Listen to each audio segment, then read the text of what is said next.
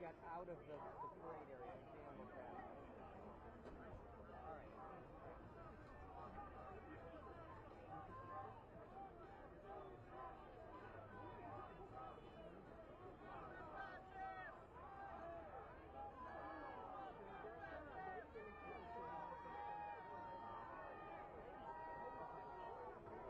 All right. I think I'm probably the closest, but he's inside the parade route.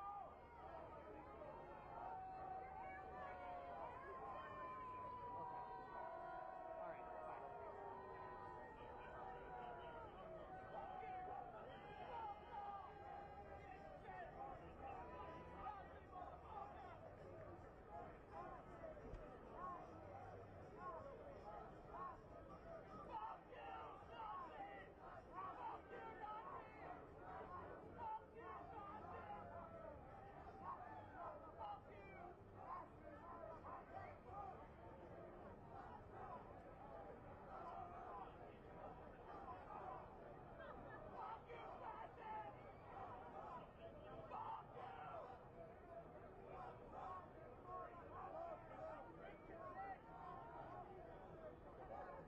Yep, I'm coming to you.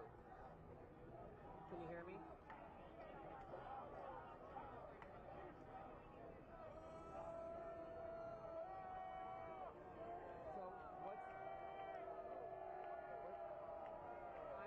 I'm on 12th and Constitution, and there's like a trickle of people coming out of here.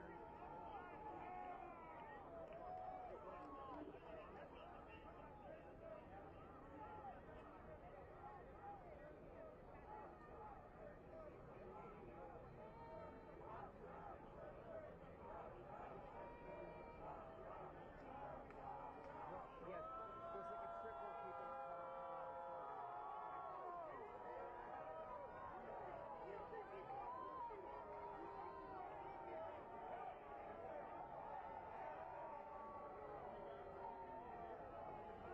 and I can't get in there. It's a fucked up thing. Okay, so you're on 15. Sorry.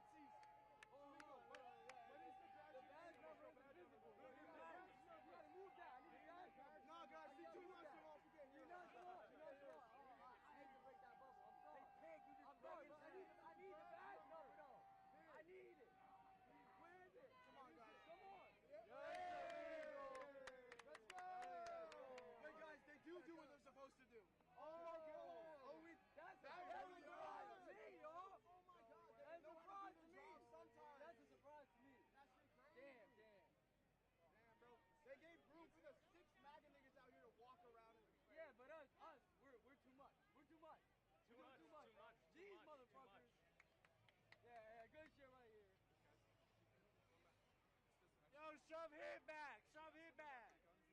What the fuck? You guys are selectively shoving. I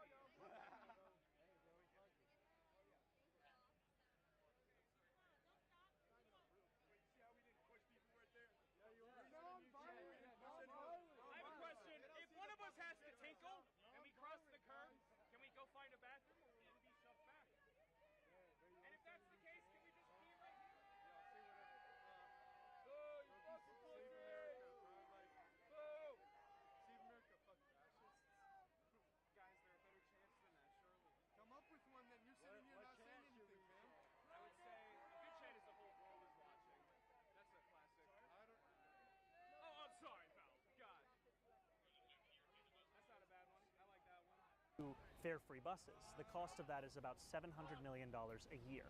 That's in the context of a city budget of $115 billion, a state budget of $252 billion. And what we've put forward is a plan to raise $10 billion a year that would make those buses free, pay for universal childcare, and give us the fiscal flexibility to Trump-proof our city by raising taxes on the most profitable corporations in the state to match that of New Jersey's top corporate tax rate, 11.5%, and by raising taxes on the top 1% of New Yorkers who make $1 million a year or more by a flat 2% increase, just $20,000, which for someone making $1 million is more like a rounding error. And talking public safety now, another crucial issue. A lot of your opponents are looking to beef up the NYPD, add more officers at a time when they are saying they are critically short-staffed. Your plan is somewhat different. You want to create a new agency altogether outside of the NYPD, but with a lot of New Yorkers, especially in high-crime neighborhoods. We've done a lot of investigative work, especially with gun violence in recent months. People there, a lot of them are asking for more police, not less. So how do you square your views with their concerns, while of course also addressing the attrition, the overtime issues that the NYPD is battling right now? You know, police have a critical role to play in creating public safety. And what we're doing right now, however, is relying on them for almost every single failure of the social safety net. And that reliance is preventing them from doing their actual jobs. And you can see that in the stubbornly low clearance rates for the major 7 categories of crime. And when I speak to New Yorkers, like you said, safety is a top concern. They also want to see more of these crimes actually be solved. And the only way we can do that is if we allow police to do their jobs and hire trained mental health professionals and social workers to do the jobs that they were meant to do. And I say that in reference specifically to dealing with the mental health crisis in our city. What we have right now is a system that is failing New Yorkers. It is failing a New Yorker like Wynn Rosario, a young man who was in the midst of a mental health crisis, when he called 911 and asked for help in his own home when 2 officers who were trained to provide mental health response then shot and killed him within 3 minutes. That does not serve anyone in that situation or the city at large. We need to ensure we bring the strategies that have worked elsewhere in the country, that have been proven successful, and aggressively pursue them here in our city, and chief among them also is gun violence prevention. You have spoken out obviously quite vocally in the aftermath of the Israel-Hamas war. You are running for mayor in a city that is home to the largest Jewish population outside of Israel. You know this better than anyone. Some of those voters feel that your positions have alienated them. If you win this election, the primary and then the general election, how will you embrace the Jewish community? Ultimately, to run to be the mayor of this city is to represent each and every New Yorker, not just cherry-picking those that agree with your policies. And I think of Mayor Koch as an example who said that if you agree with me on 9 out of 12 issues, vote for me. If you agree with me on 12 out of 12, see a psychiatrist. Because ultimately, what we need is someone who is able to bridge the divide, especially where there are moments of tension. And I can tell you that I was at a forum earlier in the race, where I was sitting within a synagogue, and at the end of the forum, an older Jewish New Yorker came up to me and whispered in my ear, I disagree with you on one issue, but I agree with you on the others, and I'm going to be ranking you. And I think that's where there's this possibility where we understand we need not agree on everything, but ultimately we know that these disagreements are still based on a shared humanity. And all of my positions, be it about Israel or Palestine or anywhere in the world, comes back from a belief in universal human rights and a recognition that October 7th was a horrific war crime, and what we have seen since is also a war crime, and we have to be able to say those things in the same breath. You know, it sounds like that was a pretty powerful encounter you had with that voter in the synagogue. Is there any part of your stances as it relates to Israel, now being a candidate on the campaign trail for 7 months in the city, that you've revisited? Or do you feel more than ever that your stances are the right ones to have? You know, I feel that from the beginning of my political career, it's been consistency that I've sought to have in my politics, a belief in international law, a belief in universal human rights, and I think that that has shone through over the course of our campaign. And I also understand that Jewish New Yorkers are concerned about a wide variety of issues. When you look at polling, you see the number one issue is affordability. The next issue is having to do with caregiving of older adults. The next having to do with compensation for that kind of caregiving and that child care. And the issue after that is discrimination. And we have seen a horrific rise in anti-Semitism across the city. Jewish New Yorkers comprise more than half of all victims of hate crimes in this city. And the worst in the nation, we found out a week ago. And it's unacceptable. And what I have said is, in proposing the Department of Community Safety, this new department that would finally deliver that public safety New Yorkers have been denied, is a core part of it deals with hate violence and increasing the funding for hate violence prevention programming by 800%. That's the largest of any commitment of any campaign in the race, because ultimately what Jewish New Yorkers deserve is what every New Yorker deserves: safety and a recognition of their innate humanity and dignity in this city, and a city government that actually delivers on that, not just talks about it. Congestion pricing, needless to say, has become an intense battleground. Should New York revise the program, scrap it, or keep it as is? I believe we should keep it as is. It is a program that I have supported because of its potential to reduce congestion, to increase bus speeds, and to reduce air quality pollution. And what we've seen is that has been the case in the Central Business District of Manhattan. Now, I launched a program in Albany called Get Congestion Pricing Right, which said that when we look at the examples of Stockholm and London, other world cities that have implemented this tolling program, they paired it with an immediate enhancement in public transit service. And because of that campaign with Deputy Majority Leader Mike Gianaris in the state Senate, we won more than $12 million in additional bus service. I still believe we need to deliver more and better bus service and subway service to New Yorkers in tandem with this program, because everyone across the city needs to understand this as a moment we transform our streets, we transform our public transit. Mayor Eric Adams running as an independent, and he says the drop federal charges do not leave him beholden to Donald Trump. Do you buy that? Not at all. And I think most New Yorkers don't either, because they don't have to listen to his words. They can look at his actions.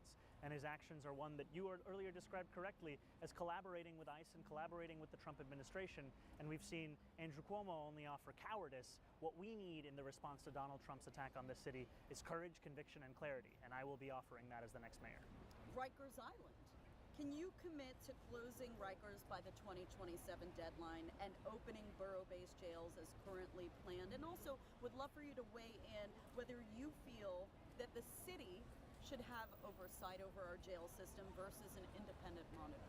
What we've seen is that the city's oversight under Mayor Adams has been one that has been a betrayal of so many of the core promises and hopes of the campaign to close Rikers Island. This mayor has rendered it functionally impossible to close Rikers by the date of 2027, and he has done so by not even trying to follow that timeline. What I would do from the first day I was the mayor is not only use every single tool at my disposal to close this island, but to ensure that we do not continue the Eric Adams legacy of incarcerating even more New Yorkers than we had prior to when he came into office. So can you commit to getting that done by 2027? I'm going to do everything I can. It's my hope to deliver it, but ultimately what Eric Adams has done is made it functionally impossible to abide by that same timeline. I hope to disprove that. What do you think is a reasonable timeline? You know, it is something that I will absolutely hope to do as close as we can to 2027. And I think from the first day of my administration, it's going to be a priority of mine to ensure that we actually deliver public safety. I'll give you an example. Rikers Island is currently providing mental health services for about 40% of its incarcerated population. That's at the cost of $550,000 a year per person. Now, we see New Yorkers who are facing mental health issues in our city. That is the largest provider of mental health services. It should not be that way. Meanwhile, we have programs like clubhouses, better known through one of the examples of Fountain House. They treat New Yorkers with SMI, serious mental illness, at a far better efficiency and effectiveness than Rikers Island. Increased rates of employment, decreased rates of loneliness, decreased rates of hospitalization, and the cost of that for a year is $4,000. That's about 2 or 3 days on Rikers. Rikers is not just a moral stain, it's also a fiscal stain and a political stain on our city. But facilities like that are overcrowded, there's not enough beds, so what would you do? create more facilities? Which facilities? The clubhouses? Yeah. Absolutely. That is the goal here. We have clubhouses which currently are only in a few neighborhoods. We need to have a clubhouse in every single neighborhood. We need to have community mental health navigators that are in the community. And what we mean by that is taking away the stigma of mental health and the crisis that it is, and finally making it as easy as possible for New Yorkers to access those kinds of services. Let's talk electability. You have been called everything from a visionary to a radical, sometimes within the same sentence. What's the biggest misconception about you? I think the biggest misconception is that we can't win this race. You know, many people have put ceilings on our campaign from the beginning. They first said we couldn't hit 5, then 10, then 15, now 20%. And yet I sit speaking with you as a candidate who in the last poll was at 22%. And we don't live and die by these polls, but they do reflect a growing momentum and a growing hunger for a different kind of politics in this city, one that puts working people first. And what we will deliver on June 24th is not just a surprise or a statement, it'll be a victory. And we're confident of doing that because while there isn't an ideological majority in this city, be it progressives or any other, we know a majority of New Yorkers feel left behind by the economic policies of this mayoral administration and of politics today. And we're going to finally answer that with an agenda to make the city affordable. You know, you mentioned the polls. I'm a big believer that the only one that counts is the one on election day. Absolutely. But the latest poll that we did see a few days before we are sitting down here before this interview was a Marist poll that showed Andrew Cuomo was ahead, a double-digit lead. That's certainly a steep hill for you to climb. It is, but I've been climbing a steep hill ever since we started this campaign. And I would tell you that a few months ago, the final round had Andrew Cuomo leading me by about 40 points.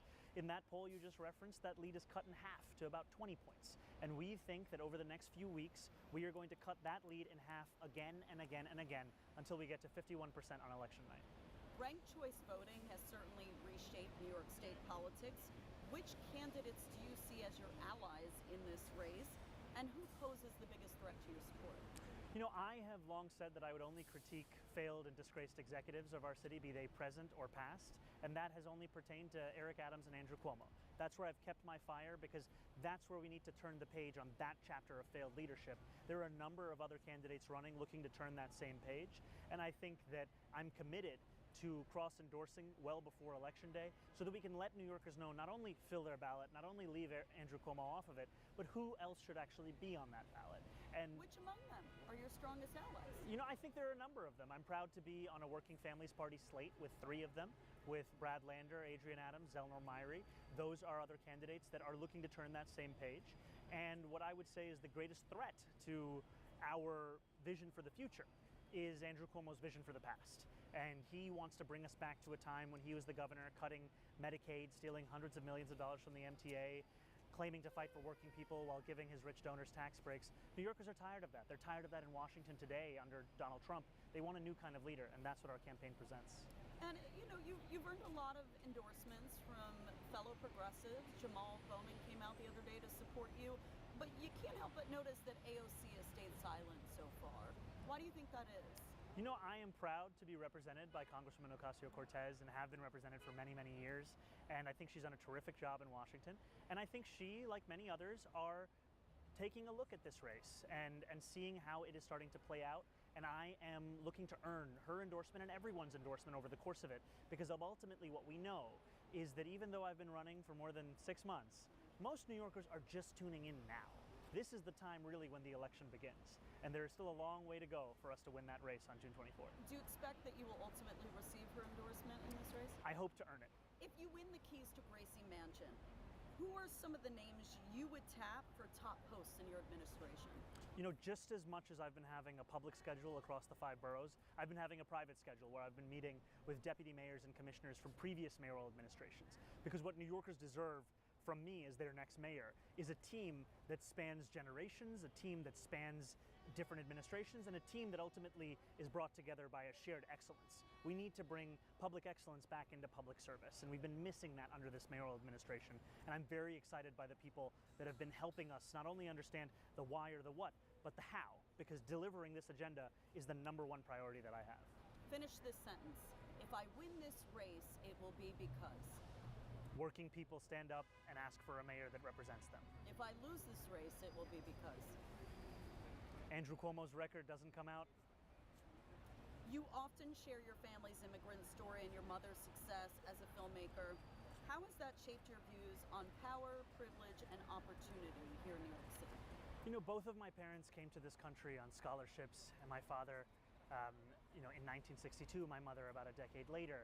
And this was the country where they pursued their dreams. My father is an academic, my mother is a filmmaker. And my mother, for a long time as I've been growing up, has always told me, if we don't tell our own stories, no one else will. And that has been a responsibility that I've sought to live up to, of telling the stories not only of myself, but also the stories of New Yorkers everywhere whose experiences are not being recognized at the heart of our politics. And always they left with me an understanding that though they have been successful, every other New Yorker is no less deserving of the benefits of that success. Everyone should have a childhood where you have an education, you have a home, you have healthcare, you have the ability to do more than just struggle. And I hope to deliver that for each and every New Yorker, no matter what zip code they live in.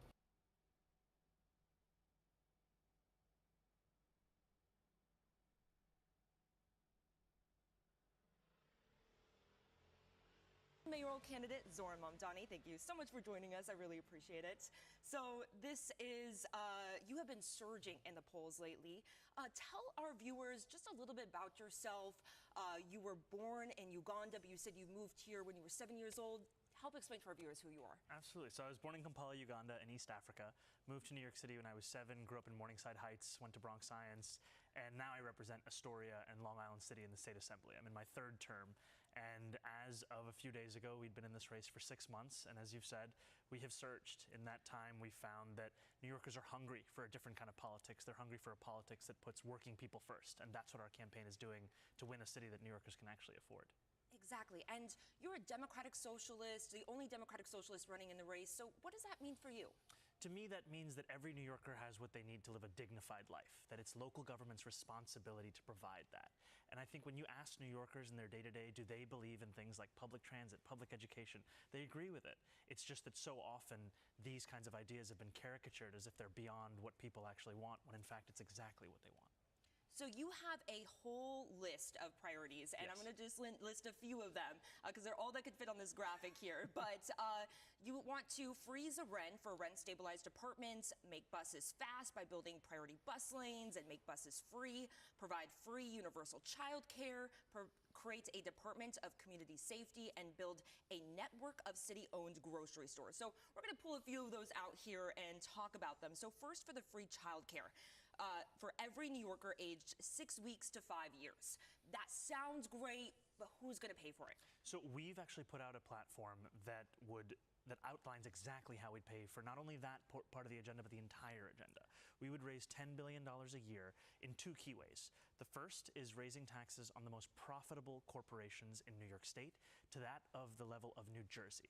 New Jersey has a corporate tax rate of 11.5%. In New York, we're at 7.25%. If we match that, that's $5 billion. Then raising income taxes on the top 1% of New York City earners, New Yorkers who make $1 million a year or more, by just a flat 2% increase. This is a rounding error for New Yorkers who make that much money, but for the entire city, including those same New Yorkers, this would be transformative. And the final $1 billion from that 9 to make it 10 is by actually bringing good government back to City Hall. Procurement reform, hiring fiscal auditors, and ensuring that we're collecting the money that we're owed. Because what we see is when you want to fight for working people, people say you can't afford it, but actually the solutions are right here in front of us. If you tax corporations and people the 1%, how do you ensure that they don't leave New York? So when I first came into the state assembly, this is what I was hearing as well, as we were fighting to raise revenue to fund our city's schools. And we had a governor then, Andrew Cuomo, who didn't want to raise any revenue, who wanted to leave our schools in the state that they were. But here's the truth about corporate tax law. It applies to any corporation that does business in New York, not that's headquartered in New York. So if that corporation moves, they're still subject to the same tax laws. And ultimately, our economy is so strong, $1.3 trillion, that no one is going to cease doing business. And then in that same year when I came into the assembly, we overcame Andrew Cuomo's objections to tax his donors and raised about $4 billion a year to fund our schools. And what we saw is that there was no exodus of millionaires. We actually have more millionaires today than we did then. What we did see, though, is an exodus of working class New Yorkers who couldn't afford housing, childcare, groceries. And what this would do is take $25,000 a year off the backs of working parents who are currently having to pay more to put their 2-year-old into childcare than they would to send their 18-year-old to CUNY. That's just unacceptable, and we've seen that in Quebec when they did this, they saw a 10-to-1 return on their economic investment. You also want to create a Department of Community Safety, and it would have a budget of roughly $1 billion, consist of mental health teams that respond to 911 calls, and have outreach teams at 100 subway stations. So first, which of these 911 calls would these mental health teams respond to? The ones that are clearly New Yorkers calling in need of an intervention in a mental health crisis. I'll give you one example. I sat with the family of Win Rosario, a young New Yorker who was in the throes of a mental health crisis, called 911 himself to ask for assistance. 2 police officers were sent who had been trained in mental health response, and they killed him within 3 minutes. That is something that does not serve anyone in that situation. He is someone his family is still grieving, and it doesn't leave our city safer. And what we've seen is that across the country, there have been these very approaches that have been successful, whether we're talking about in Eugene or Olympia or Denver. This approach that we're speaking about is evidence-backed. And that's what New Yorkers deserve. They deserve outcomes. They deserve to actually have the safety they've been promised, but they haven't been delivered. And at the core of this is when we ask New Yorkers, where do you feel least safe? They often say the subway system. And that's why we've said we're going to have teams of dedicated outreach workers at the 100 subway stations with the highest levels of homelessness and mental health crises to intervene and provide assistance in the moments when New Yorkers need it most. You know, we know that many people going through mental health issues are not violent in any sort of way, but on rare occasions there are instances where there is maybe some violence. How do you ensure the safety of these mental health teams if they're in the subway and something does go wrong?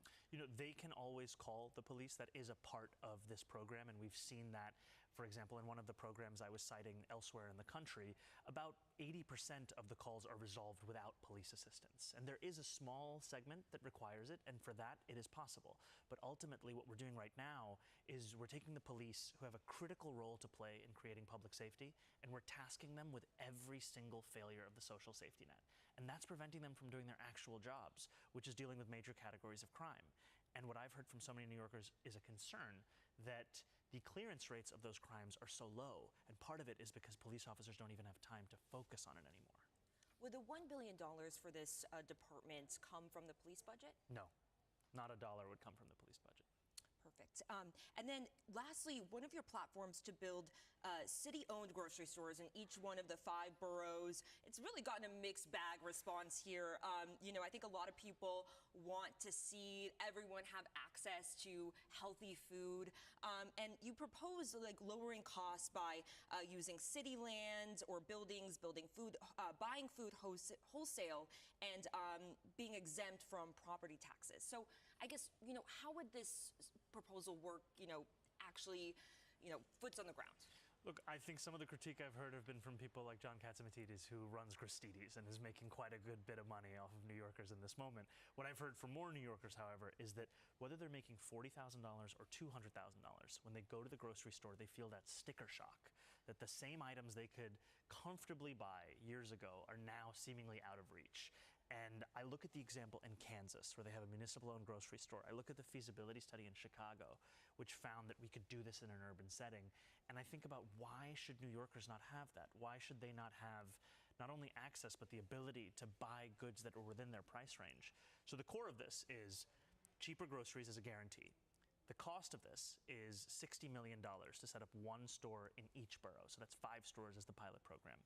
Now, that should be compared to the city's existing program called City Fresh, where they're set to spend $140 million subsidizing corporate grocery stores without any requirement for lower prices, any requirement for collective bargaining, or any requirement that they even accept SNAP or WIC. So we would take less than half of the money the city's already set to spend and actually deliver results. From my understanding, it seems like Chicago just recently decided not to go with the city-run grocery store and maybe do like a public market sort of a thing instead. And then the Kansas store, it required, it seems from my understanding, a lot of volunteer work, donations to sort of get it going. You know, what we are seeing in our city is an incomparable capacity to deliver on this kind of a promise. And I am confident that by putting city government behind a actual tangible plan to deliver cheaper groceries, we would be able to deliver that without the need of volunteers, but rather through the power of the public sector. So now critics have also brought up your stance on Israel, and Israel usually isn't a topic for a mayoral race, but with this year, with everything going on, I know a lot of people have critiqued your stance, and so I just wanted to get you on the record where you stand and give you a chance to respond. So, 7 days after the Hamas terror attack in Israel, you were arrested for protesting outside Senator Chuck Schumer's office. Why did you feel the need to get involved so early and so quick after this terror attack? So I had already said then, as I say now, that October 7th was horrific and it was a war crime.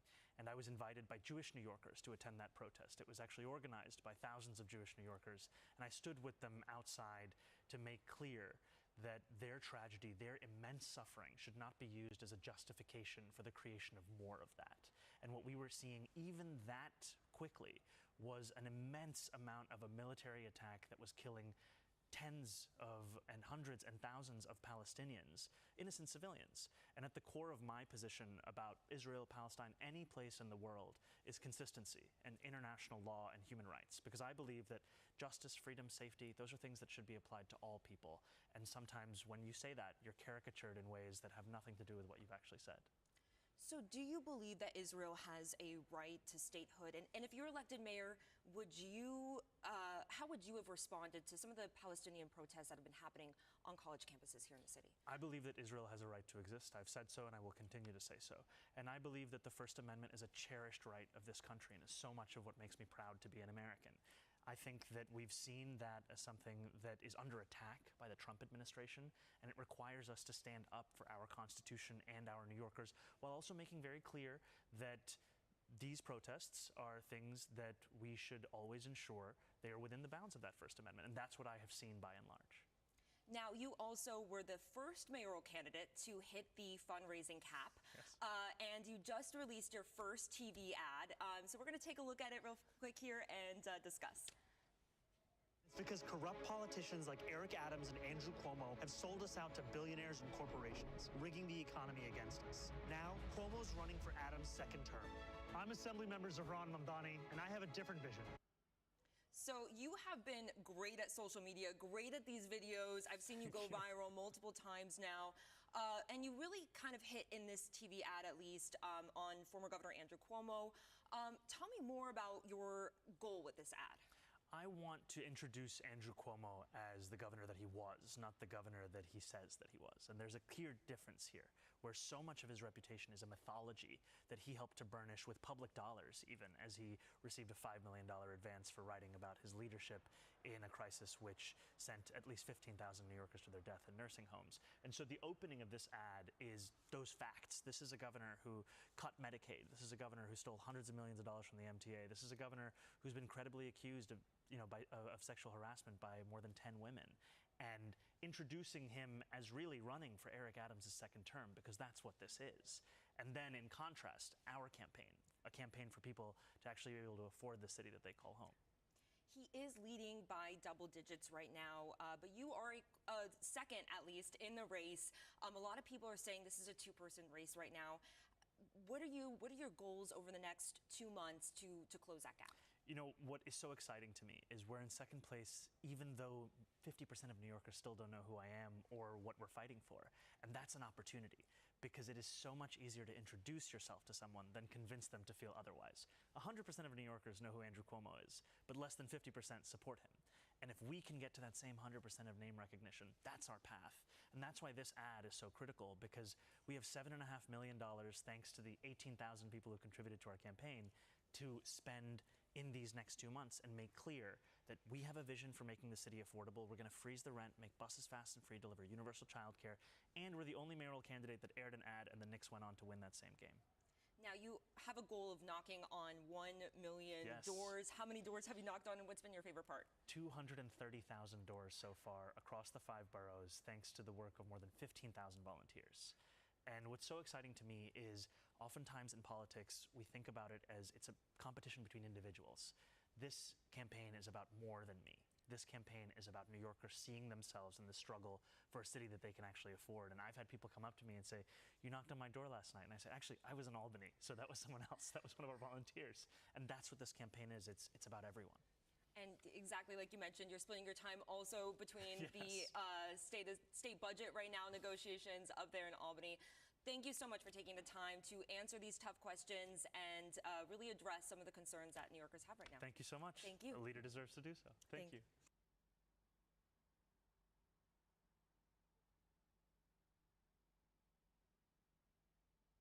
I understand the president has now begun to speak on this announcement when it comes to the Golden Dome, and perhaps as well when it comes to Afghanistan. Let's listen in. Gutlein.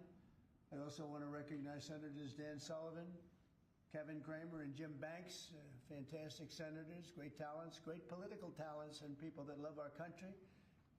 In the campaign, I promised the American people that I would build a cutting-edge missile defense shield to protect our homeland from the threat of foreign missile attack. And that's what we're doing. Today, I'm pleased to announce that we have officially selected an architecture for this state-of-the-art system that will deploy next-generation technologies across the land, sea, and space, including space-based sensors and interceptors. And Canada has called us, and they want to be a part of it. So we'll be talking to them. They want to have protection also. So as usual, we help Canada do the best we can. This design for the Golden Dome will integrate with our existing defense capabilities and should be fully operational before the end of my term. So we'll have it done in about 3 years. Once fully constructed, the Golden Dome will be capable of intercepting missiles even if they are launched from other sides of the world and even if they are launched from space. And we will have the best system ever built. As you know, we helped Israel with theirs, and it was very successful, and now we have technology that's even far advanced from that, but including hypersonic missiles, ballistic missiles, and advanced cruise missiles. All of them will be knocked out of the air. We will truly be completing the job that President Reagan started 40 years ago, forever ending the missile threat to the American homeland, and the success rate is very close to 100%, which is incredible when you think of it. You're shooting bullets out of the air. I'm also pleased to report that the One Big Beautiful Bill will include $25 billion for the Golden Dome to help construction get underway. That's the initial sort of a down deposit. And we have probably, you're talking about, General, we're talking about $175 billion total cost of this when it's completed. This afternoon, I'm also announcing that I will appoint, very importantly, General Gutlein to lead the ambitious new effort as the direct reporting program manager for the Golden Dome. Very talented man, and I'm very honored to have been the one that helped to have really created Space Force. Space Force has turned out to be a tremendous success. We were third in space, and now we're number one in space by a lot. It's not even close. And Mike is a 4-star Space Force general, the recipient of the Defense Distinguished Service Medal, one of the most respected people in the world having to do with defense. You know, we have offense and we have defense. I'll bet he's good at offense too. And he has an unmatched background in missile warning technology and defense procurement. General Gutlein also knows that we need to move fast. No one is more qualified for his job, and everybody, this was a universal acceptance of General Gutlein. Everybody that knows him and knows everybody else, they said there's only one man for the job, so I have a feeling we have the right guy. But now I'd like to invite Secretary Hegseth and the General to please say a few words and describe the system a little bit. And we appreciate you being here. The press has really been very fair over the last period of a couple of months. I don't know what happened to you. It was so much more exciting the other way. But you've been very, very fair. We have very high poll numbers, the highest we've ever had. And I think we're doing a great job. We had a tremendous trip to the Middle East, as you know. It was a really amazing trip. And now I came home, and this is the one I was really looking forward to this day, because this is very important for the success and even survival of our country. It's a pretty evil world out there. So this is something that goes a long way toward the survival of this great country. And as I said, we'll be discussing Canada. They want to hook in, and they want to see if they can be a part of it. That sort of makes sense. I guess that's what I was talking about from day one. You know, it just automatically makes sense, and it won't be very difficult to do, but they'll pay their fair share. Thank you very much, everybody. And Pete, go ahead. Sure. Well, Mr. President, add this to the long and growing list of promises made and promises kept. Ultimately, this right here, the Golden Dome for America, is game changer. It's a generational investment in the security of America and Americans. Mr. President, you said we're going to secure our southern border and get 100% operational control after the previous administration allowed an invasion of people into our country. President Reagan 40 years ago cast the vision for it. The technology wasn't there. Now it is, and you're following through to say we will protect the homeland from cruise missiles, ballistic missiles, hypersonic missiles, drones, whether they're conventional or nuclear. It's not lost on me, sir, also that you had the vision to start the Space Force, and here we are when others said we didn't need it.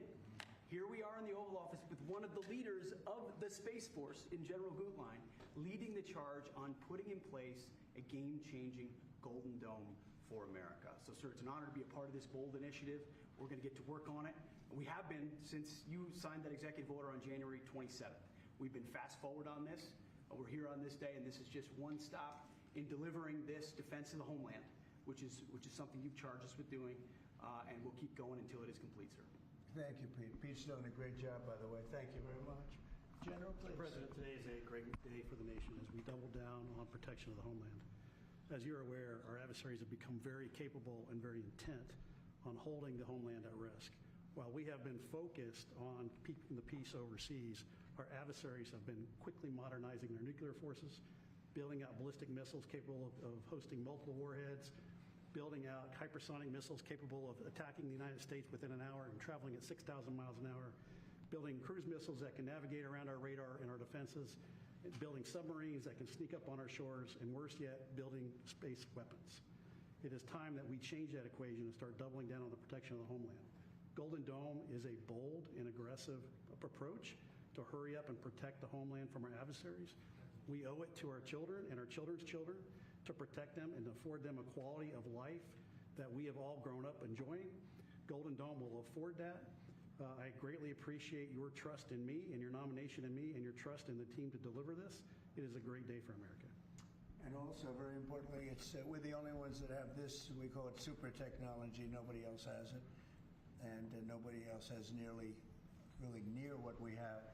So this is a very exciting project. This is something that will, the general said close to 100% protection. So that's something we need. I think it's a very, and everything's going to be made in the USA, by the way, very importantly. So it's something that I've been looking forward to for a long time. And I just noticed you too, Jim, you're standing there, and behind you is a very important document, Declaration of Independence. And that was in the vault for many decades right under this area. They have vaults with pictures on top. You have Abraham Lincoln. You see that was the original Abraham Lincoln, the original Washington. And does everybody know who the middle was? General Grant. And so it's very exciting. You look over here, and above Ronald Reagan, you have Thomas Jefferson. That's Monroe from the Monroe document. And you know who that is, right? Andrew Jackson. So we have a lot of very exciting pictures, and on the other side, likewise, some great presidents and great people. And many of these, because people were asking about them, many of them, almost all of them, were in the vaults or nearby, but generally in the vaults downstairs, where we have some great. So it's very exciting. The place has become a little different than you first saw it, Jim, right? Yes, much better. better. A little bit different, it's slightly better. But to think we had them, and some were in the vaults for over 100 years. So it's pretty cool stuff. Everybody knows Jim Banks. He's a great congressman, and now he's a great senator from Indiana. And you might want to say a few words, Jim. Well, your legacy with Space Force, Mr. President, is already big, but the Golden Dome is going to be an even bigger legacy for our country. And Indiana is going to help you make it. Right. The space satellites that are made in Fort Wayne, Indiana by L3 Harris, all the work done at Crane Navy Base in southern Indiana is going to be a big part of it. And Hoosiers are very proud of that. We're proud of you. Thank you very much. It's going to be a big factor. Thank you, and good luck, and congratulations. You won that race by a lot. That wasn't even a contest, right? Well, thank you. Thanks to you and all of your support. Thank you very much. Thanks. Please go ahead. You missed that. This is Senator Kramer, and he's one of our best. Can't get any better. Go ahead. Well, you're very nice, Mr. President, and thanks for this. And I remember the day in your first term when you called I was a brand new baby freshman senator on the Armed Services Committee and said, you said, I want to have a Space Force. Would you lead the effort on the Senate Armed Services Committee? And I felt so proud thinking that you chose me, only to find out later no one else would do it. But nonetheless, it worked out really well because North Dakota has some great space assets and that contribute to that and to Golden Dome. No surprise that you would be the one, the president that would come along and put the homeland first. And this is just one more example of that. So thanks for this and for allowing me this afternoon. By the way, let me just add my strong endorsement of General Goodline's role in leading this. I don't know anybody better, for sure, better equipped to do it than he is. Everybody said that. Yeah, That's for great. sure. Dan Sullivan, Alaska Senator. Thank you, Mr. President, and thank you for your continued leadership on missile defense. We were talking earlier how in 2019 at the Pentagon, you laid out a speech about the Missile Defense Review that had all these principles on missile defense that you articulated then during your first term, and now the Golden Dome is all of that. So you're continuing to lead. We really appreciate it. The Congress is stepping up, as you mentioned right now, in the budget reconciliation bill. $25 billion for the Golden Dome. In what Senator Kramer and Senator Banks and I and many others, we're working on our, I briefed you on this before, sir, on our Golden Dome Act, which we think will have, in terms of legislation that can help cement what you're doing right here, getting the Congress behind it, not just with the funding, but with authorizations. So we're working closely with Secretary Hegseth, General Gutlein, and the whole team. So we're very honored to be here, sir. And, Alaska is the cornerstone of missile defense right now in terms of ground-based missile interceptors, in terms of radar systems and track incoming missiles. So my state is honored to continue to play a critical role in all of this and build on it. And we're really excited to be here. Thank you. Thank you very much, Dan. Great. Any questions? And Mr. President, you had mentioned at the beginning of your remarks that this was a campaign promise of yours. Have military commanders asked for this system specifically? Because NORAD had said previously that the current system was adequate. So what does this get the United States Somebody said the isn't current already system is in adequate. before? There really is no current system. We have certain areas of missiles and certain missile defense, but there's no system. We just have some very capable weapons that hopefully we never have to use, but we have some very capable weapons. Now, this is a different league. There's never been anything like this. This is something that's going to be very protective. I think you can rest assured there'll be nothing like this. Nobody else is capable of building it either. Was it something that military commanders asked you for? Did they ask you to do this? Well, let me put it differently. I suggested it, and they all said, we love the idea, sir. It's the way it's got to be, right? But they want it, and they wanted it badly once it was suggested. I don't know if they ever thought they would be lucky enough to have it, but we were able to get it done, and we have all the funding, so pretty much tucked away. I think most people feel it's very important to have. Yeah, please. Thank you, Mr. President. When you first announced this idea, critics said it would be prohibitively expensive, potentially ineffective, and could trigger an arms race in space. What do you say to those critics about that? Well, they're wrong. It's about as close to perfect as you can have in terms of real production. I told you Canada wants to be a part of it, which be, fairly small expansion, but we'll work with them on pricing. We'll be dealing with them on pricing. They know about it very much. They've asked to be a part of it, actually. They've asked us to be a part of it. I think it's something that is great. If you can afford to do it, we can afford to do it. We took in $5.1 trillion in the last 4 days in the Middle East. And when you think about it, this is a tiny fraction of that. But we make it all here. We're going to make it all here. We have, I will tell you, an adversary told me, a very big adversary told me the most brilliant people in the world are Silicon Valley. He said, we cannot duplicate him. We can't. This was somebody that I won't tell you who it is, but you'd be amazed. We have the most brilliant minds in the world doing this kind of thing, the equipment, the space, the computers, everything.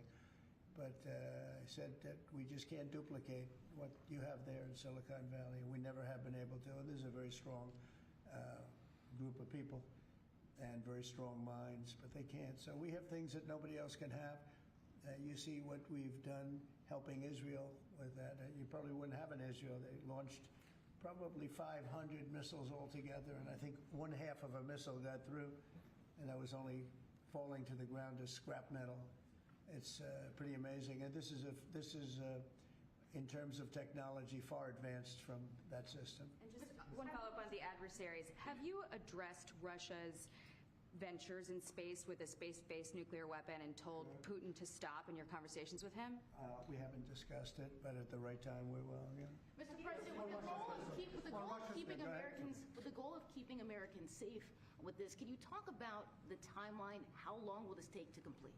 We think it's going to be about a little bit less than 3 years, and we'll have a big phase-in very early. You know, we're starting immediately with $25 billion. It'll cost about $175 billion completed, but we think in 2.5 to 3 years. Yeah. Are you confident that you can get the funding needed from Congress quickly? It's amazing how easy this one is to fund. You know, some funding is tough and some is easy. When we say we're going to save everyone's lives in a crazy world, it seems to be very easy to get. Yeah, we've already spoken to everybody we have to speak to. Everybody's in, I would say, Dan, everybody's in line here, right? Yes, sir. $25 billion is a down payment in the budget reconciliation bill right now. Yeah, so I think people actually love it. Mr. President, on Russia, are you worried about the reports on a military buildup along the borders towards Finland and Norway? No, I don't worry about that at all. They're going to be very safe. Those are two countries that are going to be very safe. And the second is, sir, if I may, Volodymyr Zelensky is saying today that he's hoping for you to impose new sanctions on Russia. Are you considering that? Well, that's going to be my determination. That's going to be nobody else's determination. We'll see how Russia behaves. We see what's going to happen. You know, we have a pretty critical time right now. I had a talk yesterday for 2.5 hours with President Putin, as you know. I also spoke to all of the European, or to many of them, leaders, but they were representing the whole. And I think we had very good conversations yesterday. Please. Thanks, Mr. President. What companies have asked to be involved in building this system, and have you decided on who will be building it? Yeah, I think I'll let you answer that. You can mention some of yours from Alaska's involved, and Alaska's a big part of it because locationally they're sort of perfect. I think that's your first line of defense in certain instances, and Kevin will tell you that his state's involved. But honestly, all Georgia's going to be very big. Florida's going to be very big. They're all going to be very big. Jim, do you want to talk about Indiana? Yeah, in Fort Wayne, Indiana, where I live, we make all the space satellites at L3 Harris. Across the board, we're the top manufacturing state in the country. By the way, the tariffs have been very good for auto manufacturing in Indiana. So good. But this is going to be really good for the defense industry in my state. And there's so much money involved here. There are going to be a lot of American companies involved in making the Golden Dome You possible. might also say, you're talking about the tariffs, here's some of the biggest auto plants in the world moving into Indiana only for one reason, maybe two reasons, November 5th and the tariffs, okay? Yes, sir. But the tariffs have driven tremendous business into this country. But you have one of the biggest in the world being built. The Honda Civics, right? The new Honda Civic made in Indiana. GM has added jobs. Eli Lilly moving pharmaceutical manufacturing from China to the United States, $27 billion. You go on and on with good news in Indiana and across the country because of the tariffs. Our country was cold as ice a year ago, and now we have the hottest country in the world. This is the hottest country in the world, nobody even close. If you look at even this last trip that I made, the respect that is paid to our country. We went from being laughed at all over the world, and now we're the hottest country in the world by far. Dan, go ahead, please. Yes, sir, Mr. President. I think when you look at the system that you've laid out, it's an idea in your executive order of a layered defense. So you have initial ground-based missile interceptors, which are made by some of the big defense companies, Lockheed, Martin, Raytheon. But the beauty of your vision, Mr. President, is that it's layered, it's open architecture, and it goes up into space. So this is going to be some of the new defense tech companies that are very interested in it and can bring missile defense at a cost that I don't think, you said it, Mr. President, is unimaginable in terms of how much lower the cost is. So it's all across the board in terms of companies. Senator Kramer and I just met with a bunch from last week that are interested in this. And you said it earlier, Mr. President, our technology sector is head and shoulders above any other place in the world, and they're going to be a key part of this, and I think that's why it makes it so exciting. Mr. President, I think one of the things that's, and you alluded to this, the new autonomous space age defense ecosystem is more about Silicon Valley than it is about big metal, right? And so what's exciting about this is it makes it available to everybody to participate, to compete. Big companies, mid-sized companies, small companies, but General Gutlein is the perfect person again to sort all that out because he understands how it has to work together ultimately. And Pete, maybe we'll close with you. We have been discussing this for a long time. Pete and I used to discuss it when I was going to go on a show that he did very well and had tremendous ratings, but all he wanted to talk about was the military. He didn't want to talk about anything else. We used to talk about this. How about you closing it out? Yes, sir. I mean, like I said, without your vision, willing to say and do things when other people wanted to look away and pretend like the threat didn't exist, or be focused on foreign adventurism, some other threat that we've been told is affecting us.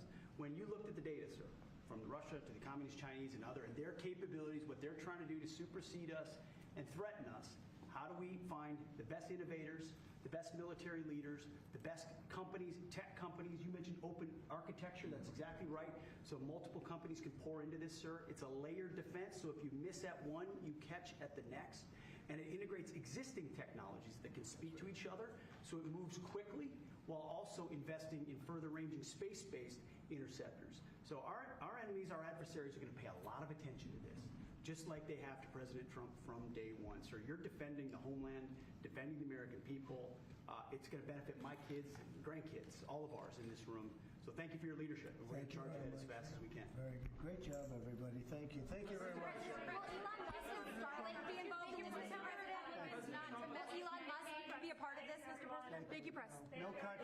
No cuts to Medicaid. Thank you, everybody. Thank you, guys. No cuts to Medicaid. Thank you. Thank you. Thank you. Thank you, Press. Thank you. No cuts to Medicaid. The last line from President Trump on this. Hey, Sean Hannity here. Hey, click here to subscribe to Fox News YouTube page and catch our hottest interviews and most compelling analysis. You will not get it anywhere else.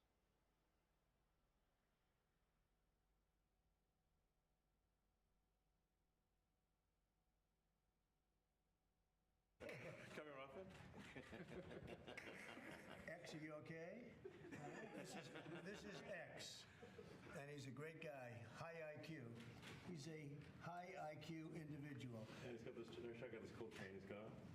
So thank you very much. We had a busy day today. The king just left, and we've had a great discussion, terrific discussion concerning Gaza and everything else. We had discussions also about Saturday at 12 o'clock. It's going to be a big moment. We'll see what happens. I don't expect much happening with these people, but we'll see what happens. And we're going to be signing a very important deal today. It's Doge, and I'm going to ask Elon to tell you a little bit about it and some of the things that we found, which are shocking. Billions and billions of dollars in waste, fraud, and abuse. And I think it's very important. And that's one of the reasons I got elected. I say we're going to do that. Nobody had any idea it was that bad, that sick, and that corrupt. And it seems hard to believe that judges want to try and stop us from looking for corruption, especially when we found hundreds of millions of dollars worth, much more than that, in just a short period of time. And we want to weed out the corruption. And it seems hard to believe that a judge could say, we don't want you to do that. Well, so maybe we have to look at the judges, because that's very serious. I think it's a very serious violation. I'll ask Elon Musk to say a few words, and we'll take some questions. Elon, go ahead. Sure. So at a high level, if you say what is the goal of Doge, and I think a significant part of the presidency is to restore democracy. This may seem like, well, are we in a democracy? Well, if you don't have a feedback loop, okay, we would have to, if you sorry.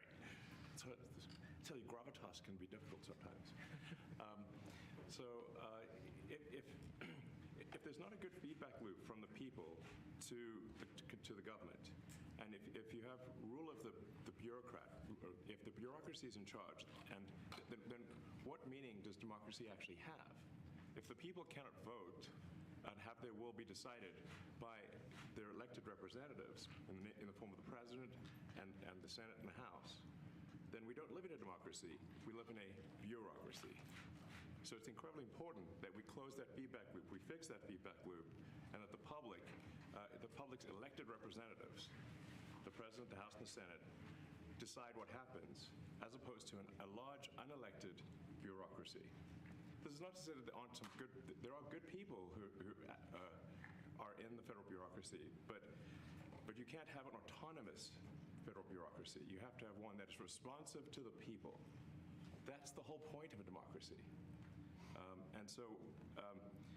And if you looked at this, if you looked at the founders today and said, what do you think of the way things have turned out? Well, we have this unelected, fourth unconstitutional branch of government, which is the bureaucracy, which has, in a lot of ways, currently more power than any elected representative. And this is not something that people want, and it does not match the will of the people. So it's just something we've got to fix. And then we've also got to address the deficit. So we've got a $2 trillion deficit, and if we don't do something about this deficit, the country's going bankrupt. I mean, it's really astounding that the interest payments alone on the national debt exceed the Defense Department budget, which is shocking because we spend a lot of money on defense. And if that just keeps going, we're essentially going to bankrupt the country. So what I really want to say is, like, it's not optional for us to reduce the federal expenses. It's essential. It's essential for America to remain solvent as a country, and it's essential for America to have the resources necessary to provide things to its citizens and not simply be servicing vast amounts of debt. And also, could you mention some of the things that your team has found, some of the crazy numbers, including the woman that walked away with about $30 million, right, et cetera? Well, we do find it sort of rather odd that there are quite a few people in the bureaucracy who have ostensibly a salary of a few $100,000, but somehow manage to accrue tens of millions of dollars in net worth while they are in that position, which is, what happened at USAID. We're just curious as to where it came from. Maybe they're very good at investing, in which case we should take their investment advice, perhaps. But they seem to be mysteriously, they get wealthy. We don't know why. Where does it come from? And I think the reality is that they're getting wealthy at the taxpayer expense. That's the honest truth of it. So, we're looking at, if you look at, say Treasury, for example, basic controls that should be in place, that are in place in any company, such as making sure that any given payment has a payment categorization code, that there is a comment field that describes the payment, and that if a payment is on the do not pay list, that you don't actually pay it. None of those things are true currently. So the reason that departments can't pass audits is because the payments don't have a categorization code. It's like just a massive number of blank checks just flying out the building. So you can't reconcile blank checks. You've got comment fields that are also blank, so you don't know why the payment was made. And then we've got this truly absurd, a do not pay list, which can take up to a year for an organization to get on a do not pay list. And this, we're talking about terrorist organizations, we're talking about known fraudsters, known aspects of waste, known things that do not match any congressional appropriation, can take up to a year to get on the list, and even once on the list is not used. It's mind-blowing. So what we're talking about here, we're really just talking about adding common sense controls that should be present, that haven't been present. So they say, like, well, how could such a thing arise? That seems crazy. When you understand that really everything is geared towards complaint minimization, so then you understand the motivations. So if people receive money, they don't complain, obviously. But if people don't receive money, they do complain. And the fraudsters complain the loudest and the fastest. So then when you understand that, then it makes sense. Oh, that's why everything they approve all the payments at Treasury. Because if you approve all the payments, you don't get complaints. But now we're saying that, no, actually, we are going to complain. If money is spent badly, if your taxpayer dollars are not spent in a sensible and frugal manner, then that's not okay. your tax dollars need to be spent wisely on things that matter to the people. I mean, these things, like it's just common sense. It's not draconian or radical. I think it's really just saying, let's look at each of these expenditures and say, is this actually in the best interest of the people? And if it is, it's approved. If it's not, we should think about it. So, and there's crazy things like just cursory examination of Social Security, and we've got people in there that are 150 years old.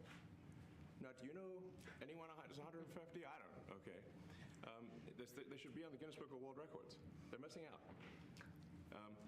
So, that's a case where, I think they're probably dead. It's my guess. Or they should be very famous, one of the two. And then there's a whole bunch of Social Security payments where there's no identifying information. Well, why is there no identifying information? Obviously, we want to make sure that people who deserve to receive Social Security do receive it, and that they receive it quickly and accurately. I'll tell you another crazy thing. So, one of the things is we are trying to sort of right-size the federal bureaucracy, just make sure that this. Obviously, there need to be a lot of people working for the federal government, but not as many as currently. So we're saying, well, okay, let's if people can retire, with full benefits and everything, that would be good. They can retire, get their retirement payments and everything. And then we were told, this is actually, I think, a great anecdote, because we were told no, the most number of people that could retire possibly in a month is 10,000. We're like, well, why is that?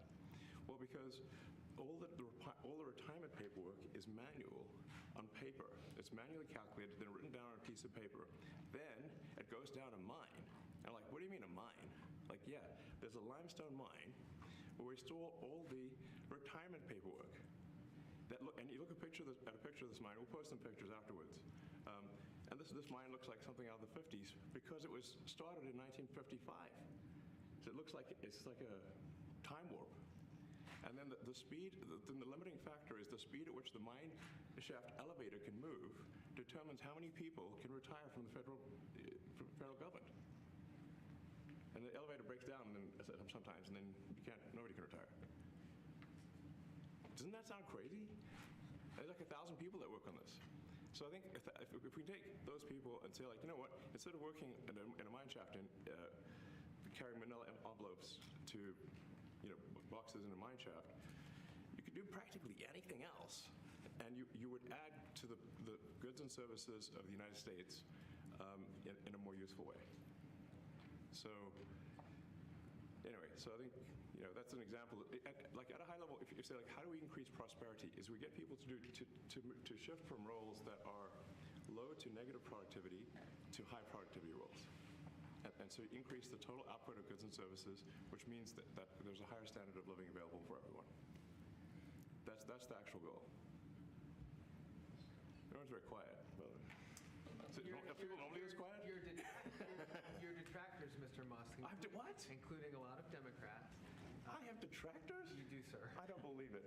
Say that you're orchestrating a hostile takeover of government and doing it in a non-transparent way. What's your response to that criticism? Well, first of all, you couldn't ask for a stronger mandate from the public. The public voted. We have a majority of the public voting for President Trump. We won the House. We won the Senate. The people voted for major government reform. There should be no doubt about that. That was on the campaign. The president spoke about that at every rally. The people voted for major government reform, and that's what people are going to get. They're going to get what they voted for. And a lot of times that people that don't get what they voted for, but in this presidency, they are going to get what they voted for. And that's what democracy is all about. Mr. Musk, the White House says that you will identify and excuse yourself from any conflicts of interest that you may have. Does that mean that you are in effect policing yourself? What are the checks and balances that are in place to ensure that there is accountability and transparency? Well, we actually are trying to be as transparent as possible. In fact, we post our actions to the Doge handle on X and to the Doge website. So all of our actions are maximally transparent. In fact, I don't think there's been, I don't know of a case where an organization has been more transparent than the Doge organization.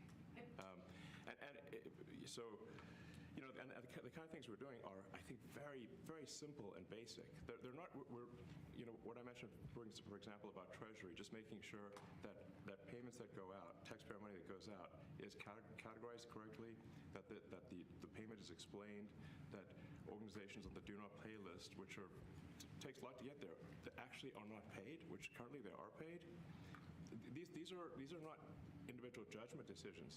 These are about simply having sensible checks and balances in the system itself to ensure that taxpayer money is spent well. So it's got nothing to do with, like, say, a contract with some company of mine at all. But if there is a conflict of interest when it comes to you yourself, for instance, you've received billions of dollars in federal contracts. When it comes to the Pentagon, for instance, which the president I know has directed you to look into, are you policing yourself in that? Is there any sort of accountability check and balance in place that would provide any transparency for the American people? Well, all of our actions are fully public. So if you see anything, you say, like, wait a second, hey, Elon, that seems like maybe that's, you know, there's a conflict there. It's not like people are going to be shy about saying that. They'll say it immediately. You know? Including you yourself. Yes.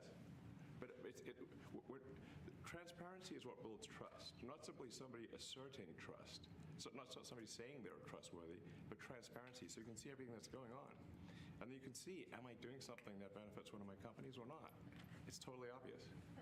And if we thought that, we would not let him do that segment or look in that area if we thought there was a lack of transparency or a conflict of interest. And we watch that also. He's a big businessman. He's a successful guy. That's why we want him doing this. We don't want an unsuccessful guy doing this. Now, one thing also that Elon hasn't really mentioned are the groups of people that are getting some of these payments. They're ridiculous. And we're talking about billions of dollars that we've already found. We found fraud and abuse. I would say those two words as opposed to the third word that I usually use, but in this case, fraud and abuse. It's abusive because most of these things are virtually made up, or certainly money shouldn't be sent to them. And you know what I'm talking about. It's crazy. So, but we're talking about tens of billions of dollars that we've already found. And now a judge who's an activist judge wants to try and stop us from doing this. Why? Why would they want to do that? I campaigned on this. I campaigned on the fact that I said government is corrupt. And it is very corrupt. It's very, very, it's also foolish. As an example, a man has a contract for 3 months and the contract ends, but they keep paying him for the next 20 years, you know, because nobody ends a contract. You get a lot of that. You have a contract that's a three-month contract. Now, normally, if you're in a small, in all fairness, it's the size of this thing is so big. Yeah. But if you have a contract and you're in a regular business, you end the contract in 3 months. You know, it's a consultant. Here's a contract for 3 months, but it goes on for 20 years. And the guy doesn't say that he got money for 20 years, you know? They don't say it. They just keep getting checks month after month. And you have various things like that, and even much worse than that, actually, much worse. And I guess you call that incompetence, maybe. Yeah. It could be corruption. It could be a deals made on both sides, you know, where the guy gets the money, he kicks. I think there's a lot of kickback here. I see a lot of kickback here. There's a lot of kickbacks. Tremendous kickback, because nobody could be so stupid to give out some of these contracts, so he has to get a kickback. So that's what I got elected for, that and borders and military and a lot of things, but this is a big part of it. And I hope that the court system is going to allow us to do what we have to do. We got elected to among other things, find all of this fraud, abuse, all of this horrible stuff going on. And we've already found billions of dollars, not like a little bit, billions, many billions of dollars. And when you get down to it, it's going to be probably close to $1 trillion. It could be close to $1 trillion that we're going to find. That will have quite an impact on the budget. And you'll go to a judge where they handpick a judge, and he has certain leanings. I'm not knocking anybody for that, but he has certain leanings. And he wants us to stop looking. How do you stop looking? I mean, we've already found it. We have a case in New York where a hotel has paid $59 million. $59 million because it's housing migrants, illegal migrants. All illegal, I believe. And they were being paid twice the normal room rate at 100% 100% occupancy. Unbelievable. So it's a racket. Mr. Musk, can I ask you a question? You Well, said on... if I may sort of just going for the President's comments, at a high level, you say, well what are the two ingredients that are really necessary in order to cut the budget deficit in half from 2 trillion to 1 trillion? And it's really two things: competence and caring. And if you add competence and caring, you'll cut the budget deficit in half. And I fully expect to be scrutinized and get a daily proctology exam, basically. Might as well just camp out there. So it's not like I think I can get away with something. I'll be scrutinized nonstop. But with the support of the President, we can cut the budget deficit in half from 2 trillion to 1, and then with deregulation, because there's a lot of sort of regulations that don't ultimately serve the public good. We need to free the builders of America to build. And if we do that, that means I think we can get the economic growth to be maybe 3-4%, maybe 5%. And that means if you can get $1 trillion of economic growth and you can cut the budget deficit by $1 trillion, between now and next year, there is no inflation. There's no inflation in 26. And if the government is not borrowing as much, it means that interest costs decline. So everyone's, the mortgage, their car payment, their credit card bills, anything, their student debt, the monthly payments drop. That's a fantastic scenario for the average American.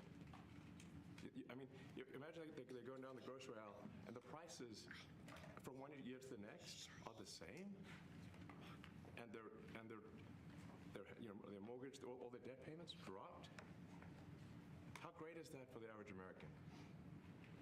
We had no idea we were going to find this much. And it's open. It's not like complicated. It's not simple that stuff. complicated. It's like a lot of work. Yeah. We can't believe it. A lot of work, a lot of smart people involved. Very, very smart people. But you're talking about anywhere, maybe $500 billion. It's crazy the kind of numbers you're talking about. You know, normally when you're looking at something, you'll find you're looking for 1 out of 100. Here, you're almost reversing it. You look for one that's good. Yeah. And you can look at the title and you say, why are we doing this? Why are we doing that? And the public gets it. You know, the public gets it. You've seen the polls. The public is saying, why are we paying all this money? This for years, this has gone on. Mr. Musk, President Trump, Yeah, go ahead. Wait, go ahead. Senator Rand Paul today said that DOGE cuts will ultimately need a vote in Congress. Do you agree with that? Is that the plan? I really don't know. I know this. We're finding tremendous fraud and tremendous abuse. If I need a vote of Congress to find fraud and abuse, it's fine with me. I think we'll get the vote, although there'll be some people that wouldn't vote. And how could a judge want to hold us back from finding all of this fraud and finding all of this incompetence?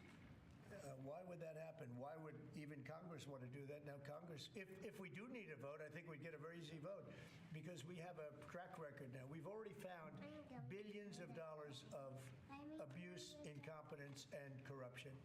A lot of corruption. If a judge does block one of your policies, part of your agenda, will you abide by that ruling? Will you comply? Well, I always abide by the courts, and then I'll have to appeal it. But then what he's done is he slowed down the momentum. And it gives crooked people more time to cover up the books. You know, if a person's crooked and they get caught, other people see that, and all of a sudden it becomes harder later on. So, yeah, the answer is I always abide by the courts, always abide by them, and will appeal. But appeals take a long time, and I would hope that a judge, if you go into a judge and you show him, here's a corrupt situation, we have a check to be sent, but we found it to be corrupt.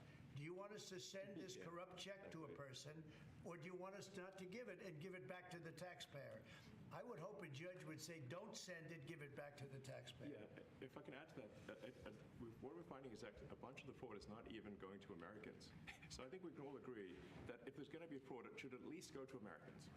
But a bunch of the fraud rings that are operating in the United States and taking advantage of the federal government, especially in the entitlements programs, are actually foreign fraud rings. They're operating in other countries and actually exporting money to other countries. We should stop that. And this is big numbers. We're talking about $100 to $200 billion a year. Sure. Serious money. Mr. Musk, you said on X that an example of the fraud that you have cited was $50 million of condoms was sent to Gaza.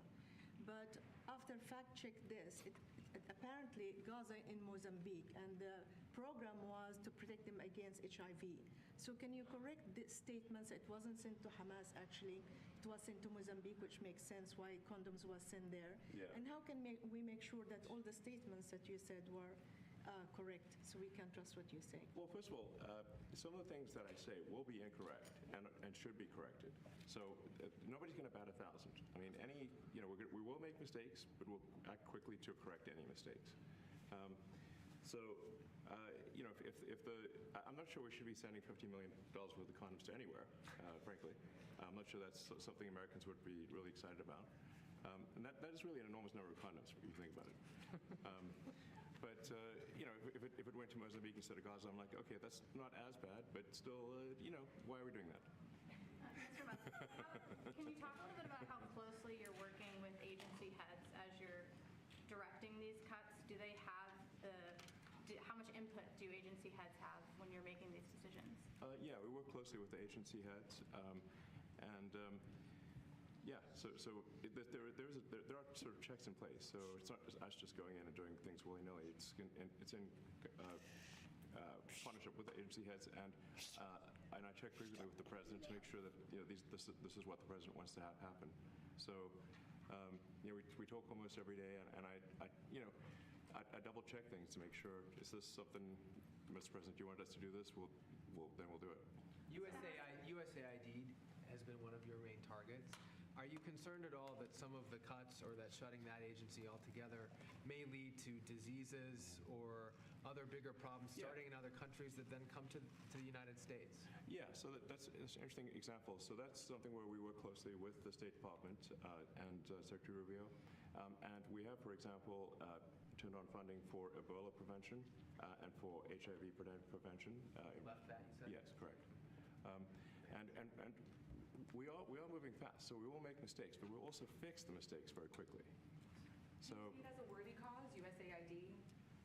I think that there are some worthy things, but overall, if you say what was the bang for the buck, I would say it was not very good. And there was far too much of what USAID was doing was influencing elections in ways that I think were dubious and do not stand the light of day. I can just ask a follow-up to the Pentagon contracts. If you have received billions of dollars in contracts from the Pentagon, and the president's directing you to look into the Department of Defense, is that a conflict of interest? Are going to do at the president's request. Does that present a conflict of interest for you? No, because you'd have to look at the individual contract and say, first of all, I'm not the one, filing the contract. It's people at SpaceX or someone who will be putting for the contract. And I'd like to say, if you see any contract where where it was awarded to SpaceX and it wasn't by far the best value for money for the taxpayer, let me know, because every one of them was. The president said the other day that you might look at treasuries. Could you explain that a little bit? What kind of fraud, and that question goes to both of you, what kind of fraud are you expecting to see or do you see right now in U.S. treasuries?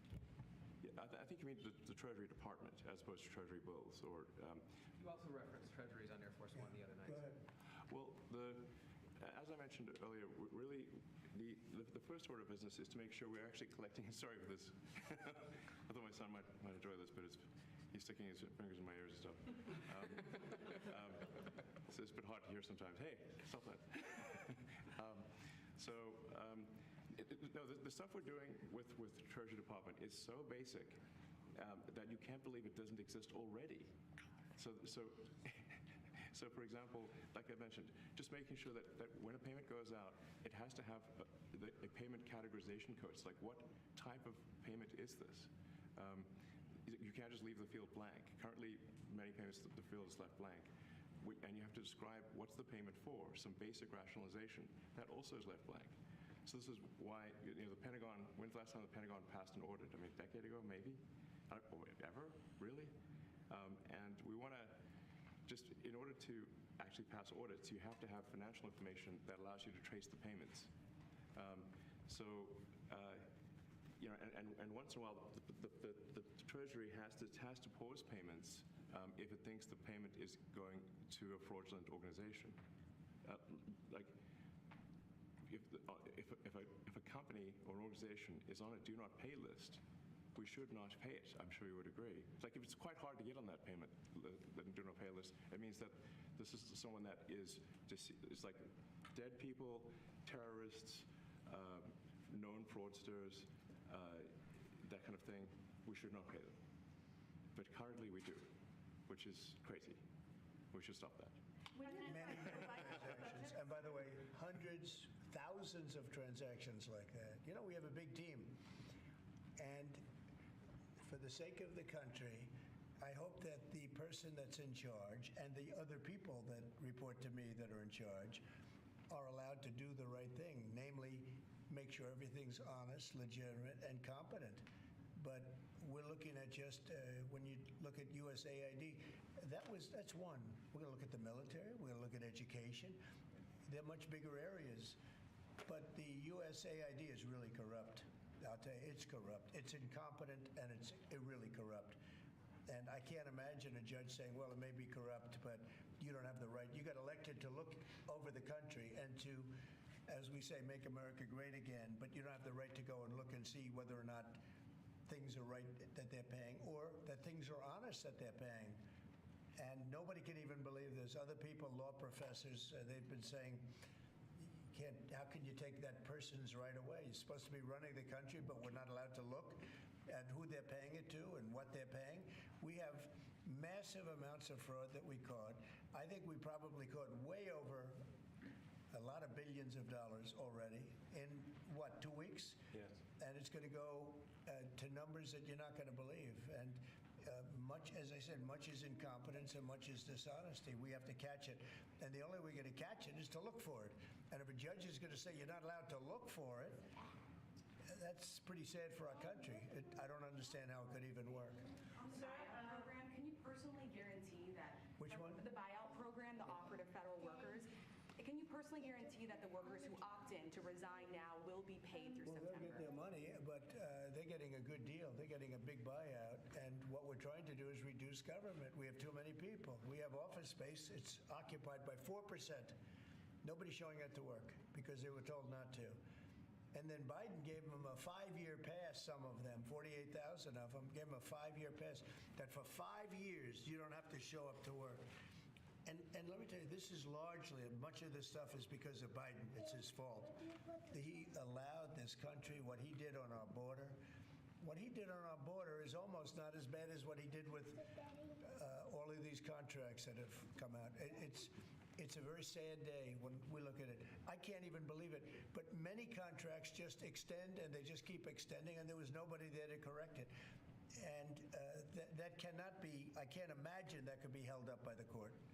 Any court that would say that the president or his representatives, like Secretary of the Treasury, Secretary of State, whatever, doesn't have the right to go over their books and make sure everything's honest. I mean, how can you have a country? You can't have anything that way. You can't have a business that way. You can't have a country that way. Hey, thank you very much, everybody. Thank you. Mark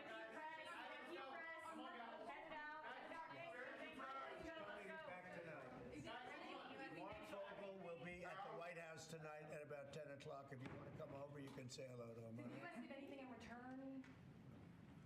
Not much. No, they were very nice. We were treated very nicely by Russia, actually.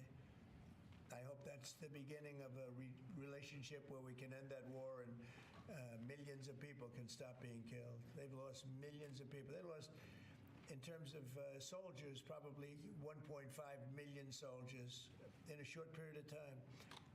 We got to stop that war. And I'm interested primarily from the standpoint of death. We're losing all those soldiers. And they're not American soldiers, they're Ukrainian and Russian soldiers. But you're probably talking about 1.5 million. I think we got to bring that one to an end. Okay? Thank you. Thank you very much. Let's go. Thank you.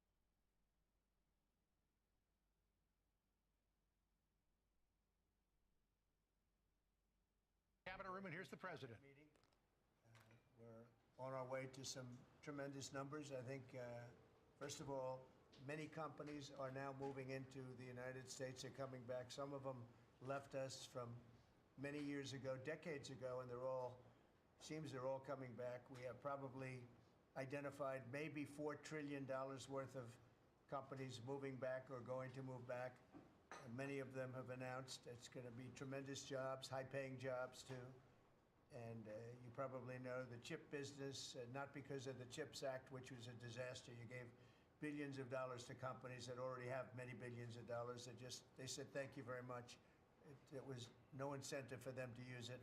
But what is good is the tariffs will make it so that they want to come back. That's why they're coming back. I think they're coming back because of the election that took place on November 5th and because of the fact that they have to come back because the tariffs are forcing them to come back. And remember, there are no tariffs if you build here, and that's a big factor. So we have record numbers. Howard was just telling me the numbers that we're talking about are crazy, beyond anybody's wildest expectation. So they'll be doing a lot of building, all sorts of businesses, including the basics of automobiles. We have, as you know, Honda is coming in with a massive plant to Indiana, but there are many plants that are happening, and literally some are started already. General Motors is already redoing plants that were half abandoned, or they have plants that weren't being fully utilized. They're going to be they and others are going to be making parts and other things in those plants so that it's one-stop shopping finally. It's ridiculous. You had to go to Mexico. You had to go to Canada. A car went all over the place. It was like, I don't know how that would have worked, but that's the way it sort of ended up. We had a deal, and we have a deal, which is fine, but people took advantage of the deal. They cheated. And when you cheat, the deals are unfortunate. But now what's happening is the numbers are beyond our wildest expectations. Now, having to do with cutting, we've done a lot of cutting from people, ideally the people that aren't doing the job. In many cases, people weren't attending jobs. In some cases, in many cases, people didn't exist. They had on the government rolls people that don't even exist. But of the ones that did exist, as you know, many didn't come to work. Many had no intention of coming to work. Many were paid and working someplace else. There were lots of bad scenarios, but they're being weeded out, and I think we're probably ahead of schedule on that. And to me, something that was just terrible is the contracts that we're finding, the fraudulent contracts that we're finding where millions and millions of dollars and even billions of dollars in some cases were given out. And I think we'll start with that. I'd like to start with Doug Burgum, Secretary of the Interior. He told us about a couple of contracts that we have now found. When he got there, they saw this with Chris and everybody, and they couldn't believe it. Doug, could you just relate what you told us a little while ago? No, happy to, Mr. President. There's a federal consulting group, which was a group inside of Interior, but it was managing contracts from many different agencies that flowed through here. One of those contracts was to do surveys of individuals, $830 million for surveys. And so part of the question was, hey, could we actually see the surveys? And then the surveys came back, and a survey was like 8.5 by 11 sheet of paper with 10 questions that anyone's child in junior high could have put together, or AI could have done for free. $830 million. So that's one that we've stopped. And that contract was going out after you were inaugurated, sir. So Yeah. it was So jumping. It's a pure fraud. Yeah. It's a fraud. But we've had many fraudulent contracts that were caught by the work that Elon and his people are doing, and working with our people. It's been brought to light. The fraud, not just waste and abuse, the fraud has been incredible. You mentioned one, Madam Secretary. Well, yes, sir. Well, let me just add to that, and thank you. We just had a wonderful cabinet meeting, all aligned on certainly the effort to realign the government. But even at the U.S. Department of Agriculture, we've canceled a $300,000 contract educating on food justice for queer and transgender farmers in San Francisco. A similar contract we canceled in New York, again, educating transgender and queer farmers on food justice and food equality. I'm not even sure what that means, but apparently the last administration wanted to put our taxpayer dollars towards that. We canceled a $600,000 contract out of Louisiana that was studying the menstrual cycles of transgender men, a $600,000 contract. We canceled another contract out of a university in the middle of the country that focused on getting more diversity, equity, and inclusion into our pest management industry. again, these are nonsensical. It makes zero sense to use taxpayer dollars to fund these. I know these are just a few examples of the hundreds and hundreds that we have found. Well, a clear case of fraud was with the Small Business Administration, where they were handing out loans, $330 million worth of loans to people under the age of 11. I think the youngest, Kelly, was a 9-month-old who got a $100,000 loan. That's a very precocious baby we're talking about here. Well, we're tackling the fraud, waste, and abuse in the agency. We've seen, hundreds of billions of dollars of fraud go unprosecuted, so we're taking that on. We have a zero tolerance policy for fraud, and we continue to crack down on it and make sure people are held accountable. It's amazing. And you have a lot of that. We found far too much of it. It's a pure fraud. We like to use the words waste and abuse because they sort of sound good, but many of these things are pure fraud.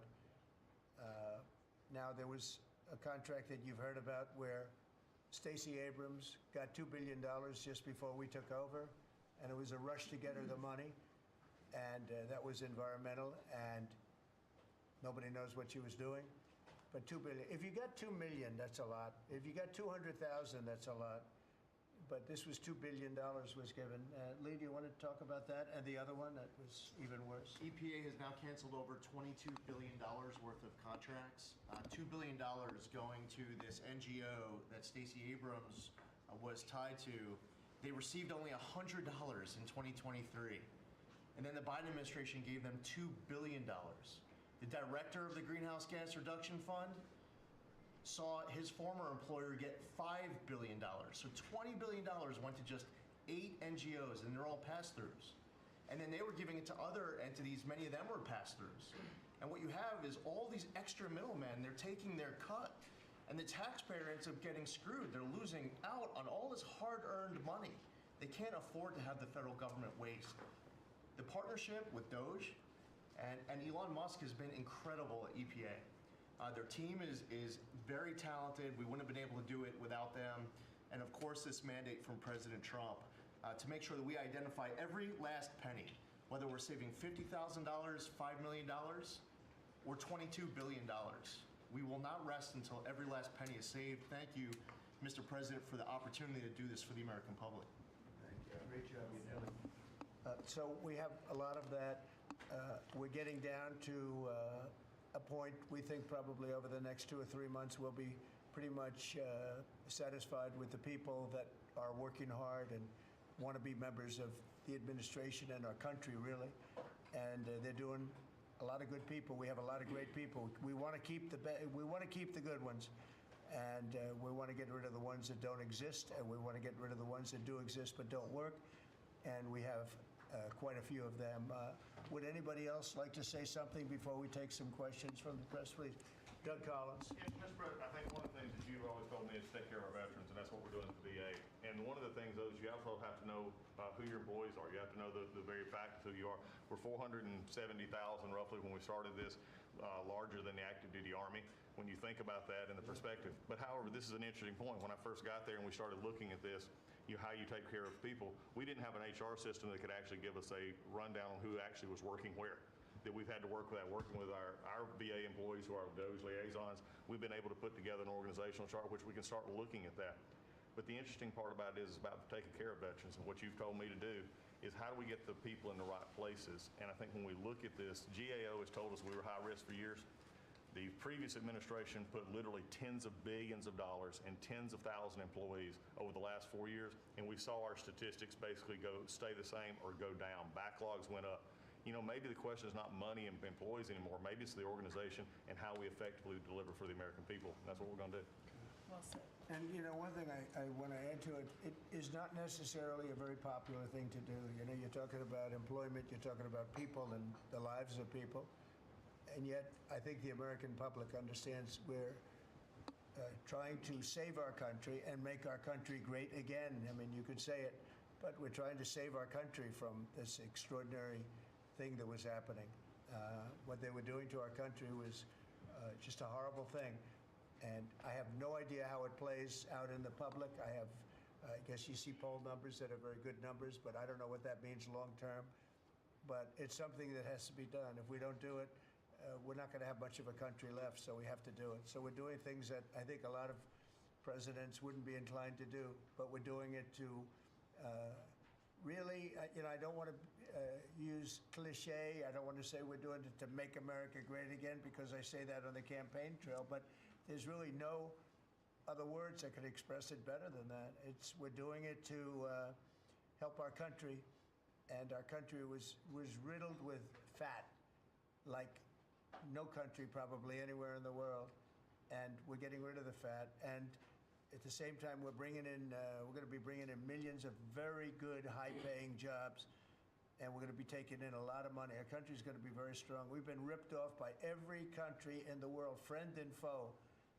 We were taken advantage of like nobody's ever seen. And you saw what happened today with Venezuela. We did something with Venezuela, which is long in the making, and it's very substantial. And we'll be announcing cars very shortly, and we already announced steel, as you know, and aluminum. We'll be announcing pharmaceuticals at some point in the not too distant, because we have to have pharmaceuticals. We don't make pharmaceuticals anymore in our country. And if we have problems like wars or anything else, we need steel, we need pharmaceuticals, we need aluminum, we need a lot of these things that we sort of don't make anymore, and yet we're equipped to do it all. So we'll be announcing some of these things in the very near future, not the long future, the very near future. And it'll bring in billions of dollars, billions and billions, and it'll bring in, maybe more importantly, jobs. It'll protect the jobs we have, and it's going to be really, really quite amazing. Chris, did you have something to say? Yes, Mr. President. I want to say energy is the infrastructure that makes our country run and drives our national security. The Biden administration grew my department, the Department of Energy, by 20%, and expenditure much more than that, all in an effort to reduce the production of energy in the United States and to make energy more expensive. We are stewards of the American taxpayer dollars, right? That's the job of everyone around this table, led by you. We want to reverse that trajectory and care about every dollar an American taxpayer gives us, and are we using it for the benefit of Americans? Let me tell you one thing, huge growth in expenditures, huge growth in employee count. Puerto Rico, an American territory, had its electricity grid destroyed. They had billions of dollars in the Department of Energy to help Puerto Rico, yet they didn't spend that money, because that money would have meant more energy, more jobs, more prosperity in Puerto Rico. They wanted to have them as a poster child of wind and solar. This island should run on wind and solar. That just doesn't work. But they cared about politics more than the American people, and they didn't treat the dollars like they were their dollars. Yeah. This table, the team you have assembled, we're treating the American dollars like they're our dollars. Thank you. You're doing a great job on energy, by the way. We have things happening with energy that will knock your socks off. A really amazing job. Howard, do you want to say a couple of words? Well, what is so exciting is April 2nd is just around the corner. And that's American Liberation Day. That's the day when the rest of the world starts to treat America with respect. And your leadership, understanding how the rest of the world treats us, and what balance and what fair trade finally is going to be, is going to take care of America. It's going to launch the External Revenue Service to start to build the power and prestige of America back. And I'm honored to be helping you on that course. It's an interesting term, right? The External Revenue Service. We're going to take in a lot of money from the outside, and that's going to keep our taxes low, and I think getting a lot lower. It's going to be a lot of money, and the external will take care of the internal to a large extent. So I think it's going to be a beautiful transformation. Linda, you might say a couple of words. You've done so amazing. It's a 50% cut, and more importantly, we want to bring education into the states. We're at the bottom of the pack, but we're the most expensive per pupil. And we want to bring education back to the states where they can teach the students lovingly with their parents and with the boards and everything else. And they'll be every bit as good as these other countries. These individual states will do a phenomenal job. Want to say something? Yes, sir. And if we think about education, if we don't address the issues in education now and start getting our scores up, where are we going to find our next generation after that? Where are our engineers, our doctors, our lawyers, our scientists, our AI and technical experts going to come from? We will go farther and farther down, and with everything else we're doing within our country, building manufacturing, bringing all of that back, if we don't educate in the best way we can, we will be lost, and those generations will be lost. It is, I think, the cornerstone of our culture and what we need to focus on. And so by having education at the best place where it can be, which is at the states, the local levels, with governors, with best practices and tools, which I hope the Department of Education can help supply for them, we'll do it. And Linda, as you know, the SBA has taken over her student loans, which is a lot of loans. It's a big job, and Kelly, we appreciate that. You're going to do fantastically well.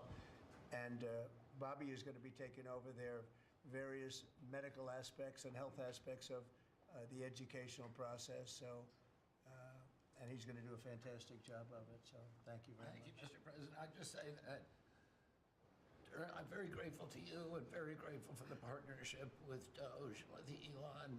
We've identified extraordinary waste in my department and HHS.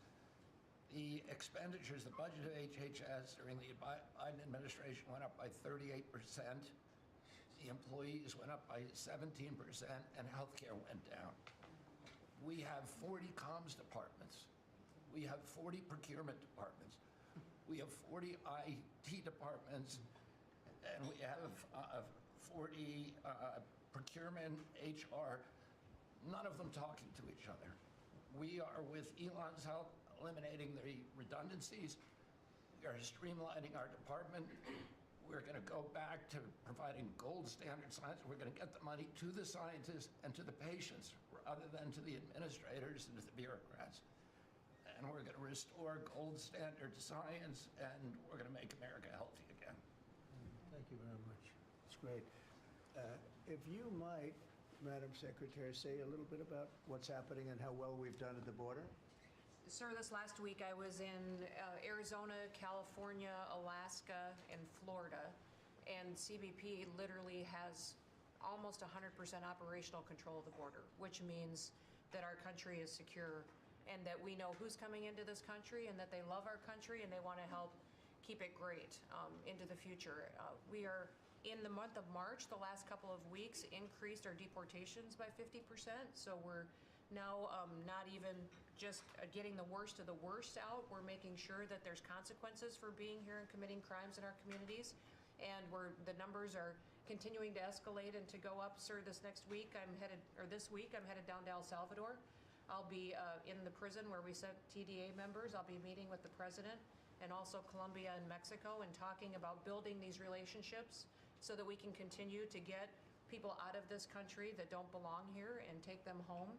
And also, you had talked to me about sending the message worldwide about the fact that people shouldn't be coming to this country and they shouldn't be coming here illegally. So we are in several other countries around the world with a message right now that's saying, if you are thinking about coming to America illegally and coming here, don't do it. You are not welcome. We have a legal process to becoming a United States citizen, and there are consequences if you come here illegally, and America has changed because we're putting Americans first. So we've also, the Coast Guard has done phenomenal work. I don't know if you all have reported on it, but we have broken historic records in the amount of drug interdictions that they have brought in. We've repositioned the fleet to go after the fentanyl crisis and to go after the southern border and securing it, and they've done amazing work as far as that. We were down in Florida. They brought in $500 million worth of cocaine that they had done in 14 interdictions and had brought them in, going right directly after the cartels and doing great work there. And we have a cutter that we have sped up the process, sir, the icebreaker. That'll be hitting the waters here this summer, and we've got 2 more that will be coming. But you know, Russia is using their cutters and icebreakers up in the Arctic to do surveillance on us, and we're going to reposition our fleet to continue to partner. I want to thank the Secretary of Defense and the Navy for all of their help and partnership too. We do operations together because their obvious Navy warships are in certain regions, but our cutters are faster and can work together in a partnership that's securing America. So, and we're going to eliminate FEMA. So we've got a lot to do, but it's all good, and and we're working hard, and we're going to make sure that we're continuing to do exactly what you promised. That's great. Great job. Yesterday, there was a plaza that you know well. There'd be hundreds of thousands of people standing at that plaza, pouring into our country, totally unchecked. Many people from jails and prisons and mental institutions and gang members, and horrible. And they just pour into our country. Yesterday, I was speaking to somebody, I was checking on the border, and they said there was literally nobody in this massive plaza. You know, we're talking.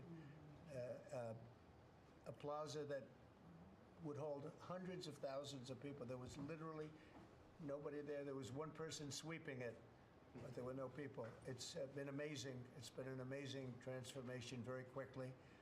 And we're getting the bad ones out first, and we're taking them out. And there's some really bad ones, murderers of more than one people. At least 50% murdered more than one person. This is the people they were letting in through their open border policy. It was terrible, but I want to just congratulate you and Tom Holman on the job you've done. Boston this weekend, hundreds of dangerous criminals were removed, 4 killers taken out of the country just by what they did in Boston this last few days. Yeah, and these are killers that there's no reasoning. It's not like, oh, let's talk them out of it. These are stone cold killers. They don't care. They don't even think about it. They kill somebody. They go to sleep. They wake up. They don't even remember they killed them. These are bad people that should have never been allowed into our country. Pam is doing such a fantastic job. I thought maybe you could say a few words. Thank you, President. As far as we are hearing a lot about fraud, waste, and abuse, a lot of waste and abuse, but there is a tremendous amount of fraud. And Elon, thank you for your partnership. Thank you for your team. You have uncovered so much fraud in our government, and we will prosecute you. We have an internal task force now working with every agency sitting here at this table. And if you've committed fraud, we're coming after you. Thank you, Elon, for that. On the violent crime level, thanks to President Trump's directive, we are seeking the death penalty again. So all of these horrible, violent criminals that you're hearing about around the country, they will face the death penalty federally within our country. And the drug dealers need to get out of here because we are coming after you. We're going to have 94 great U.S. attorneys around this country, and everyone will be prosecuted to the fullest extent of the law. Thank you.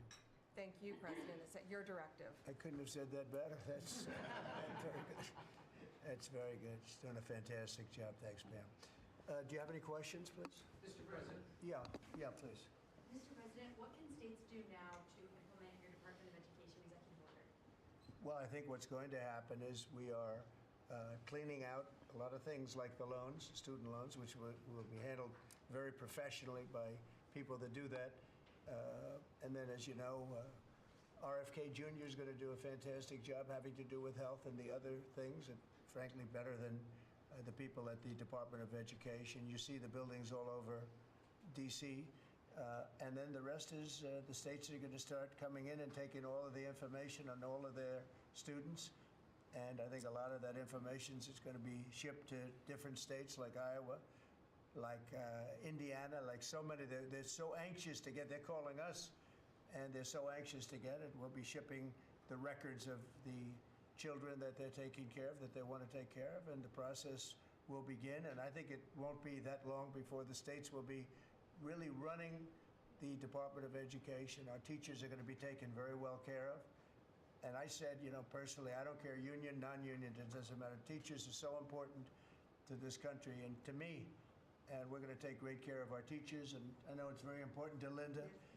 So I think you're going to see a tremendous change very quickly having to do with education, and the process has already begun, very strongly begun. I think we've done, in whatever it is, 8 weeks, people are amazed at how much we've done in terms of the safety of the country. In fact, I would like to ask maybe Marco to say a few words on what's happening with respect to, in particular, Russia, Ukraine, where we have some pretty good news. I think we want to get it stopped. We're losing 2,500 young people, and these are Russian and Ukrainian people largely. And they're not American people, but on a human basis, we want to get it stopped, and we want to stop spending billions and billions of dollars to a country that we think it's time. and we're doing pretty well. Marco, do you want to say something? Yeah, Mr. President, first of all, I think the American people should be proud that we have a president that's promoting peace and the end of conflict on this planet.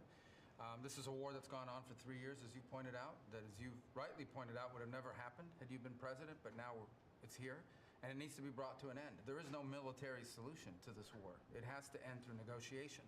And there's only one leader in the world that's capable of bringing two sides to a table, and that's our president, the President of the United States, President Trump. And that's what he's done.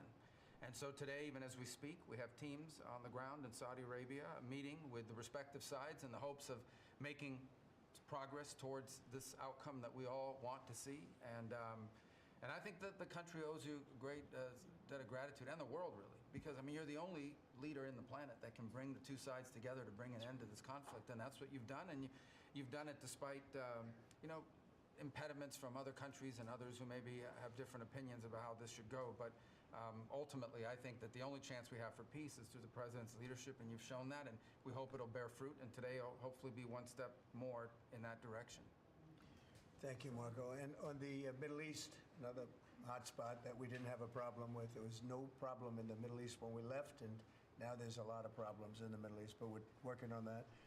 But I think we've seen significant progress, and I think we're going to start, we were talking with the Vice President a little while ago, and you're going to see countries start to fill up the Abraham Accords. More and more countries want to join. That was a great success, tremendous success, and then Biden and his group did zero with it. That should have been filled up within a year of the election, would have been filled up. So countries are starting to want to get involved very much with the Abraham Accords again, so that'll be great. JD, do you want to say something? Yeah, sure. Yes, sir. Just on that topic, if you think about what happened with the Abraham Accords, one of the great diplomatic breakthroughs under the first Trump administration, really in the last 30 or 40 years of American history in the Middle East, and the Biden administration did absolutely nothing with it. Built on it, not at all, added 0 additional countries. Purely out of political spite, the Biden administration, I think, hurt the United States and really hurt the project of world peace.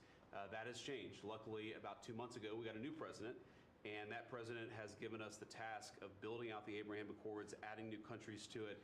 And really what you see is a lot of these countries that have historical, ethnic, or religious hatreds want to build. They want to build new artificial intelligence. They want to build new real estate projects. They want their citizens to become rich and prosperous and peaceful, and they're setting to the side some of those old hatreds under the leadership of President Trump. So it's early, but we made a lot of progress, and we'll keep on making progress, sir.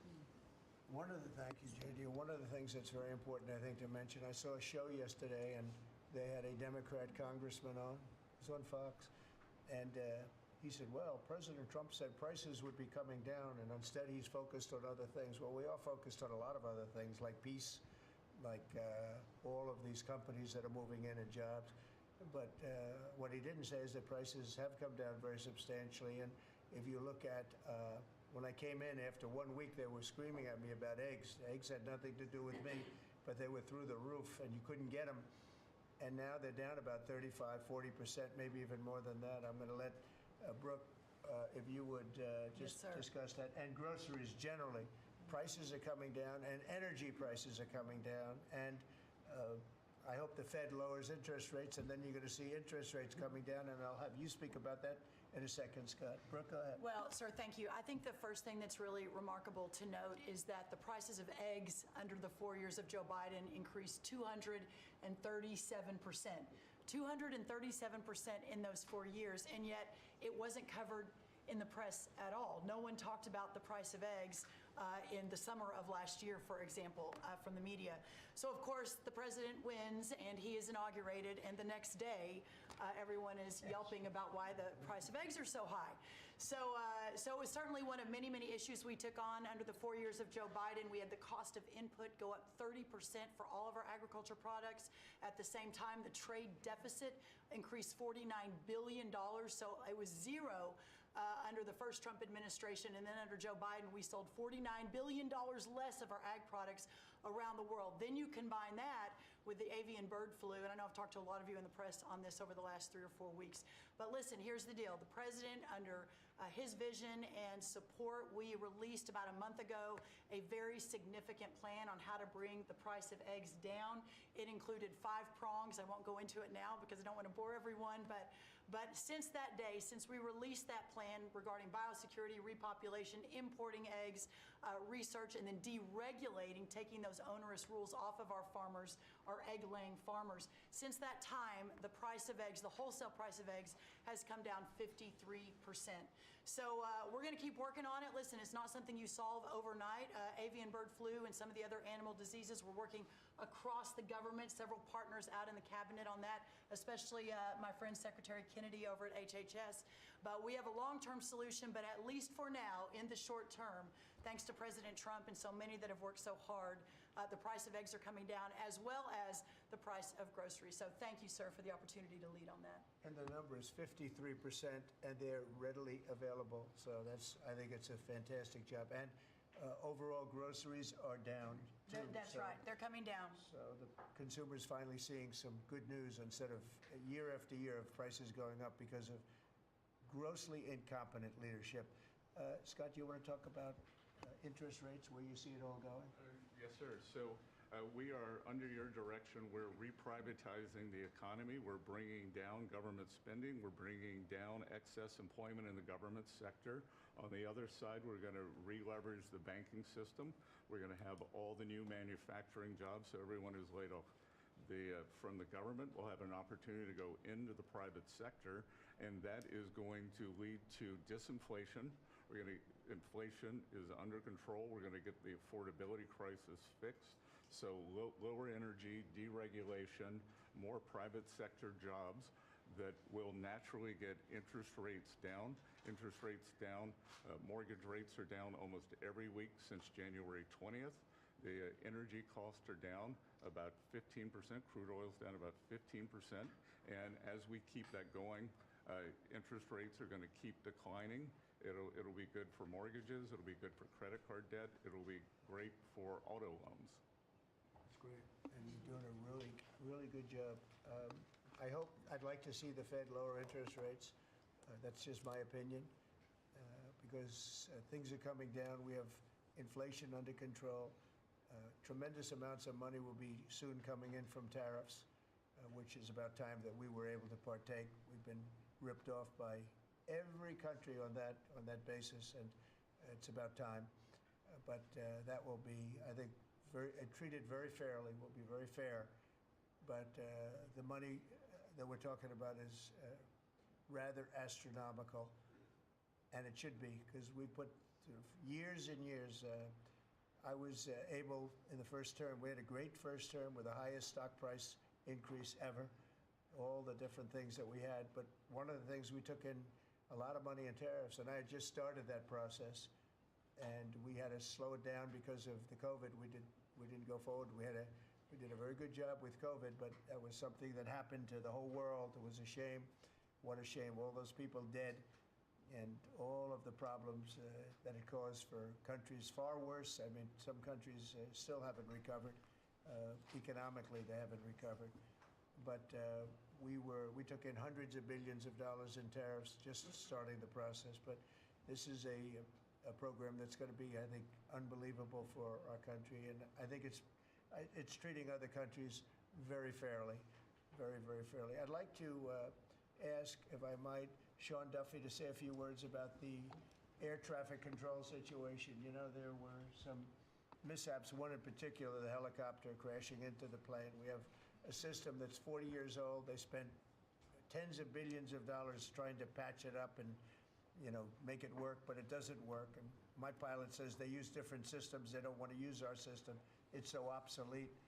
And it's an obsolete, horrible thing that happened with respect to it. And we were going to, I said, day one, if this happens, if we are successful, we're going to have to get a brand new, modern, top-of-the-line air traffic system. And I think I can say that I've been working a little bit with Sean on it, but Sean's been working hard on it, and with his new person at FDA, who's going to be terrific, by the way. And maybe you want to talk to them about that, because we need safety in the air, total safety in the air, and this will give that to you. Sure. Thank you, Mr. President. We had a conversation on Friday. Again, our air traffic control system, as we talked about maybe privately or I don't know publicly with all of you, but we have decades of ideas and billions of dollars, and no progress is ever made on any of these initiatives. Air traffic control is the same thing. And so we're having a conversation about building a state-of-the-art, brand new, best technology, envy of the world, air traffic control system. And what's interesting from the DOGE team is they'll look and say, well, what is the problem? Why hasn't this been built? This is about safety. This is about people's lives. All of you fly. Your family flies. Why hasn't it been done? And the problem is in government, it takes way too long. So technology changes and money changes and administrations change. We have to do this fast, which is why we need the partnership from the Congress to give us the money up front. The best ideas and the best technology available in the world, we're going to build in the system. I think, Mr. President, we can do it in 3 years. I think Trump Tower was built in 3 or 3.5 years. I think we could match the Trump Tower time frame. 2 years. Okay. Good luck. Maybe not that good, but about 3 years. And again, we have to choreograph because again, our towers are operational, keeping planes in the air. So we got to choreograph this, but we can do it in short order. If I can just make one other point, Mr. President. We're $36 trillion in debt. You've never had a DOGE. We've never come in and looked at our government the way, Mr. President, you've looked at this government and said, there's too many people, there's contracts, fraud, waste, and abuse. And so we've had a few bumps in the road as we've gone through this process, but if you look around this room, everybody has seen how the process has evolved, and everyone appreciates some of the insight and technical support that we've gotten to make this government more efficient, to make it more responsive to the American people. And so, again, when you have a new system like this, you'll get some bumps. But things are rolling out. The last 3 weeks have been much, much better as our teams have integrated and we're working to deliver for the American people. And I would say some of the press had made comments last time about what happened in the last meeting. We had a great conversation in the last meeting. Elon and I had a great call after the meeting, and so sometimes the reporting can be a little bit off. I love the analysis that you guys do when you're not in the room. But I would just note that we're working well together, Mr. President, and the whole team here is working well together. Well, actually, we decided to see you after the cabinet meeting instead of before, and I think that's nice. But if you think about it, I guess never in history has anybody invited you to a cabinet meeting. We're very open and transparent, and we had a very good meeting today. So, I mean, you're standing here, you're seeing what the result of the meeting is. I think we're doing an amazing job for essentially 8 weeks on the job. I think there's never been anything like it. Did you have a question, please? Two, actually, if you don't mind. Thank you for having us. Thank you. We appreciate it. One, actually, to follow up on the Attorney General's comments, and then one for you. You said that you're now preparing to prosecute examples of fraud across federal agencies that have been referred to you. Is that what you said? We are working with a team. We have a team of attorneys in place, working with Elon's incredible team, helping us, taking referrals from the cabinet members. You know, these are your tax dollars. And a lot of it is just abuse, a lot of it's waste. But if it's fraud, we are investigating it, and we are looking at multiple cases of fraud throughout the federal government. One for you, Mr. President. Greenland is confused about the Second Lady and the National Security Advisor visiting this week.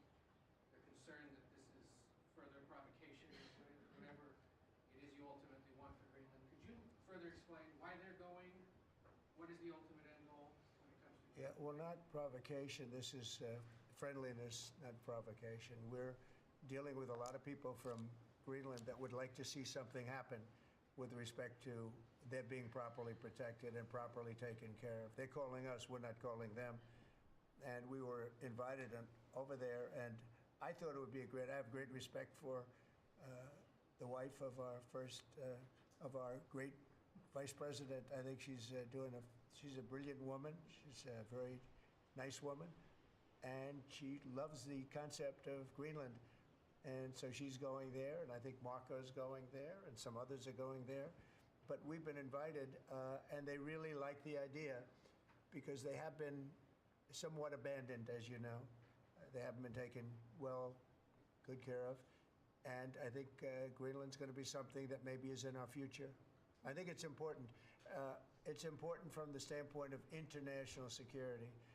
And if you look at the ships outside of Greenland, you have Russia, you have China, you have lots of different people and lots of different places, and it cannot go on the way it is. It's not going to go on the way it is. I'll make a statement. It's not going to happen.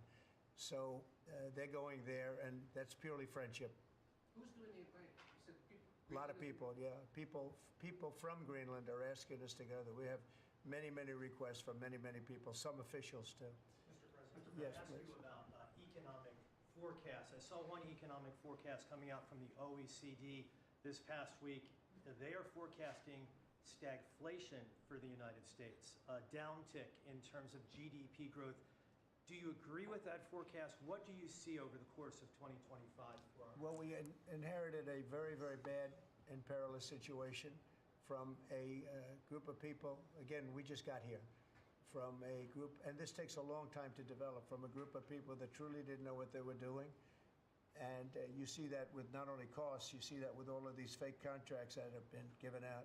So we inherited a bad situation, but I think we're going to have an economy that booms. I think when it all kicks in, it's not going to take very long, because some of these people that announce it, they're going to spend billions of dollars. I mean, literally, Apple is spending $500 billion. They've never made anything close to that to do that. They're building plants here instead of China, instead of other places. When it all happens, and it's going to happen very soon, these are people that are already, in many cases, they're already starting. They just announced.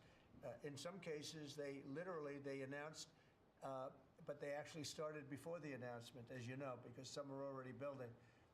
This is going to kick in. I think it's going to be amazing. So they're looking at, based on numbers that I was looking at 6 months ago, 7 months ago, I was very concerned about the economy. We're going to have something that's like nobody's ever seen before. We have numbers, and we have job generation that I don't think we've ever seen before. See how it works out? But I think the economy is going to go through the roof. Okay. Mr. President. Yeah, also, please. About Ukraine, in an interview with Time Magazine published this morning, President Zelensky said he believes that some members of your team have been influenced by Russian information. Those were his words. What do you have to say to that? Well, probably they have been influenced to get this thing settled, because Ukraine wants to see it settled. I think they have to have it settled, and Russia wants to see it settled. And I think if I weren't president, this would never happen. Marco's doing a great job, and Steve Witkoff has been incredible. Michael Waltz. We have a great group of people working on it, and that takes a good part of their day, settling something that really, well, it affects us monetarily because we've given so much money, and we're getting that done. In fact, Scott is telling me that the agreement on rare earths is just about completed. They'll sign it shortly. So it's, as you know, Europe is in for a very small fraction of what we're in for. It affects them much more than it affects us. Again, they are in as a loan, which nobody knew until I came along. Europe is giving the money to Ukraine as a loan. We were just pouring money into Ukraine. It was a very unfair situation. So we made a deal on rare earths. But most importantly, we want to stop the killing that's going on. 2,500 on average, mostly soldiers, a week are being killed. And they're Russian and they're Ukrainian, and if we can stop it, that's a very important thing to me on a human basis. Okay, anybody else? Are you signing the rare earths deal today? Is that what you mean? No, we'll be signing it soon. So how's Ukraine? It'll be signed very soon. China May I ask is another question on Ukraine? Yeah. You recently mentioned the fate of all the Ukrainian children abducted and transported to Right. Russia. So are you demanding that Russia return these kids to their families in Ukraine? Well, it's one of the things that we're talking about. I know that no decision's been made. We're talking about territory right now. We're talking about lines of demarcation. We're talking about power plant ownership. Some people are saying the United States should own the power plant and then work it that way because we have the expertise to fix it up, et cetera, et cetera. It's okay. That would something like that would be fine with me. But they are talking about ownership of the big nuclear power plant in particular. But all of these things will come up, and they have come up, and that has been discussed, yes. Okay, I want to thank everybody very much. This was a great meeting. These are phenomenal people. We're lucky to have them. I have to tell you, I want to thank you all, and Elon, I want to thank you. I know you've been through a lot with this horrible situation that happens. the cause in there. That's right, saving America. It's very unfair. What he is a patriot. Here's a man that I can tell you, he's a friend of mine. He's become a friend of mine. He supported me in the election. That's when I got to know him. Really, I knew him a little bit from the first term, but not much. But he's a patriot more than anything else. He's never think of it. He has never asked me for a thing. He could have. I always say, I wonder if he's ever going to ask me for something. And that's always subject to change, and if it does change, I'll let you know about it. But Elon has never asked me for a thing. I mean, I got rid of the electric car mandate. I have no idea how that affects him, but possibly not good. I don't know. But he's never asked me for a thing. And I think that's an amazing tribute. I did get activated last week when I saw what they were doing. I said, he makes an incredible product, and we're going to go out and tell people you can't do that stuff and support him. They got to support him, because if he wasn't doing this, he wouldn't have any of these difficulties. And I think it's getting less and less. Pam has done a great job with regard to all of the, I mean, I know the kind of investigations that are going on. If she finds them, which she will, she already found 4 of them. But I think they're going to suffer very grave consequences, because they're really terrorists when you think about it. They're terrorists at a high level. And I think the people that are financing them, they could very well be people I know, people that you write about. But those people are in big trouble, so they better cut it out. But Elon's a patriot. We want to thank you very much for the job you're doing. Thank you very much.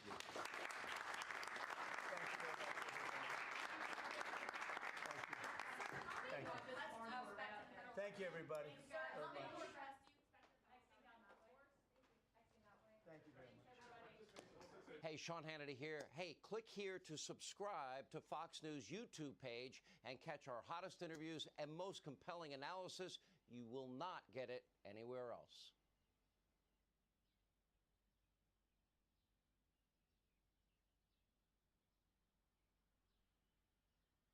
Exciting. Money is pouring in, and we want to keep it that way. And I think that's what's going to happen.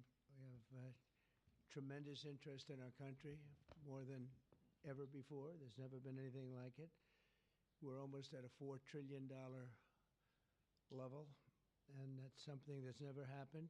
And I think hopefully it's because of the election on November 5th, but it's also because of tariffs, I suspect, Governor. But I'm thrilled to welcome Louisiana Governor Jeff Landry, a friend of mine for a long time, and to have you at the White House. And we thought this was going to happen, and I said, if you get it signed up, we'll do it at the White House, and you got it all done. I'm proud of you. Not surprised. Executive Chairman of Hyundai Motor Group, Jung E. Sun, thank you very much. What a great honor. Vice Chairman Jay Chang. Jay, thank you. Hyundai Steel President Su Gang Hyun. Thank you very much, President. That's big stuff. And former Ambassador Sung Kim. Thank you very much. Great honor to have all of you. Also, and these names are much less difficult for me, but I think we got them right. But this one we will definitely get right. Mike Johnson, our great speaker, and he's been doing a real job. Right, Mike? It's an easy job, isn't it? House Majority Leader Steve Scalise. Steve, doing all right, Steve. I tell you, he went through a lot, and he's stronger than ever. Louisiana Speaker Philip Duvalier. Thank you very much. Thank you very much. Senate President Cameron Henry. State Representative Ken Brass. State Senator Annie Lambert. And Ascension Parish President Clint Coint-Ment. Thank you all very much. Thank you very much. Great honor. Great to have you with us. Today we're delighted to report that Hyundai is announcing a major $5.8 billion investment in American manufacturing. In particular, Hyundai will be building a brand new steel plant in Louisiana, which will produce more than 2.7 million metric tons of steel a year, creating more than 1,400 jobs for American steelworkers, and then there'll be major expansion after that. This will be Hyundai's first ever steel mill in the United States, one of the largest companies in the world, by the way, supplying steel for its auto parts and auto plants in Alabama and Georgia, which will soon produce more than 1 million American-made cars every single year. The cars are coming into this country at levels never seen before. Get ready. This investment is a clear demonstration that tariffs very strongly work, and I hope other things also, but the tariffs are bringing them in at levels that have not been witnessed. Hyundai will be producing steel in America and making its cars in America, and as a result, they'll not have to pay any tariffs. You know, there are no tariffs if you make your product in America, so it's something that's why so many people are coming. As you know, we have from Taiwan, the biggest chip manufacturer in the world, is coming in with $200 billion, and we have a lot of people coming and plants coming and companies coming that never would have been here, never would have even thought about it. The new steel plant in Louisiana is part of an even larger $21 billion investment Hyundai will be making in the United States over the next couple of years. The company will also be massively increasing its auto manufacturing in Georgia and investing billions of dollars in advanced American technology companies. And what I'd like to do is I'd like to ask the executive chairman to say a few words, and it's a great honor to have Hyundai, a truly great company. Thank you very much. Thank you very much.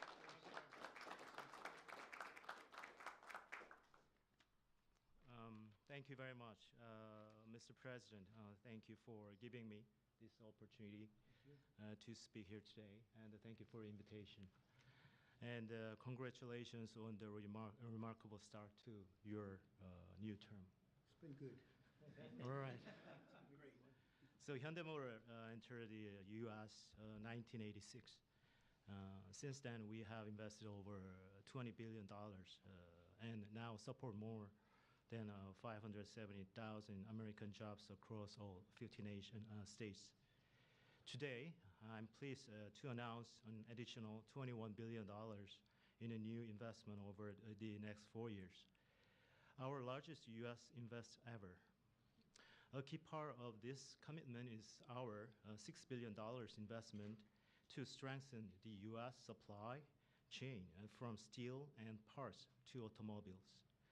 We are especially excited about Hyundai Steel's multi-billion investment in a new facility in Louisiana, which will create 1,300 American jobs and serve as the foundation for a more self-reliant and secure automotive supply chain in the U.S. To mark this milestone, we are honored to visit President Trump alongside Governor Landry and Speaker Johnson and Leader Scalise, deepening our partnership with the United States and reinforcing our shared vision for American industrial leadership.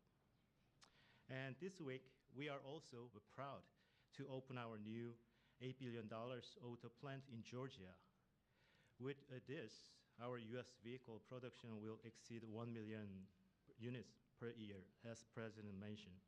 Our decision to invest in Savannah, Georgia, creating more than 8,500 American jobs, was initiated during my meeting with President Trump in Seoul in 2019. That's right. Yeah, and after that, 2020 in Davos, I mentioned about the new plant.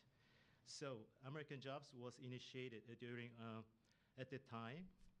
Now, as we proudly mark the completion of this transformative project coincides with the beginning of President Trump's second term, making this moment even more special. Thank you. Yeah. Furthermore, HMG will purchase $3 billion worth of U.S. LNG to support America's energy industry and enhance our energy security. All of these efforts will accelerate the localization of our supply chain in the U.S., expand our operations, and grow our American workforce. With your leadership, Mr. President, Hyundai Motor Group is proud to be a stronger partner in America's industrial future. I'd like to personally invite you to visit one of our state-of-the-art manufacturing facility and see firsthand our commitment to the United States and our American workers. So thank you to our American partners and employees and communities. We are really proud to stand with you and proud to build the future together. Thank you. Thank you very much.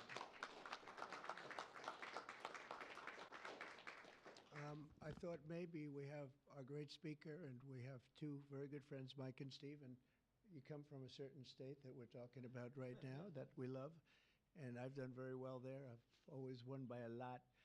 I love that state, so I was happy to hear about it. That's why I said, come on over. But Mike, would you and Steve like to say a few words, please?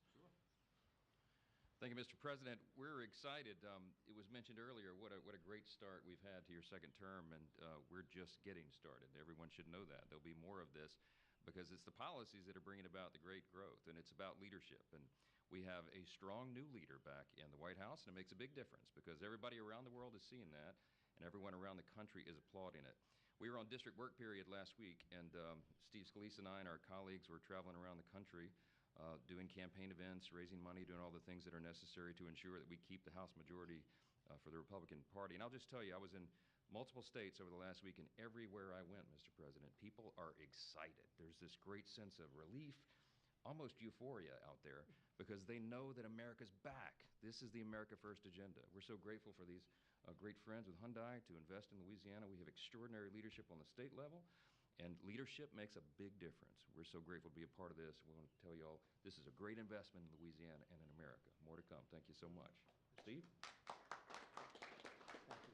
Well, thank you again, Mr. President, for opening up the White House to this great group. Governor Landry has brought the same kind of energy to the governor's mansion in Louisiana that President Trump has brought to the nation in the White House. Some people marvel at President Trump's stamina. Over the weekend, both Saturday and Sunday, we spoke by phone on some different legislative initiatives that we're working on with Speaker Johnson to continue moving the agenda forward. Those very things that President Trump ran on, he's delivering for the American people. And this announcement by Hyundai is one more example of how that agenda that President Trump ran on to make America first again is working for the American people. When you talk about 1,300 plus really good jobs in Louisiana, those are all American workers. That's billions of investment coming in from Hyundai into the United States that would not have been here without President Trump's leadership. And I think people know that. They see it. It's been a long time coming, but we applaud the work that Hyundai is doing with Governor Landry to come to our state. But for President Trump, we're seeing this all across the nation, and we're just getting started. A lot more to come, Mr. President. Thank you. Thank you very much. Do you have any questions, please? Yeah, please. The size of the investment, partly because of tariffs. On April 2nd, the reciprocal tariffs will go into effect. Is it truly reciprocal? Are there some countries that might get a break or some sectors that might get a break? Well, I may give a lot of countries breaks, but it's reciprocal, but we might be even nicer than that. We've been very nice to a lot of countries for a long time, but I call it Liberation Day. April 2nd is Liberation Day. But today, as you know, we did something with respect to Venezuela. You heard about that, and that will be quite important. We'll be announcing some additional tariffs over the next few days, having to do with automobiles, cars, and having also to do a little bit with lumber down the road, lumber and chips. We're going to get all those chip companies coming back. They're already coming back without even doing it, so it's been very good. But we'll be announcing some others. But for the most part, April 2nd will be a big day. That'll be Reciprocal Day, and we'll be bringing some of the money back that's been taken from us. Let's be nice by using the word taken. I don't want to use a stronger word because these guys are professional politicians, and they don't like to hear those words. I refuse to use the word stolen from us, but that's a... Mutually bring down tariffs? Are you seeing that negotiation? Oh, it happened. Well, the European Union lowered their tariffs to 2.5%. We were only at 2.5% for cars, which is very low. And as you probably heard, that European Union lowered their number from much higher than that, many, many times our surprise, to 2.5%. So that was good. But I don't know that I expect that. It's up to them. but we have reciprocal tariffs. Mr. President, your reaction to the story in The Atlantic that said that some of your top cabinet officials and aides had been discussing very sensitive material through Signal and included an Atlantic reporter for that. What is your response to that? And are you going to take I don't any know action? anything about it. I'm not a big fan of The Atlantic. To me, it's a magazine that's going out of business. I think it's not much of a magazine, but I know nothing about it. You're saying that they had what? They were using Signal to coordinate on sensitive materials and Having to do with what? Having to do with what? What were they talking about? With the Houthis. The Houthis? You mean the attack on the Houthis? Well, it couldn't have been very effective because the attack was very effective. I can tell you that. I don't know anything about it. You're telling me about it for the first time. Anybody else? This announcement on Hyundai, is this a blueprint for you for other automakers to come to the United States to do what Hyundai is doing and investing so much in Louisiana and creating these new jobs? Absolutely. That's a nice question from you. That's a shocking question, how nice it is, huh? That's okay. That's a question that's a good question, actually. Yeah, sure. Hyundai's a great company. We have other great companies coming in, and we have some that are going to be staying here and very much expanding. And we have tremendous interest in every business. I can't just say automobiles, but automobiles is a big one. And yeah, this is the beginning of a lot of things happening. We've had, as you know, Apple's announced a $500 billion investment, and other companies have announced $250, $300 billion. But we're well into the $3 and $4 trillion mark, which has never happened to our country before. What it really means is jobs. All we care about is jobs, right? We care about quality and quality of life and safety and security, but we care about jobs. And they're going to have we have a lot of people coming in. Governor Landry, if I may, Governor Landry, I would love to ask Governor Landry a question, if you don't mind. How did you convince Hyundai to come to your great state? How did you convince them to come to Louisiana? It was easy. I told them we were going to have a great president this year, right? Look, again, I think that this is Americans seeing the America First policy in action, right? It's not just promises, it's about action. And not only and I appreciate their patience because all last year, many of these legislators, the Speaker and the Senate President, we worked on making Louisiana as friendly for business as the President is making America. We worked on public safety. We worked on educational reform, which the President's been working on. We worked on tax reform, historic tax reform. And what I can tell you is to echo what the President said, in Louisiana right now, I believe before the summer's over, we'll have $50 billion worth of construction projects going on in Louisiana.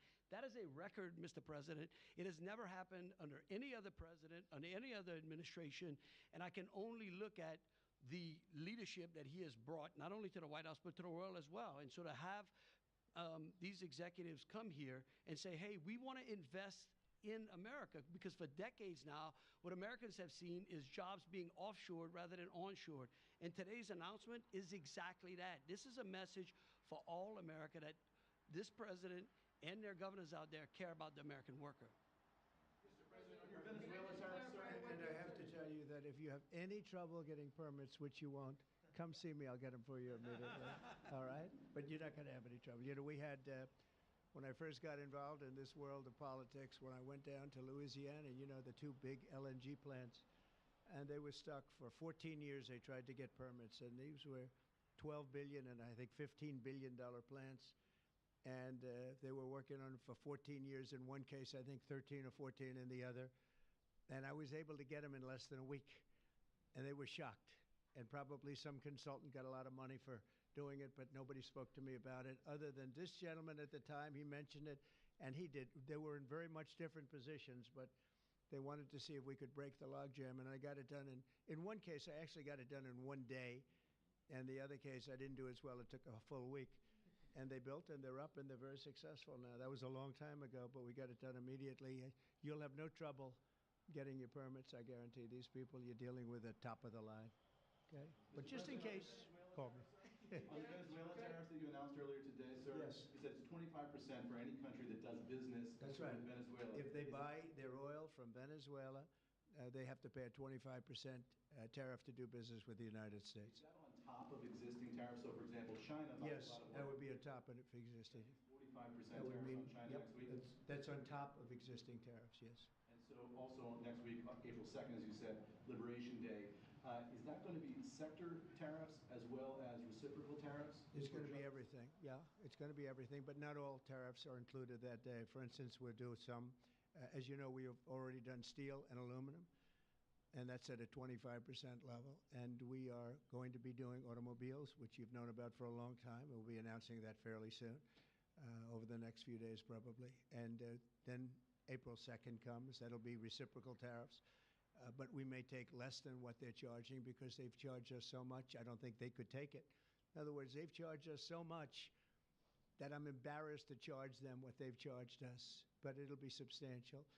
And you'll be hearing about that on April 2nd. And it will be Liberation Day because we'll be taking in large amounts of money for our country. And that's lower taxes and all of the things that are good. And jobs, a lot of jobs. And what's your message to the big corporate clients of the big law firms that you've targeted with your executive orders? Do you want those big corporate clients to find new lawyers? I just think that the law firms have to behave themselves. And we've proven that. We have others that want to make a settlement also. They, having to do with the election and other things, they behave very badly, very wrongly. And I appreciate the one, these are the biggest firms. And they all came back realizing that they did wrong. And that's why they're doing this. So I just think they have to behave. We have to straighten out our country. We have to straighten out our elections. Our elections are very dishonest, very corrupt, and we have to straighten it out. And it's so easy to do it. And we should go to paper ballots. We should go to one-day voting. We should go to voter ID. And just one other thing, proof of a thing called citizenship in the United States. Wouldn't that be nice? How simple does that sound? Proof of citizenship, voter ID, one-day voting, and paper ballots. Paper ballots are very secure. They have watermark paper. It's very intricate stuff. It's very technologically advanced, even though it's paper.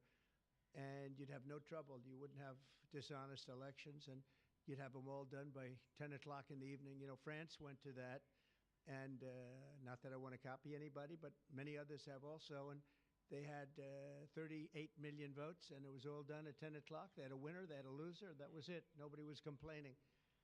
And they had it backed up with paper. And it's so easy to do. The other thing, you'd save about, this would cost you about 8% of what the machines cost. So the paper would be much less expensive. So if you're looking to save some money, that's a good way to save it. So it's a shame that we've gone through it. We've gone through a bad election, really bad election. The election was so bad.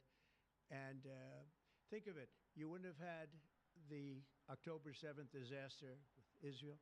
You wouldn't have had Russia and Ukraine, because that would have never happened. You wouldn't have had inflation. You wouldn't have had the type of withdrawal from Afghanistan that you witnessed, which was probably one of the primary reasons that Russia went into Ukraine. They saw that mess, how badly it was handled. They said, wow, this is a paper tiger. That was handled by incompetent people. But that wouldn't have, we would have been out, but we would have kept Bagram, the big air base, which is 1 hour away from China where they make their nuclear weapons. Would have been nice to have it, but now, you know who has it now? China has it. And so an honest election, and we wouldn't have had inflation. You had the record-setting inflation. We wouldn't have had inflation. I want to thank everybody for being here. I want to congratulate Hyundai, a great company, and we will do everything possible. And I will say you picked a fantastic state. Really with tremendous people and tremendous leaders. And Speaker, I want to thank you for doing a great job. You and Steve, thank you very much. Yes, appreciate it, Steve. Thank you very much. Thank you. Thank you, everybody. Thank you. Violated the Espionage Act, sir? Thank you very much, everybody. If you get a briefing on that, would you let us know, please? Thank you. Thank you. Good to see you. Yeah. No worries, man. Thank you.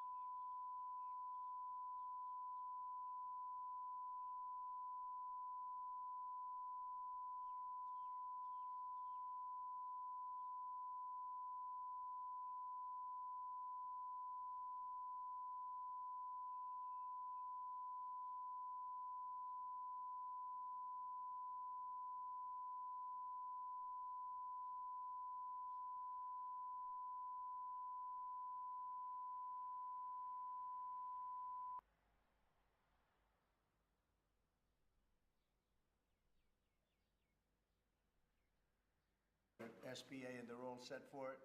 They're waiting for it. It'll be serviced much better than it has in the past. It's been a mess. And also, Bobby Kennedy, the Health and Human Services, will be handling special needs and all of the nutrition programs and everything else. Rather complex, but that's going to be headed by and handled by Health and Human Services. So I think that'll work out very well. Those two elements will be taken out of the Department of Education, and then all we have to do is get the students to get guidance from the people that love them and cherish them, including their parents, by the way, who will be totally involved in their education, along with the boards and the governors and the states. And it's going to be a great situation. I guarantee that in a few years from now, I hope I'm going to be around to see it, but I think we're going to see a lot of it. I think that you're going to have tremendous results. You're going to have results like Norway, Sweden, Denmark, a lot of the countries that do so well. I think you're going to have a lot of those results. If you look at Iowa and Indiana and Idaho, so many places that run so well, Florida, Texas, big ones, you're going to have great education, much better than it is now at half the cost. And we're not even doing it as a cost item, although you will save probably half, maybe more than that. And you're not going to be at the bottom of the list. You're going to be much higher. And maybe you'll be, I will guarantee, some of the states will be at the top of the list. They'll be comparable or better than these number 1, 2, 3, 4, 5 countries, the countries that are in the top 5 positions. So that's, to me, it's very exciting, and it's been received very well. So I just wanted to tell you about the student loans and special needs. But we're here for a reason today that is very exciting, and I'm thrilled to announce that at my direction, the United States Air Force is moving forward with the world's first 6th generation fighter jet. Number 6, 6th generation. Nothing in the world comes even close to it. And it'll be known as the F-47. The generals picked a title, and it's a beautiful number, F-47. It's something the likes of which nobody has seen before in terms of all of the attributes of a fighter jet. There's never been anything even close to it, from speed to maneuverability to what it can have to payload. And this has been in the works for a long period of time. After a rigorous and thorough competition between some of America's top aerospace companies, the Air Force is going to be awarding the contract for the next generation air dominance platform to Boeing. As you know, it was highly competed for. There was a lot of competition, generals, and it's been going on for a long time. Very, very tough competition, but this plane is produced numbers that nobody's ever seen before. The F-47 will be the most advanced, most capable, most lethal aircraft ever built. An experimental version of the plane has secretly been flying for almost 5 years, and we're confident that it massively overpowers the capabilities of any other nation. There's no other nation. We know every other plane. I've seen every one of them, and it's not even close. This is a next level. You know, level 5 is good. This is level 6, they say. The F-47 is equipped with state-of-the-art stealth technology. It's virtually unseeable and unprecedented power. It's got the most power of any jet of its kind ever made. Maneuverability, likewise, is there's never been anything like it, despite the power and speed. Its speed is top. It's over 2, which is something that you don't hear very often. America's enemies will never see it coming. Hopefully we won't have to use it for that purpose, but you have to have it. And if it ever happens, they won't know what the hell hit them. A new fleet of these magnificent planes will be built in the air during my administration over the next couple of years. It's ready to go. They've already built much of what has to be built in terms of production, including the sheds. We'll ensure that the USA continues to dominate the skies. We've given an order for a lot. We can't tell you the price because it would give way to some of the technology and some of the size of the plane, good-sized plane. This contract also represents a historic investment in our defense industrial base, helping to keep America at the cutting edge of aerospace and technology. Our allies are calling constantly. They want to buy them also, and certain allies will be selling them, perhaps toned-down versions. We like to tone them down about 10%, which probably makes sense because someday maybe they're not our allies, right? But I would like to ask Secretary Hegseth, who's doing a fantastic job. He's really been very inspiring in so many ways. And I must say that before he speaks, we have had record people wanting to join our military in the last 2.5 months, literally since this, I think probably since the election, November 5th, but especially since we came to office and since I announced Pete. He's young, he's smart, he's strong, he loves it, and they love him. But we've had record numbers of people wanting to join our military. Now, if you go back 6 months, it was the exact opposite. You had record numbers of people not wanting to join the military. Now you have record numbers of people wanting to be in our military, and that's a great honor. That shows you we're really on the right track. So, Pete, maybe say a few words. Sure. Please. Well, Mr. President, this is a big day. This is a big day for our warfighters. This is a big day for our country, a big day in the world. The name of this program is the Next Generation of Air Dominance. And Mr. President, because of your leadership, your clarity, America is going to have generations in the future of air dominance because of this 6th generation fighter. We've had the F-15, we had the F-16, the F-18, the F-22, the F-35. Now we have the F-47, which sends a very direct, clear message to our allies that we're not going anywhere, and to our enemies that we will be able to project power around the globe unimpeded for generations to come. Mr. President, this is a gift to my kids and your kids, to my grandkids and your grandkids. This is a historic investment in the American military, in the American industrial base, in American industry that will help revive the warrior ethos inside our military, which we're doing, rebuild our military, which the previous administration did not do, by the way, Mr. President. They paused this program and were prepared to potentially scrap it. We know this is cheaper, longer range, and more stealthy. President Trump said we're reviving it and we're doing it. And then we are also going to reestablish deterrence. Under the previous administration, we looked like fools. Not anymore. President Trump has reestablished American leadership. The F-47 is part of it. And Mr. President, thank you for having the courage to do it and leading the way for all our warfighters. Thank you very much, Pete.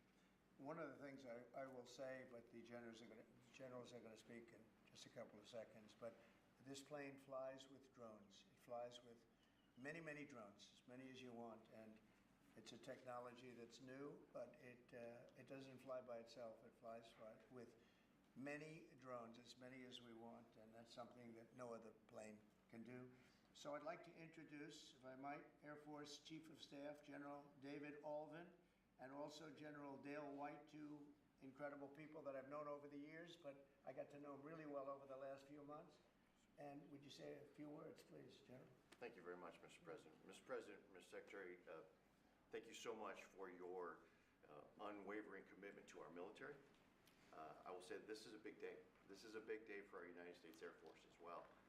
You know, air dominance is not a birthright, but it's become synonymous with American air power. But air dominance needs to be earned every single day. And since the earliest days of aerial warfare, brave American airmen have jumped into their machines, taken to the air, and they've cleared the skies. And whether that be clearing the skies so we can rain down destruction on our enemies from above, or we can clear the path to the ground forces below. That's been our commitment to the fight, and that's really been our promise to America. And with this F-47 as the crown jewel in the Next Generation Air Dominance family of systems, we're going to be able to keep that promise well into the future. I also want to thank everyone from industry and within government, our engineers, who have worked tirelessly on this program to bring it where we are right now today. This shows that American talent, American skill, and American determination are second to none because this platform is second to none. So we believe that this provides more lethality, It provides more capability, more modernized capability in a way that is built to adapt.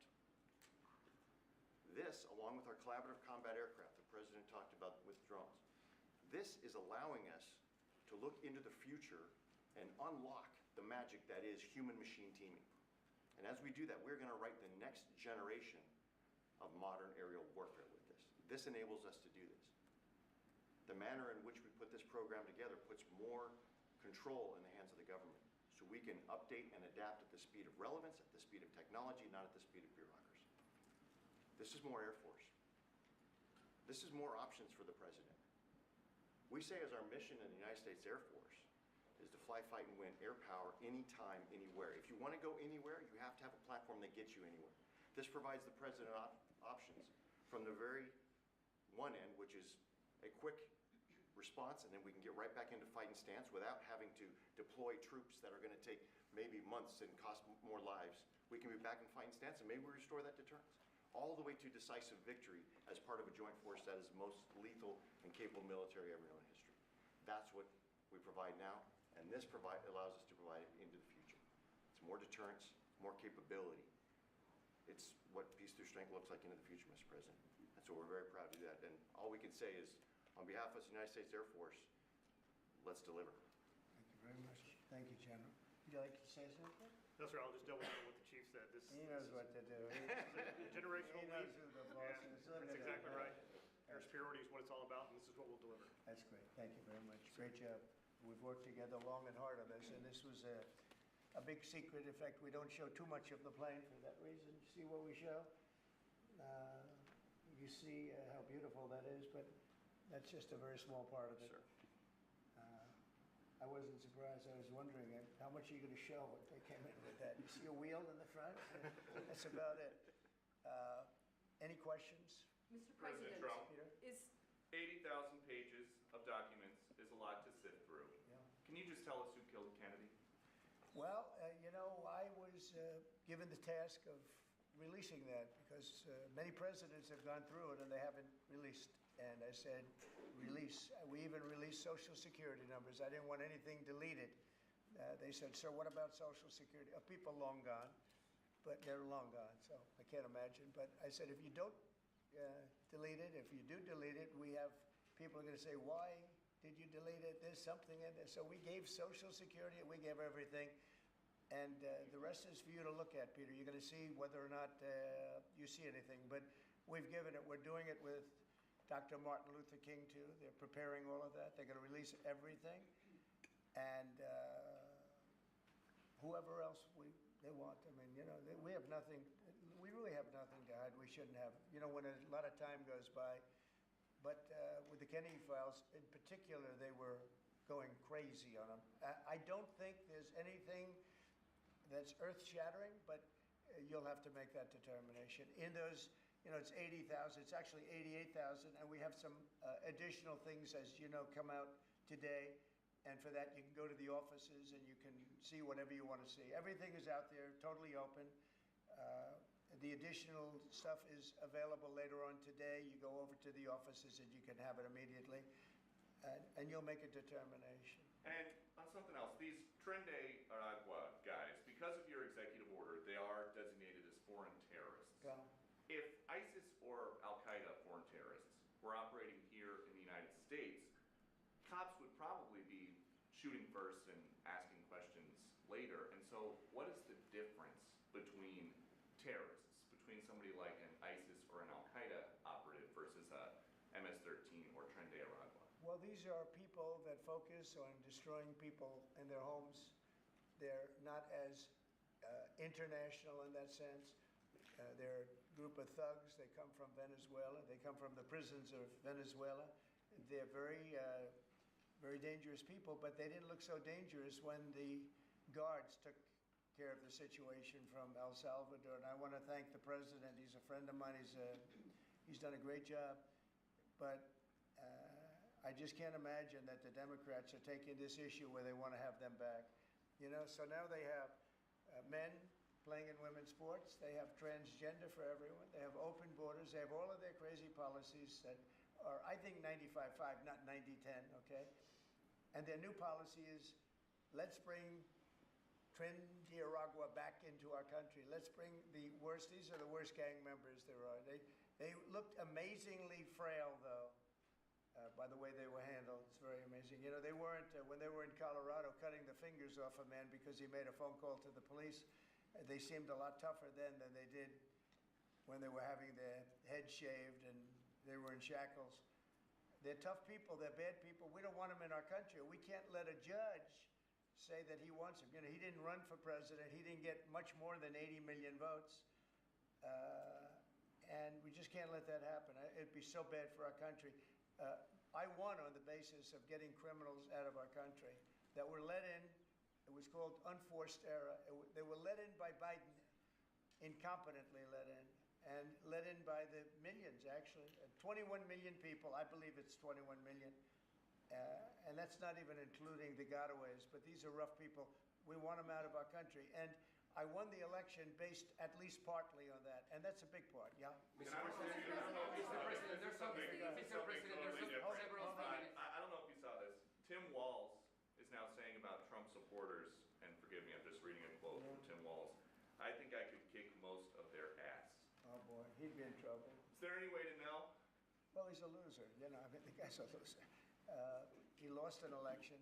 He played a part. You know, usually a vice president doesn't play a part, they say. I think Tim played a part. I think he was so bad that he hurt her. But she hurt herself, and Joe hurt them both. They didn't have a great group, but I would probably put him at the bottom of the group. Have you heard that Biden wants to get back involved for Democratic politicians, fundraising and campaigning against your policies? I hope so. I hope so. Mr. President, there are several families. Mr. President, there are families from some of the people. I'm with La Nación newspaper from Argentina. There are families from some of the people that were on those flights to El Salvador that claim that they're not criminals, they're not members of Tren de Aragua, of MS-13. What can you tell them, and what guarantees can you give them that everyone in those planes were actual criminals, terrorists, as you said? Well, I was told that they went through a very strong vetting process, and that that will also be continuing in El Salvador. And if there's anything like that, we would certainly want to find out. But these were a bad group. This was a bad group, and they were in bad areas, and they were with a lot of other people that were absolutely killers, murderers, and people that were really bad with the worst records you've ever seen. And but we will continue that process, absolutely. We don't want to make that kind of a mistake. Is the U.S. planning to give up the position of NATO's Supreme Allied Commander, and if so, why? NATO is something that I saved. NATO was gone until I came along. In fact, the previous Secretary General, very good man, both of them are good. The current man is fantastic. But both of them have said, if it wasn't for Trump, you wouldn't even have a NATO, because we were paying the cost of almost all of the countries. And now they're paying. I said, we're not going to do this. We're not going to continue. You hurt us on trade. You do bad things on trade. And then on top of it, we're supposed to pay for your military. And because of what I did, hundreds of billions of dollars flowed into NATO by countries that just weren't paying. They were delinquent. They weren't paying their bills. So NATO is solid. They're strong. But they have to treat us fairly. Are we going to give up the... Because, look, without us, NATO's not the same thing. And I can tell you, I've been having very good discussions, as you know, with President Zelensky and with President Putin. And President Putin will tell you that without the United States, he wouldn't be worried. But he is worried when the United States is involved. And I have to tell you, I've dealt very well with both gentlemen, and we have, I think we have the confines of a deal. I hope we have the confines of a deal. I'm doing it for two reasons. Number one, and by far most importantly, thousands of young people, and they're not American people, they're Russian and they're Ukrainian, are being killed every week, thousands a week. And also the United States has paid, because of Biden, $350 billion on a war that should have never happened. If we had a competent president in this, sitting right here, that war would have never happened. It would have absolutely never happened with me. And it didn't happen. For 4 years, it didn't happen. Mr. President, do you think you have the authority, the power to round up people, deport them, and then you're under no obligation to a court to show the evidence against them? Well, that's what the law says, and that's what our country needs, because we were unfortunately, they allowed millions of people to come into our country, totally unvetted, totally unchecked. So you ought to ask, did he have the authority to allow millions of people? Did Biden have the authority to do something that's unthinkable?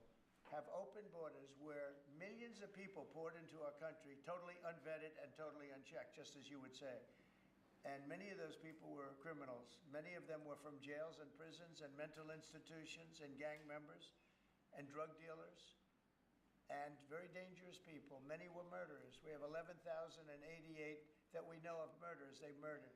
Of that number, at least half killed more than one person. They're in our country. They're in a location near you. Biden allowed that to happen to our country. And his people that really ran the country.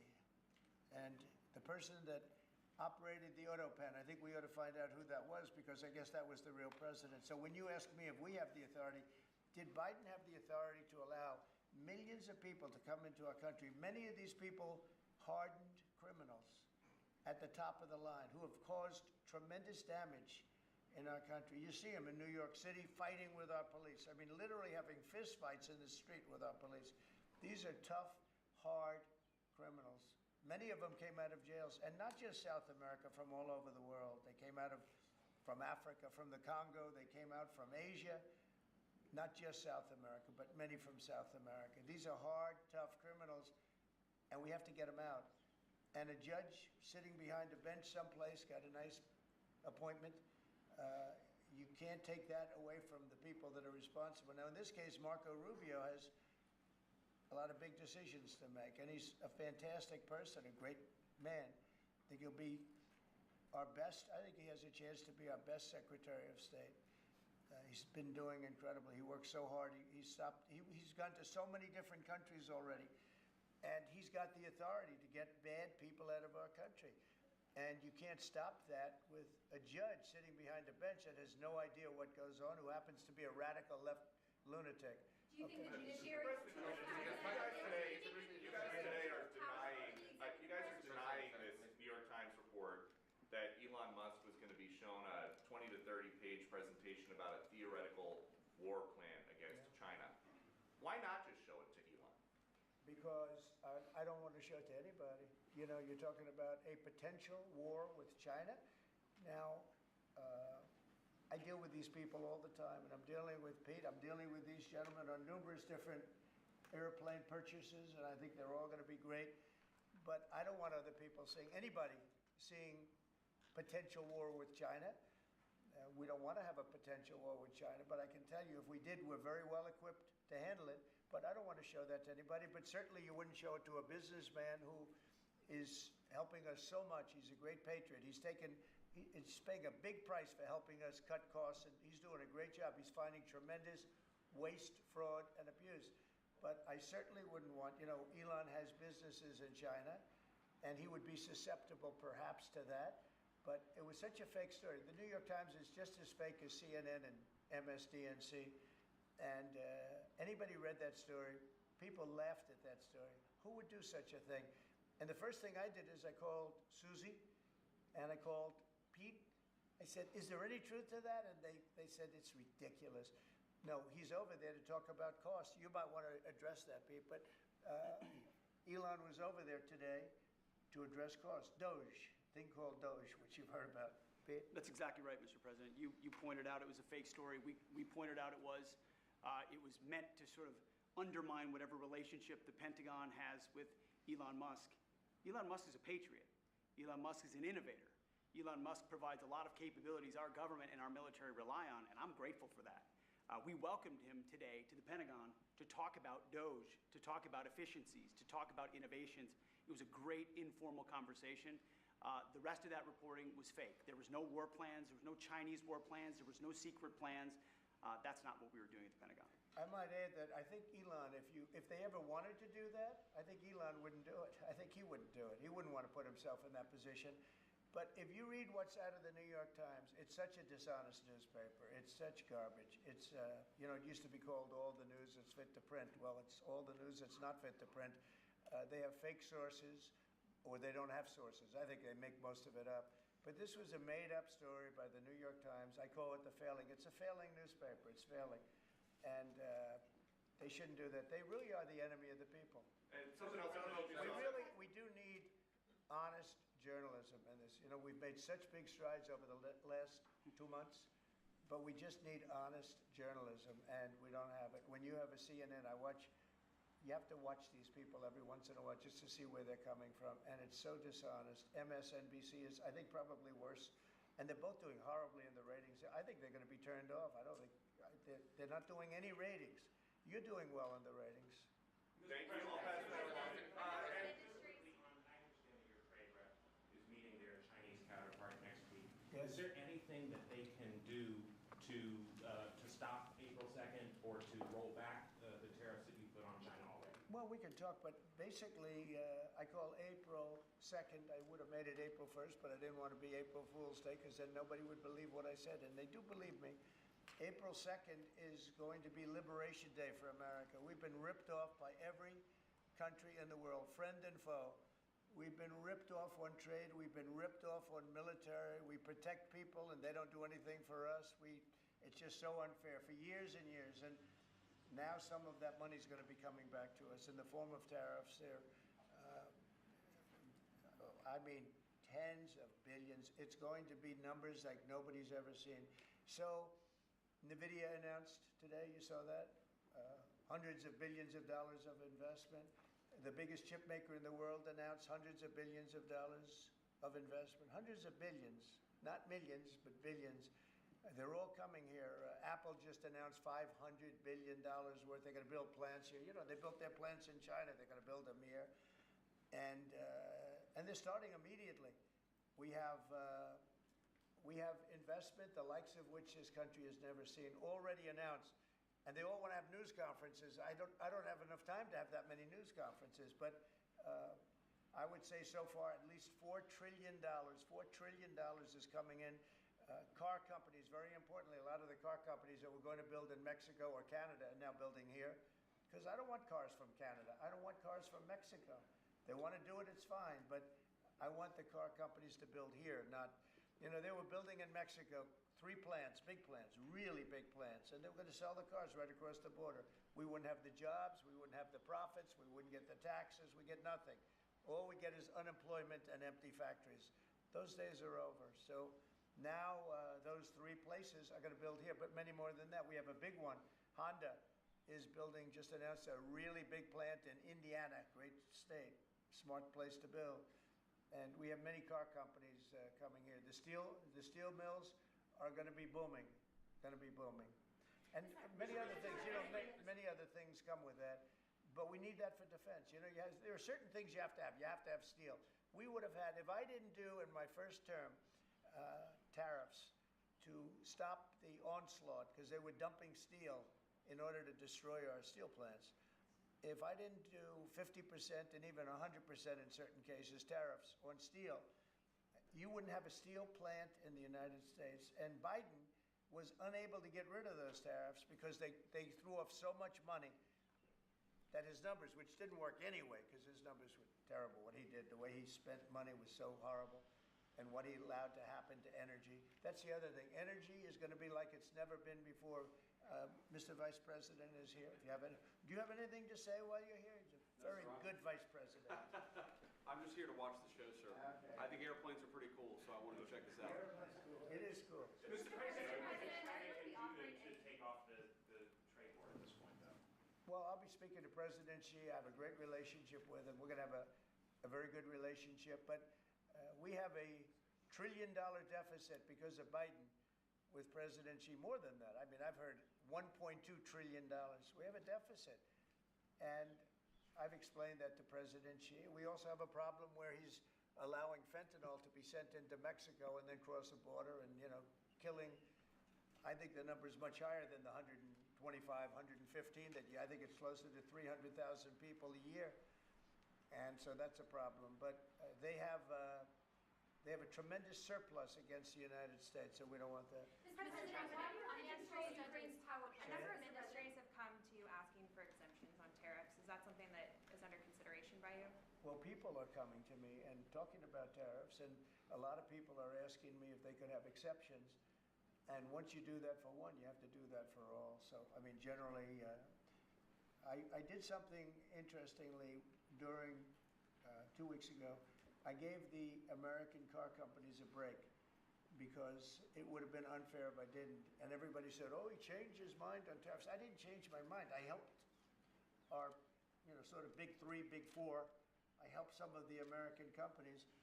And instead of taking it properly, they said, oh, he changed it. I don't change. But the word flexibility is an important word. Sometimes there's flexibility. So there'll be flexibility. But basically, it's reciprocal. So that if China's charging us 50% or 30% or 20%, and I don't mean China, I mean anybody, any country, Canada. Nobody knows that Canada's charging our dairy farmers. They have 270% tariffs. Nobody knows that. Nobody knows that. They have up to 400%.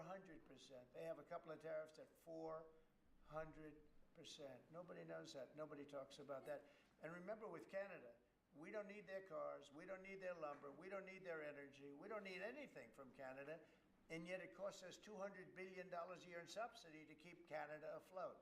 So when I say they should be a state, I mean that. I really mean that. Because we can't be expected to carry a country that is right next to us on our border. It would be a great state. It would be a cherished state. The taxes for Canadian citizens would go down in less than half. They don't spend money on military because they think we're going to protect them. There are many things that they do, like icebreakers. They want us to provide icebreakers for them. Oh, that's wonderful. So the Canada, they're very tough traders too. I want to just tell you, of all the people, they're tough traders. They trade very tough. And, the expression I use is, some people don't have the cards. I used that expression about a week and a half ago, right? Somebody was negotiating who didn't have the cards, who's now, I think, saying that he wants to do it, and I think we're going to have a big deal on that very special something. We got to make a deal on that. But Canada has been a very nasty negotiator against the United States, took advantage of the United States for a long time. But nobody knows that they were getting 270% tariffs on dairy products. Mr. President, follow up on Canada, and I don't think I've heard you say this in all of the talk about Canada becoming the 51st state. Are you concerned that if they became the 51st state, they would be a very, very blue state? Very, very big and very, very blue. No, there might be, but it would. You have that artificial line that goes, that straight artificial, that looked like it was drawn by a ruler. Somebody with I don't mean a ruler like a king, I mean like a ruler, this way. And it's just an artificial line that was drawn in the sand or in the ice. And and can I tell you, Peter, just, you add that to this country, what a beautiful landmass, the most beautiful landmass anywhere in the world. And it was just cut off for whatever reason. It would be great. Now, is it liberal? Maybe. But, a conservative until I got involved, because I don't care who wins up there. I frankly probably would do better with the liberal than the conservative, if you want to know the truth. But just a little while ago, before I got involved and totally changed the election, which I don't care about, probably it's to our advantage, actually. But the conservative was leading against, I call him Governor Trudeau. The conservative was leading by 35 points. So, so I don't know about that. I think Canada is a place like a lot of other places. If you have a good candidate, the candidate's going to win. And I don't know if you've seen this, but the two astronauts that you just helped save from space, they didn't get any overtime pay for all that extra time. They got $5 a day per diem. For 286 days, that is $1,430 in extra pay. Is there anything the administration can do to get them, to make them whole? Well, nobody's ever mentioned this to me. If I have to, I'll pay it out of my own pocket, okay? I'll get it for them. I'll take care of that. I like that. I think I'll pay it right out of my... Is that all? That's not a lot for what they had to go through. And I want to thank Elon Musk, by the way, because think if we don't have him. There's only so long, even though they're in the capsule up there, that the body starts to deteriorate after 9 or 10 months. And gets really bad after 14, 15 months with the bones and the blood and all the things that you've been reporting on very well. And if we don't have Elon, They could be up there a long time. Who else is going to get them? And I just want to thank him. He's going through a lot, what they're doing to him. And these people are going to be caught, and they're going to be caught, and they're going to be prosecuted. And from what they tell me, I see this just by watching your programs and reading the news, but from what they tell me, they could get 20 years in jail, and they'll get it. I'll tell you, there's going to be no leniency, and there'll be no pardons. I can tell you that right And you now. said this morning 20 years in jail, and then maybe you said this morning 20 years in jail, and then maybe they'll go to one of these prisons in El Salvador. Do you think with the way that the judges have been issuing injunctions, it would be easier or harder to send these Tesla domestic terrorists to a jail in El Salvador than these MS-13 or Tren de Aragua guys? Well, I view these people as terrorists just like others. When I looked at those showrooms burning and those cars, not one or two, like 7, 8, 10 burning, exploding all over the place. These are terrorists. You didn't have that on January 6th, I can tell you. You didn't have anything like that on January 6th, which is sort of amazing because on January 6th, the Democrats were talking. Nobody was killed other than a very beautiful young woman, Ashley Babbitt. Nobody was killed. And you look at what's going on now with these terrorists. These are terrorists, and that's an organized event. You know, take a look at their signs. Take a look. They're all made by the same sign company. A nice, expensive job. Now, these are the people that finance it are, in my opinion, in just as big a trouble as the people that are setting the match and setting the fires. So we'll see. It's under very serious investigation by the FBI and by the Justice Department. These people are terrorists. Okay. Yeah, go ahead behind you, please. Mr. President, what do you say to American military families who are seeing Elon Musk at the Pentagon today, are hearing about Defense Department cuts, and their thoughts are immediately going to the safety of their loved ones who are currently deployed? Well, we're making our country strong. And when they see a thing like that and they hear that story about Elon and China, what they should do is realize that the New York Times is a corrupt institution, because I think they're the ones. They knew that story wasn't true. Nobody believed that story. People that, when I first called, they laughed when they heard the story. Nobody believed it. That the Pentagon was giving him a briefing on what war with China would look like, and he has business. No, they made that up because it's a good story to make up. They're very dishonest people. Look, I have it with the Times, and you'll see more and more of it. To me, it's a very dishonest organization. But a story like that is made up. It's total fiction. And I just wanted to make sure. I called up Chief of Staff and I called up Pete. And I said, is there any truth to that? Absolutely not. He's there for Doge, not there for China. And if you ever mentioned China, I think he'd walk out of the room. He wouldn't take it anyway. So it's just a made-up story. Nobody's taking better care of the military. One of the things that I know that Pete's doing is he's talking about a lot of the civilian staff, and we're going to get them other jobs. You know, we're going to have a lot of jobs in this country, but we don't want to have wasteful jobs. We want to have meaningful jobs. And those were wasteful jobs. Those are jobs that not only military, but jobs where people don't show up. You take a look at Department of Education. I've never seen so many buildings with the names on it. You go past one after another Department of Education, and they're empty. The people don't show up. You know why? Because they have other jobs, because they're playing golf, or they're playing something, they're doing something. And we have a lot of great people, but we have to move that back to the States. We're going to make our country strong, and we're going to get people much better jobs, because we have companies moving into our country, the likes of which we've never seen before. Nothing like this has happened. And it's automatic. They don't want to pay the tariffs. How do you avoid paying the tariffs? You build your plant in the United States, and it's a beautiful thing to see. I see it. So far, I would say $4 trillion. Nobody's ever heard of them. No country's ever heard of numbers like that. $4 trillion, and those are the best ones. The biggest, best chip maker in the world. I'm not a fan of the CHIP Act, where you give billions of dollars away to companies that don't need it, and it won't bring them here. I'm giving nothing away. All they're doing is coming here. They're building because they want to avoid. Remember this on the tariffs, too, because that's going to be, Liberation Day, April 2nd. It's reciprocal. If they charge us, we charge them. So somebody say, well, how much are the tariffs? very fair if India, as an example, has been very bad to us on tariffs. They charge 100%, 200%, whatever they charge. Now, Europe just announced they're lowering the tariffs on cars. You know, we charge like a joke, 2.5%. That's what this country charges. Europe just announced that they're reducing their tariffs on cars to 2.5%. It's nice. But they also have non-monetary tariffs where they make it impossible for the cars to get in even without the dollars on them and the dollar signs.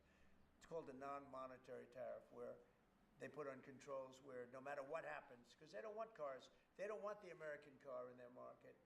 And yet they send us millions of cars. They send us big agriculture. They don't want our agriculture. They don't want anything from us.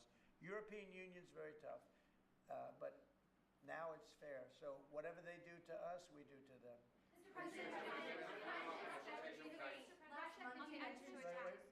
Russia continues to attack Ukraine.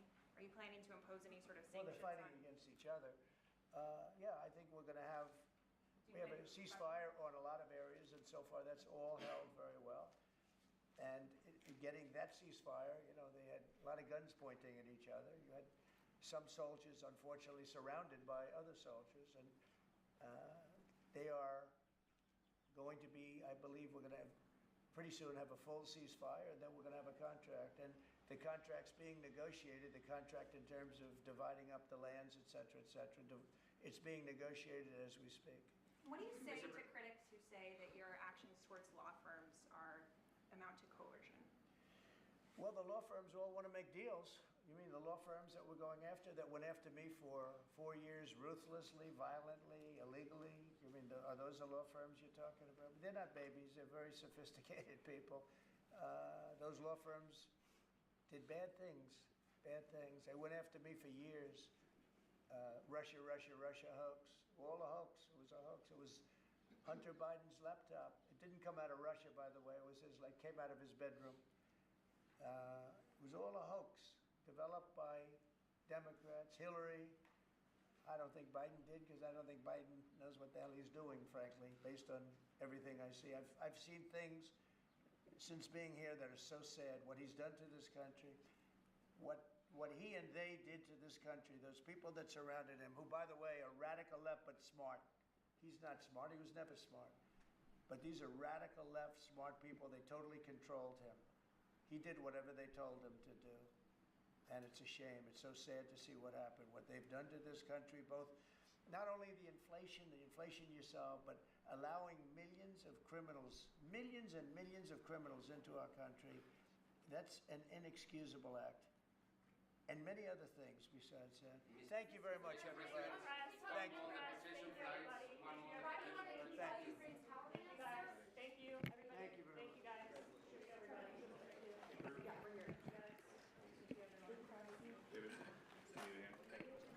Good question.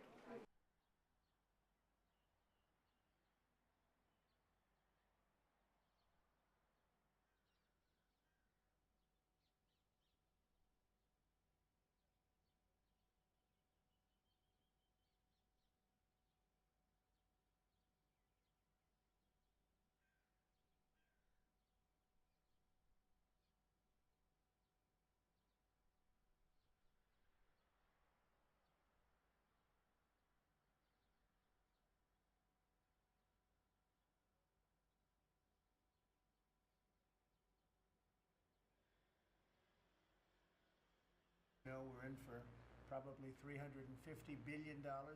Europe is in for $100 billion. And that's a big difference. So we're in for probably 3 times as much, and yet it's very important to everybody, but Europe's very close. We have a big ocean separating us, so it's very important for Europe, and they hopefully will step up and do maybe more than they're doing, and maybe a lot more. The previous administration put us in a very bad position, but we've been able to make a deal where we're going to get our money back, and we're going to get a lot of money in the future, and I think that's appropriate because we have taxpayers that shouldn't be footing the bill, and they shouldn't be footing the bill at more than the Europeans are paying. So it's all been worked out. We're happy about it, and I think that Very importantly, we're going to be able to make a deal. Most importantly, by far, we're going to make a deal with Russia and Ukraine to stop killing people. They'll stop killing young Russian soldiers and young Ukrainian soldiers and other people in addition in the towns and cities. And we will consider that a very important thing and a big accomplishment because it was going nowhere until this administration came in. They hadn't spoken to President Putin in 2 years. And so we'll keep you advised. Before we begin the cabinet, I'd like to have Scott and a couple of people say a few things, but most importantly, where are you? This is a gentleman who's going places, the head of HUD, and he's going to say, you all know him, and you're going to say grace, and then we'll have our meeting, right? Thank you very much. Thank you, Mr. President. Let's pray. Father, we thank you for this awesome privilege, Father, to be in your presence. God, thank you that you've allowed us to see this day. The Bible says that your mercies are new every morning. And Father God, we give you the glory and the honor. Thank you, God, for President Trump, Father, for appointing us. Father God, thank you for anointing us to do this job. Father, we pray you'll give the President, the Vice President wisdom, Father God, as they lead. Father, I pray for all of my colleagues that are here around the table and in this room. Lord God, we pray that we would lead with a righteous clarity. Father God, that as we serve the people of this country in every prospective agency, every job that we have, Father, we would humble ourselves before you and we would lead in the manner that you've called us to lead and to serve. Father, the Bible says that blessed is the nation whose God is the Lord. Well, Father, we today honor you, and in your rightful place, Father, thank you for giving us this opportunity to restore faith in this country and be a blessing to the people of America. And Lord God, today in our meeting, we pray that you will be glorified in our conversation. In Jesus' name, amen. Scott, that was a very good job you did. You've done that before, haven't you? So Scott Turner's a terrific young guy. He's heading up HUD, and he's going to make us all very proud, right? Thank you, Mr. President. Thank you very much. Great job. In just over 1 month, illegal border crossings have plummeted by numbers that nobody's actually ever seen before. It's much more than 100%. And we've unleashed American energy at levels that will soon be reported. But we think we're going to get it going very quickly. We have incredible people on the energy front. I think we have really great people on every front. I'll let you know if they're not good, but I think they really are. And we're fighting every day to get the prices down. The inflation is stopping slowly, but part of the reason it's stopping is because of high interest rates and other problems that we inherited. But we have to get the prices down, not the inflation down, the prices of eggs and various other things. Eggs are a disaster. The Secretary of Agriculture is going to be showing you a chart that's actually mind-boggling what's happened, how low they were with us and how high they are now. But I think we can do something about it, Madam Secretary, and I think you're going to do a fantastic job in that position. One of the most important initiatives is DOGE, and we have cut billions and billions and billions of dollars. We're looking to get it maybe to $1 trillion. If we can do that, we're going to start getting to be at a point where we can think in terms of balancing budgets, believe it or not, something you haven't heard in many, many years, decades actually. And it's a big, whether it's this year or next year, I think we'll be very close to balancing budgets. And the DOGE is very important. And Elon is here to give you a summary of what's happening, some of the things they found, some of the horrible things they found, some of the theft and fraud, and we call it waste and abuse, but a lot of fraud, and probably some fraud that we're not going to be able to prove is fraud, but when you hear the names and the places where this money's going, it's a disgrace.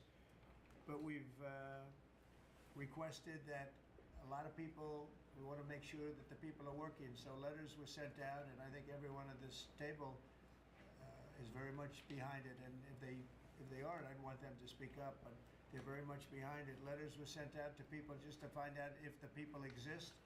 Do they work? Who do they work for? Where are they? You know, where have they been working? Have they been working for other companies or other entities at all? Or being paid by the government, so they have 2 jobs, but they're supposed to have 1. And the letter asks some simple questions like, what have you done lately? And if they can answer that, because I can tell you everything I've done for the last long period of time, a lot more than a week. And in many cases, we haven't gotten responses. Usually that means that maybe that person doesn't exist, or that person doesn't want to say they're working for another company while being paid by the United States government. So there's a lot of interesting things. It's very unique, but we have a very unique situation because we have a lot of people that were scamming our country. We have a lot of dishonest people. We have a lot of people that took advantage of a lot of different situations, and we're not going to let that happen. So I'm going to ask if it's possible to have Elon get up first and talk about Doge, because it seems to be of great interest to everyone.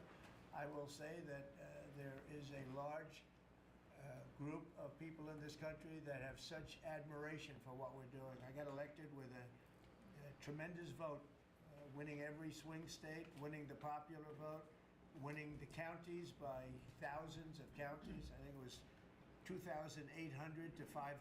2,800 counties to 500 counties. Think of that. And so we have a mandate to do this, and this is part of the reason I got elected. I got elected based on taxes and based on many things in the border, but also based on balancing budgets and getting our country back into shape, and this is a big part of it.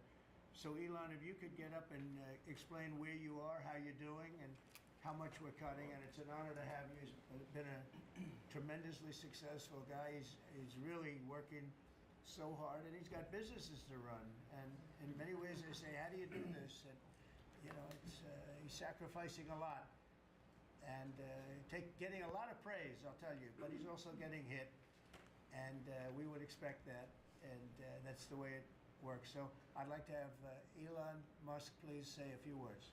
Well, thank you, Elon. Thank you, Mr. President. I actually just call myself a humble tech support here because this is actually, as crazy as it sounds, that is almost a literal description of the work that the Doge team is doing, is helping fix the government computer systems. Many of these systems are extremely old. They don't communicate. There are a lot of mistakes in the systems. The software doesn't work. So we are actually tech support. It's ironic, but it's true. The overall goal here with the Doge team is to help address the enormous deficit. We simply cannot sustain as a country $2 trillion deficits. The interest rates, just the interest on the national debt, now exceeds the Defense Department spending. We spend a lot on the Defense Department, but we're spending like over $1 trillion on interest. If this continues, the country will become de facto bankrupt. It's not an optional thing, it is an essential thing. That's the reason I'm here. And taking a lot of flack, and getting a lot of death threats, by the way. I mean, I like to stack them up, you know. But if we don't do this, America will go bankrupt. That's why it has to be done. I'm confident at this point, knock on wood, you know, knock on my wooden head, there's got a lot of wood up there, that we can actually find $1 trillion in savings. That would be roughly 15% of the $7 trillion budget. And obviously that can only be done with the support of everyone in this room.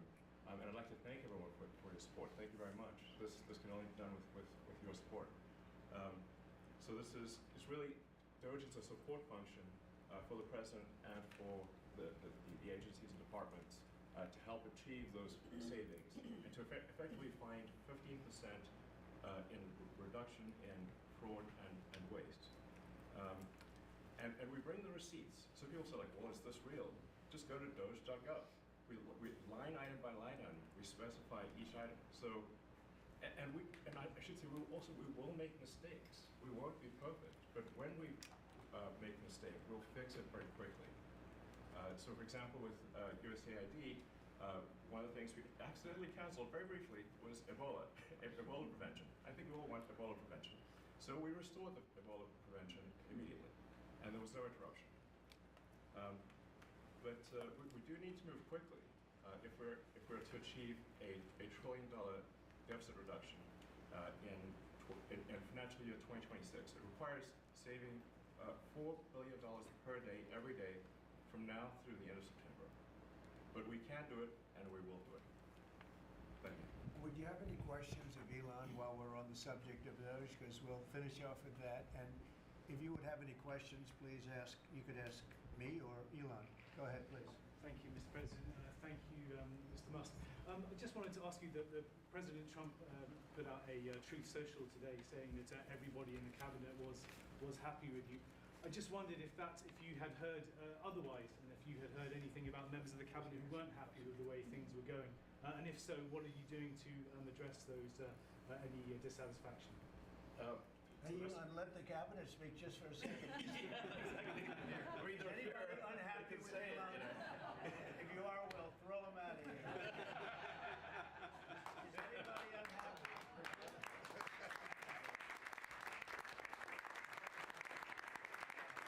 They have a lot of respect for Elon and that he's doing this, and some disagree a little bit, but I will tell you, for the most part, I think everyone's not only happy, they're thrilled. So go ahead, Elon. Grateful. And President Trump has put together, I think, the best cabinet ever. Literally. So, and I do not give false praise. This is an incredible group of people. I don't think that such a talented team has actually ever been assembled. I think it's literally the best cabinet that the country has ever had, and I think the company should be incredibly appreciative of the people in this room. Mr. Musk. Go ahead, please. Yeah. Mr. President, thank you, Mr. Musk. Are there about half of the government employees so far appear to have responded to your request for what they've been doing over the past week? Is there a timeline in place for next moves for people being fired, and when can people expect to see results from that? Yes. Well, to be clear, I think that email perhaps was misinterpreted as a performance review, but actually it was a pulse check review. Do you have a pulse? Do you have a pulse and 2 neurons? So if you have a pulse and 2 neurons, you can reply to an email. This is, I think not a high bar, is what I'm saying. Anyone can accomplish this. But what we are trying to get to the bottom of is we think there are a number of people on the government payroll who are dead, which is probably why they can't respond. And some people who are not real people, like they're literally fictional individuals that are collecting paychecks. Well, somebody's collecting paychecks on a fictional individual. So we're just literally trying to figure out, are these people real? Are they alive? And can they write an email? Which I think is a reasonable expectation for the American public would have at least that expectation of someone in the public sector. Mr. Musk, roughly 1 million employees. It's not a high bar, guys. Come on. Roughly 1 million employees have responded so far to this email. Does that mean that the remaining 1 million or so federal employees now risk being terminated? And is it your understanding and expectation when you post a directive on X that the cabinet secretaries will follow that order? Because several agencies have instructed employees that this is voluntary or not to respond. Yeah. Well, I guess it was like last week, the president encouraged me via Truth Social and also via phone call to be more aggressive. And I was like, okay, yes, sir, Mr. President, we will indeed do that. The president is the commander-in-chief. I do what the president asks. And I said, can we send out an email to everyone just saying, what did you get done last week? And the president said yes, so it did that. We got a partial response. We're going to send another email. But our goal is not to be capricious or unfair. We want to give people every opportunity to send an email. And the email could simply be, what I'm working on is too sensitive or classified to describe. Like literally that would be sufficient. I think this is just common sense. And what is your target number for how many workers, employees you're looking to cut total? We wish to keep everyone who is doing a job that is essential and doing that job well. But if the job is not essential or they're not doing the job well, they obviously should not be on the public payroll. I'd like to add, wait a minute. I'd like to add that those million people that haven't responded, though, Elon, they are on the bubble. I wouldn't say that we're thrilled about it. They haven't responded. Now, maybe they don't exist. Maybe we're paying people that don't exist. Don't forget, we just got here. This group just got here. But those people are on the bubble, as they say. You know, maybe they're going to be gone. Maybe they're not around. Maybe they have other jobs. Maybe they moved and they're not where they're supposed to be. A lot of things could have happened. I wouldn't say that Biden ran a very tight administration. They spent money like nobody's ever spent money before, wasted money. The Green New Scam, all of the different things they spent money on. And you've seen that. We've seen that with some of the things that I read at speeches. I read them and people can't believe when I read them. 20 million here, 30 million here for, you know, a little educational course on something. Circumcision, right? Circumcision. $20 million to inform the people of such and such a country on other things and other things other than that. So, yeah, those people are, right now we're trying to find out who those people are that haven't responded. Now, there'll be some agencies, like Marco has people within state that are right now doing very classified, very confidential work, and we understand that, and we've talked, and, you know, we're being a little more surgical. And Marco's doing a lot of things himself. And some of the secretaries we're going to be going to them. We're going to be talking about it today. We're going to ask them to do their own DOJ. In other words, they'll look in their group and I spoke with Lee Zeldin, and he thinks he's going to be cutting 65% or so of the people from environmental. And we're going to speed up the process too at the same time. You had a lot of people that weren't doing their job. They were just obstructionists, and a lot of people that didn't exist, I guess, Lee, too. We found a lot of empty spots that the people weren't there. They didn't exist. I think education is going to be one of those. You go around Washington, you see all these buildings for the Department of Education. We want to move education back to the states where it belongs. Iowa should have education. Indiana should run their own education. You're going to see education go way up. Right now, we're ranked at the very bottom of the list.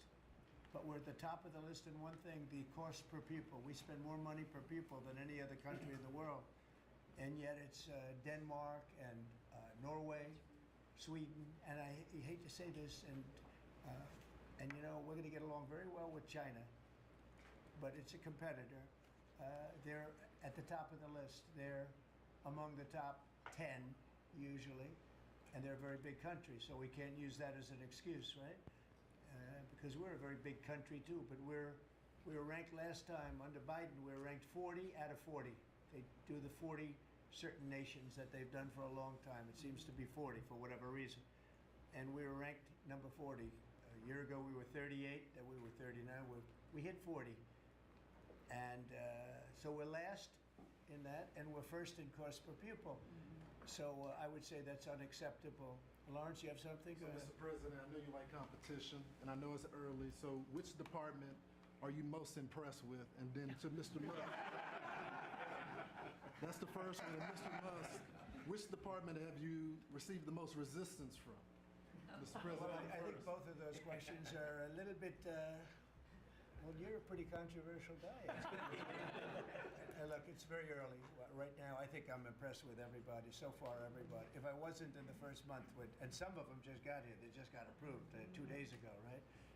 But I think I'm very impressed with everybody. So far, I'm very happy with all of the choices. I think that Elon has done incredibly with some groups, and some groups are much easier than others. It is true. State is a, you know, very difficult situation. We're right now negotiating very successfully, I think, with Russia and with Ukraine, and we have a lot of countries involved, and we have to be a little bit careful what we do and who we're terminating. But Marco is doing that I think he's going to be very precise. It's going to be, we're cutting down government. We're cutting down the size of government. We have to. We're bloated. We're sloppy. We have a lot of people that aren't doing their job. We have a lot of people that don't exist. You look at Social Security as an example. I mean, you have so many people in Social Security where, if you believe it, they're 200 years old. And what we're doing is finding out, are checks going out for that? And is somebody cashing those checks who's maybe 35 years old, okay? So there's a lot of dishonesty, there's a lot of fraud. But I think at this moment, I'll take Elon off the spot. I think that he's impressed. He said it very well, better than I can say it, that he's impressed with the people in this room, very impressed. And I am too, and it's too early to say, but I think everybody's on board. They all know. We want to balance a budget. We want to have a balanced budget within a reasonably short period of time, meaning maybe by next year or the year after, but maybe even sooner than that. Mr. President, your number one issue was the border. We just got new information that they're doxing our federal agents. They're putting their personal information out there, these activists, and they're disrupting the operation. So you got Trinidad Aga running all Well, we across have the country. activists, that's true. And So what are we going to do about the activism? Yeah, a lot of those activists are acting illegally, and we'll give that to our Attorney General, and she'll take a look at that very strongly. But we also having tremendous support from Border Patrol, from ICE. The ICE agents have been unbelievable. Border Patrol, their leadership at Border Patrol has been incredible, and they're working very well. And as you know, and I saw you reporting it this morning, actually, we set records on the least number of illegal aliens coming in, migrants coming into our country that we've had in more than 50 years. And we did this all within a period of weeks because we took over a mess. The world was pouring in. And remember, they were coming in from jails and prisons and mental institutions and insane asylums, and they were gang members and drug dealers. Anybody wanted to come in, they came. And from not just South America, from all over the world. So it's amazing what they've done. And Christie and Tom Holman, the job they've done has been absolutely amazing. We set records for and we want people to come into our country, by the way, but they want to come in, they have to come in legally. I want that to be really understood. We want people in our country, but they have to come in legally. Can I follow on that, Mr. President, about the Trump Gold Card idea that you unveiled yesterday? I hope you like it. I await more information, but the question is, does this reflect a view on your part that the American immigration system has never been properly monetized as you feel it should be? Well, not so much monetized. It hasn't been properly run. I get calls from, as an example, companies where they want to hire the number one student at a school. A person comes from India, China, Japan, lots of different places, and they go to Harvard, the Wharton School of Finance, they go to Yale, they go to all great schools, and they graduate number one in their class, and they're made job offers, but the offer is immediately rescinded because you have no idea whether or not that person can stay in the country. I want to be able to have that person stay in the country. These companies can go and buy a gold card, and they can use it as a matter of recruitment. At the same time, the company is using that money to pay down debt. We're going to pay down a lot of debt with that. And I think the gold card is going to be used by not only for that. I mean, they'll be used by companies. I mean, I could see Apple. I've spoken with Tim Cook, and by the way, he's going to make a $500 billion investment in the country only because of the results of the election. And I think because of tariffs. He's going to want to be in the country because of tariffs. Because if you're in the country, there is no tariff. If you're out of the country, you got to pay tariffs. And that's going to be a great investment, I think, that he's making. I know it's going to be a great investment. But we have to be able to get people in the country, and we want people that are productive people. And I will tell you, the people that can pay $5 million, they're going to create jobs. They're going to spend a lot of money on jobs. They're going to have to pay taxes on that too. So they're going to be hiring people. They're going to be bringing people in and companies in. And I don't know, maybe it will sell like crazy. I happen to think it's going to sell like crazy. It's a bargain. But we'll know fairly soon. I think Howard and Scott, a few of you really are responsible for it. But Howard, if you want to discuss that for a couple of minutes, I think I'd like to have you. I think it's going to be a very successful program. This is commerce. So the EB-5 program, which has been around for many years, had investment of $1 million into projects in America. And those projects were often suspect. They didn't really work out. There wasn't any oversight of it.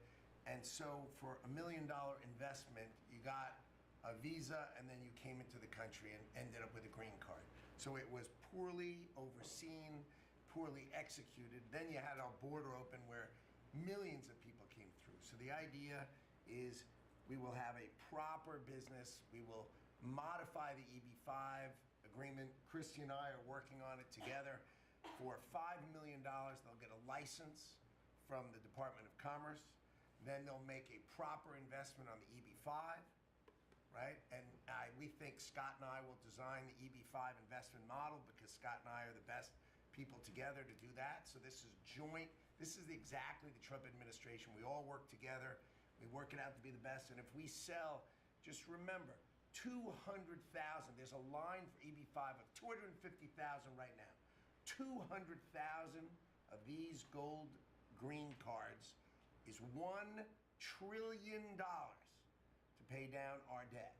And that's why the president is doing it, because we are going to balance this budget and we are going to pay off the debt under President Trump. And to qualify, do you have to promise and make commitments to create a certain number of jobs here in the U.S.? No, because not all these people are going to be job builders. There'll be successful people, or there'll be people that were hired from colleges, like sort of like paying an athlete a bonus. I mean, Apple or one of the companies will go out and they'll spend they'll buy 5 of them and they're going to get 5 people. Look, I've had the complaint from a lot of companies where they go out to hire people and they can't hire them out of colleges. And you know what they do? They go back to India or they go back to the country where they came and they open up a company and they become billionaires. And they're employing thousands and there are a lot of examples. There are some really big examples where they were forced out of the country. They graduated top in their class at a great school, and they weren't able to stay. This is all the time you hear it. And the biggest complaint I get from companies, other than over-regulation, which we took care of, but we're going to have to take care of it here because a lot of that was put back on by Biden. But the biggest complaint is the fact that they can't have any longevity with people. This way they have pretty much unlimited longevity. Also with the 5 million, you know, that's a path to citizenship. So that's going to be, it's sort of a green card plus, and it's a path to citizenship. We're going to call it the gold card, and I think it's going to be very treasured. I think it's going to do very well, and we're going to start selling hopefully in about 2 weeks. Now, just so you understand, if we sell 1 million, right, 1 million, that's $5 trillion, 5 trillion. Howard was using a different number, but that's $5 trillion. If we sell 10 million, which is possible, 10 million highly productive people coming in, or people that we're going to make productive, they'll be young but they're talented, like a talented athlete. That's $50 trillion. That means our debt is totally paid off, and we have $15 trillion above that. And now, I don't know that we're going to sell that many. Maybe we won't sell many at all, but I think we're going to sell a lot because I think there really is a thirst. No other country can do this because people don't want to go to other countries. They want to come here. Everybody wants to come here, especially since November 5th. Mr. President, how can you all be vetted, by the way. All these people will be vetted, okay? Mr. President of Ukraine, can you talk a little bit about what type of security guarantees you're willing to make? Well, I'm not going to make security guarantees beyond very much. We're going to have Europe do that because it's in, you know, we're talking about Europe as their next door neighbor. But we're going to make sure everything goes well. And as you know, we'll be making we'll be really partnering with Ukraine in terms of rare earth. We very much need rare earth.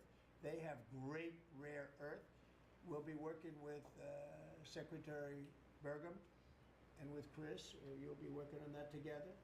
And we're going to be able to have tremendous, I mean, this gives us, because we don't have that much of it here. We have some, but we don't have that much, and we need a lot more to really propel us to the next level of, to lead in every way. We're leading right now with AI. We're leading with everything right now, but we need resources. We have to double our electric capacity. We have to do many things. We have to really triple, if you think of it, the electric capacity from what we have right now, if you can believe it. So I just say this, the deal we're making gets us, it brings us great wealth.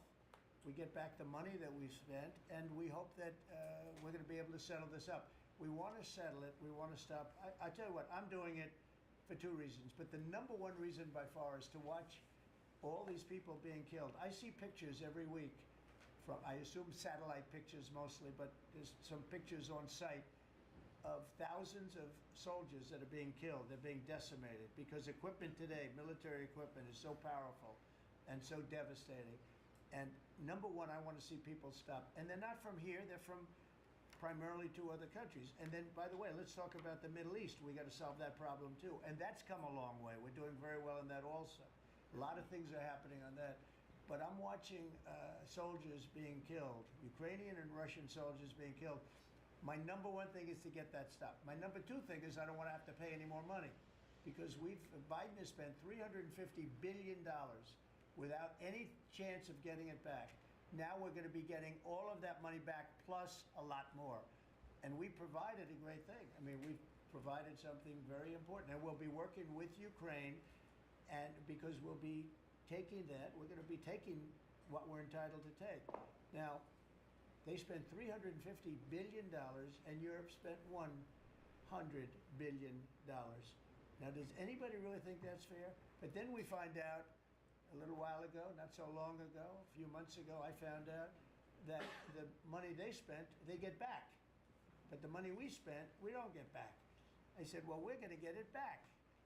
And we'll be able to make a deal. And again, President Zelensky's coming to sign the deal. And it's a great thing. It's a great deal for Ukraine, too, because they get us over there, and we're going to be working over there. We'll be on the land. And, you know, in that way, there's sort of automatic security because nobody's going to be messing around with our people when we're there.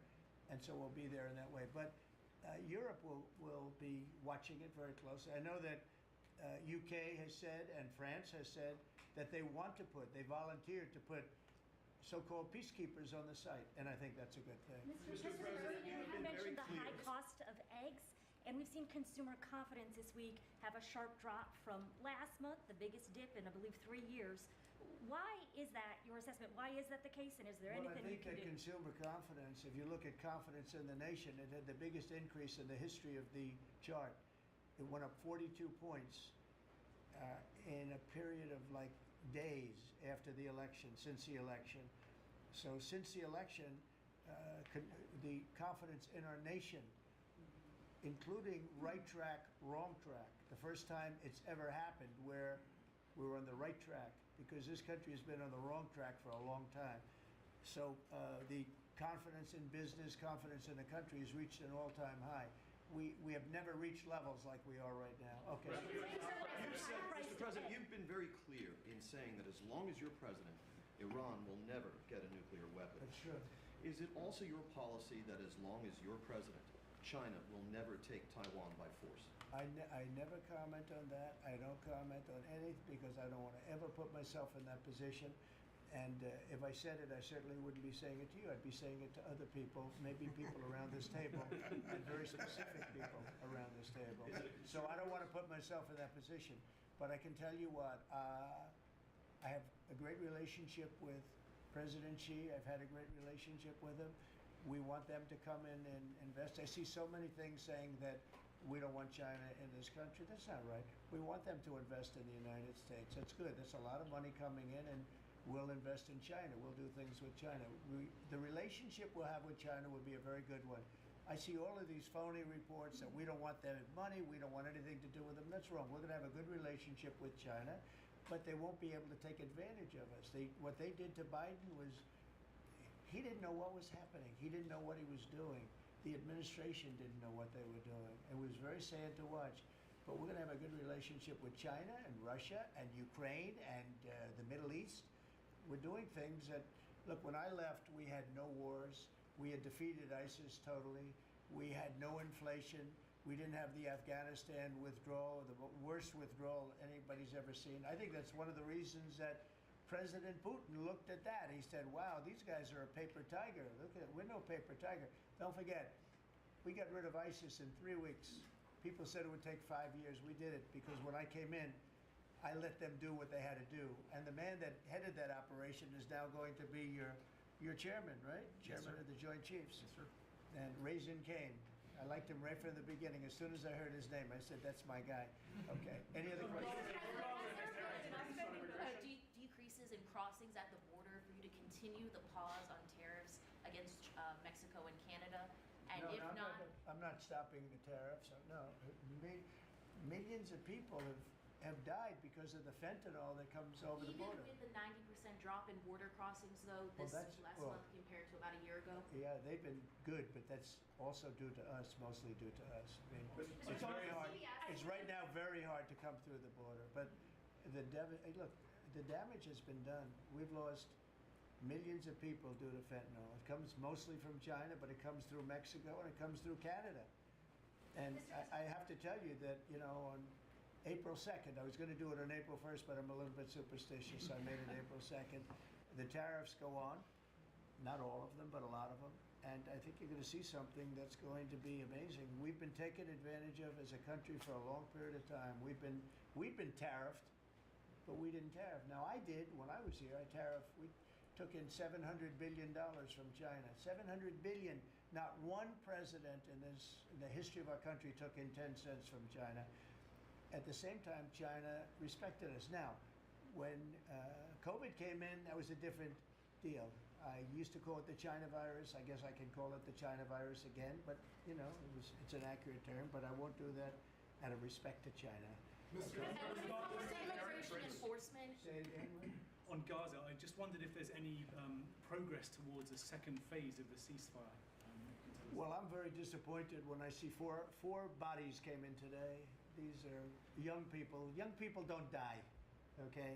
Young people don't die. These are young people. 4 bodies came in today. They think they're doing us a favor by sending us bodies. So, look, that's a decision has to be made by Israel, by Bibi. But Israel has to make that decision. We got a lot of hostages back, but it's very sad what happened to those people. I mean, you had a young lady with her hand practically blown off. You know why it blew up? Because she put up her hand to try and stop a bullet that was coming her way. And it hit her hand and blew off her fingers, big part of her hand. This is a vicious group of people. And Israel's going to have to decide what they're doing. Phase 1 is going to be ending. Think of it, today they sent in 4 bodies. And I will say one thing, though. I've spoken to a lot of the parents and a lot of the people involved. They want those bodies almost as much and maybe even just as much as they wanted their son or their daughter. Amazing. Please, sir, please. My son is dead, but they have his body. Please, can you get it for us? It's the biggest thing. It's incredible, the level. They want the bodies of these people. They're dead. They're dead. And, you know, when I saw the ones that came in 2 weeks ago, they looked like they just got out of a concentration camp. Then the following week, a group came in and they weren't as bad and as bad a shape. But Israel's going to have to make a decision. You're right, phase 1 and now phase 2 has started. And today we got some, you know, very, we knew they were dead, by the way. We knew that they were going to be bodies as opposed to people that were living. But it's a very sad situation. At some point, somebody's going to say, we got to do something about this. Mr. President, you were just talking about Afghanistan and the botched withdrawal. Have all the generals or command staff that were involved with the withdrawal been fired or relieved of duty? Well, that's a great idea. I'm not going to tell this man what to do, but I will say that. If I had his place, I'd fire every single one of them, Pete. That's a very good question. Well, it's a question we've thought a lot about. We're doing a complete review of every single aspect of what happened with the botched withdrawal of Afghanistan and plan to have full accountability. It's one of the first things we announced at the Defense Department for that reason, sir. Certainly, General Raisin Kane, who's on his way in, was not a part of that. Instead, was a part of leading the effort against ISIS by untying the hands of warfighters and finishing the job properly and then bringing our troops home. So we're taking a very different view, obviously, than the previous administration, and there will be full accountability. I don't see big promotions in that group. And I think they're going to be largely gone. I know the man on my left. I think they're going to be largely gone. That was a horrible display. And, you know, I've dealt with the parents and the family of the 13 that were killed. But, you know, nobody ever talks about the 40 that were so badly hurt with the arms and the legs and the face and the whole thing, the missing arms and legs. It was so terrible the way that was handled. And it should have been gone through Bagram. We have a big base with big fences and nobody can get in, and you have, you know, hundreds of acres instead of a little local airport where the whole place went crazy. That was so badly handled, and I would think that most of those people are going to be gone. Are we going to take Bagram back? So I'll tell you what has bothered me very much, very, very much. We give billions of dollars to Afghanistan. Nobody knows that. Nobody knew that. Do you know we give billions of dollars to Afghanistan? And yet we left behind all of that equipment, which wouldn't have happened. You know, we were getting out under me. I'm the one that got it down to 5,000 people. We were going to get out, but we were going to keep Bagram. not because of Afghanistan, but because of China, because it's exactly 1 hour away from where China makes its nuclear missiles. So we're going to keep Bagram. We were going to keep a small force on Bagram. We're going to have Bagram Air Base, one of the biggest air bases in the world, one of the biggest runways, one of the most powerful runways in the sense that it was very heavy concrete and steel. You could carry about anything. You could land anything on those runways. We gave it up. And you know who's occupying it right now? China. Biden gave it up. So we're going to keep that, and we're going to have a withdrawal, and we're going to take our equipment. We're going to do it properly. We're going to do it we're going to keep the equipment. Well, they ran out. It was, what happened there was, in fact, you know, in all fairness to Putin, when he saw that, he said, well, this is our time to go into Ukraine, I guess, because the timing seemed to be about right.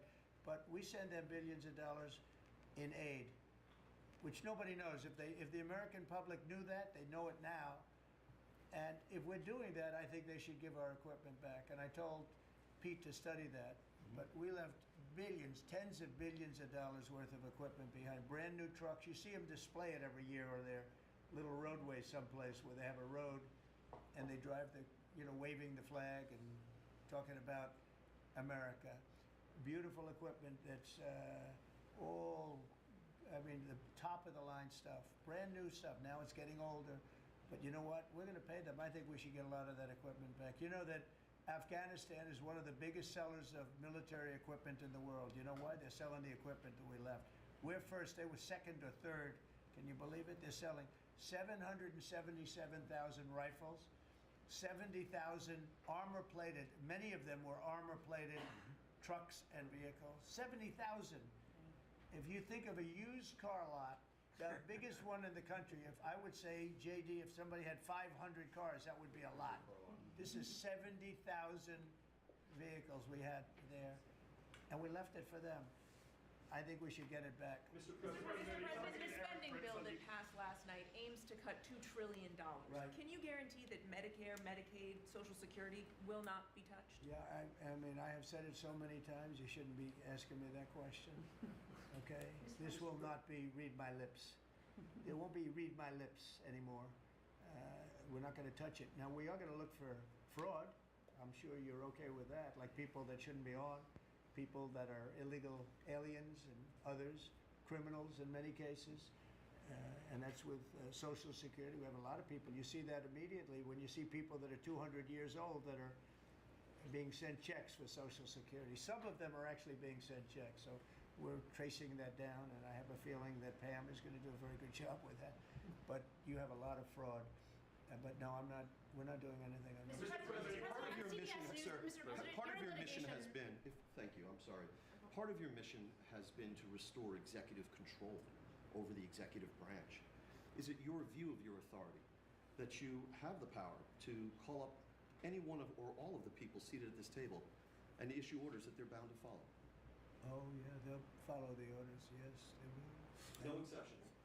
No exception. Well, let's see, let me think. Oh, yeah. She'll have an exception. Of course, no exceptions. You know that. Mr. President, can you clarify the Canada-Mexico tariffs? You had put that 30-day pause, but you just referred to April. 25%. 25%. When does it go into effect? April 2nd. April 2nd for Canada-Mexico. Correct. And for everything. Well, we have the fentanyl-related is a pause. If they can prove to the president they've done an excellent job, that's what they first do in 30 days. Have you guys seen any But then the overall is April 2nd. So the big transaction is April 2nd, but the fentanyl-related things, they're working hard on the border. At the end of that 30 days, they have to prove to the president that they've satisfied him to that regard. If they have, It's gonna be then hard he'll to give them a pause, or he won't. It's going to be up hard to him. We'll see. satisfy. We lose 300,000 people a year to fentanyl. Not 100, not 95, not 60 like you read. You know, you've been reading it for years. We lost, in my opinion, over the last couple of years, on average, maybe close to 300,000 people dead. And the families are ruined. You know, when they lose a daughter, when they lose a son, the families are never the same. You're never going to be the same. So you're talking about 1 million people. But when the daughters die, I see it, daughters die and the sons die because of fentanyl. And in some cases, they don't even know they're taking it. They're buying something else and it's laced with fentanyl and they end up dying. And I've known many people who've lost children to fentanyl and for other reasons, but to fentanyl, it's such a big killer. And those people are never the same people. I mean, I've seen people that for the rest of their lives, they're not the same people. They're so different, it's not even believable. Dynamic people, happy people they die a miserable death. And that's because of the crap that comes in through China and through Mexico and through Canada. A lot of it comes through Canada. Look, we support Canada. $200 billion a year in subsidies one way or the other. We let them make millions of cars. We let them send us lumber. We don't need their lumber. We're going to free up our lumber. Lee's going to do that, head of environmental. We're going to free up our lumber. We have the best lumber there is. We don't need their lumber. What do we need their lumber for? When you look at we subsidize them $200 billion a year. Without us, Canada can't make it. You know, Canada relies on us 95%. We rely on them 4%. Big difference. And I say Canada should be our 51st state. There's no tariffs, no nothing. And I say that we give them military protection. They have a very small military. They spend very little money on military. On NATO, they're just about last in terms of payment because they say, why should we spend on military? That's a tremendous cost. Most nations can't afford to even think about it. Why should we spend on military? The United States protects us. And I would say that's largely true. We protect Canada, but it's not fair. It's not fair that they're not paying their way. And if they had to pay their way, they couldn't exist. When I spoke to, let's call it the Prime Minister rather than the governor, but when I spoke to him, I said, why are we giving you $200 billion a year? He was unable to answer the question. I said, why are we letting you make millions of cars and send them in? He was unable to answer the question. Justin Trudeau, nice guy. I think he's a very good guy. I call him Governor Trudeau. He should be governor because the fact is that if we don't give them cars, we don't have to give them cars. The tariffs will make it impossible for them to sell cars into the United States. The tariffs will make it impossible for them to sell lumber or anything else into the United States. And all I'm asking to do is break even or lose a little bit, but not lose $200 billion. And we love Canada. I love Canada. I love the people of Canada. And but honestly, it's not fair for us to be supporting Canada. And if we don't support them, they don't subsist as a nation. Okay? Mr. President, on the EU tariffs, Mr. President, have you just made a decision on what level you will seek on tariffs in the European Union? We have made a decision. We'll be announcing it very soon, and it'll be 25%, generally speaking, and that'll be on cars and all other things. And European Union is a different case than Canada, different kind of case. They've really taken advantage of us in a different way. They don't accept our cars. They don't accept essentially our farm products. They use all sorts of reasons why not. And we accept everything of them. And we have about a $300 billion deficit with the European Union. Now, I love the countries of Europe. I guess I'm from there at some point a long time ago, right? But indirectly. Pretty directly, too, I guess. But I love the countries of Europe. I love all countries, frankly, all different. But the European Union's been... It was formed in order to screw the United States. I mean, look, let's be honest. The European Union was formed in order to screw the United States. That's the purpose of it. And they've done a good job of it, but now I'm president. What will happen if these countries or the EU retaliate? They can't. I mean, they can try, but they can't. China did. They are imposed pledging to, tariffs sir. that went into effect. China's retaliatory tariffs on the 10th of February. Has there been any impact that you've been able to observe? That's right. No, they can do it, and they can try, but the numbers can never equal what ours, because we can go off. We are the pot of gold. We're the one that everybody wants, and they can retaliate, but it cannot be a successful retaliation because we just go cold turkey. We don't buy anymore, and if that happens, we win. Are you talking to Eric Prince about privatizing deportations? No, I haven't. Mr. President, you're in litigation with CBS News. Is this a case that you'd like to see go to trial, or are you open to With some who? CBS, that 60 Minutes? CBS? Yes. Well, CBS did something that was amazing. Kamala was unable to answer a question properly, and they took the question that they asked and they inserted an answer. They gave her an answer. This was 2 days before the election, right before the Sunday night before the election. And they wrote out they put her words from another question that was asked about a half an hour later, and they put that into the question. Nobody's ever even heard of it before. Nobody's ever heard of anything like this before, but they then did it, they say, on numerous occasions. And the FCC is looking at it very strongly, and everybody's looking at it, but nobody's ever seen anything. Think of it, they took her answers and they changed them. And I don't mean they changed a word or two, or they cut off a half a sentence, or they cut off a couple of words. I mean, I've had that happen too, but that is just saying, then they say, well, we want brevity. We wanted to do it for time. They took out her answer and they inserted an entirely different answer that made her sound competent. And they did this, and nobody's ever, I thought I've heard of everything when it comes to that stuff. No, I've never heard of it. Nobody's ever seen. So we sued, and we are in discussions of settlement. What would a number be? Like what's a number that you would think would be appropriate? I think it's a lot. I mean, it probably did affect the election. I mean, we won by a lot. As I said, too big to rig. But it probably did affect the election. Probably could have won by more, but I could have lost the election because of that. We have to get to honest elections. We have to go back to paper ballots. We have to go back to voter ID. One-day election, ideally, or a short term, not these 48-day and 61-day elections where boxes are put in a room and, let's move the boxes because we're putting in a new air conditioning system.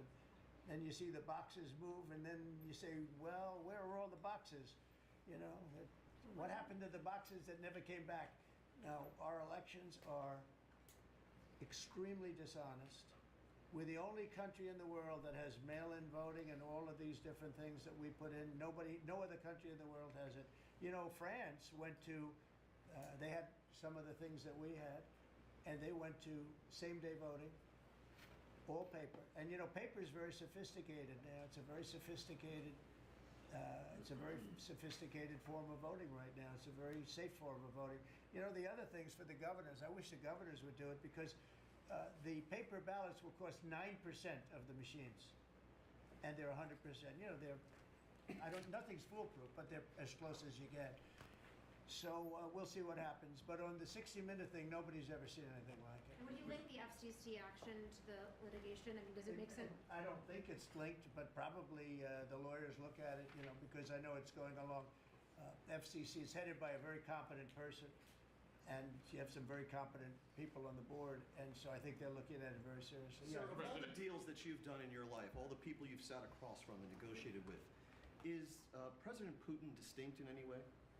He's a very smart guy. He's a very cunning person, but I've dealt with some people I've dealt with some really bad people.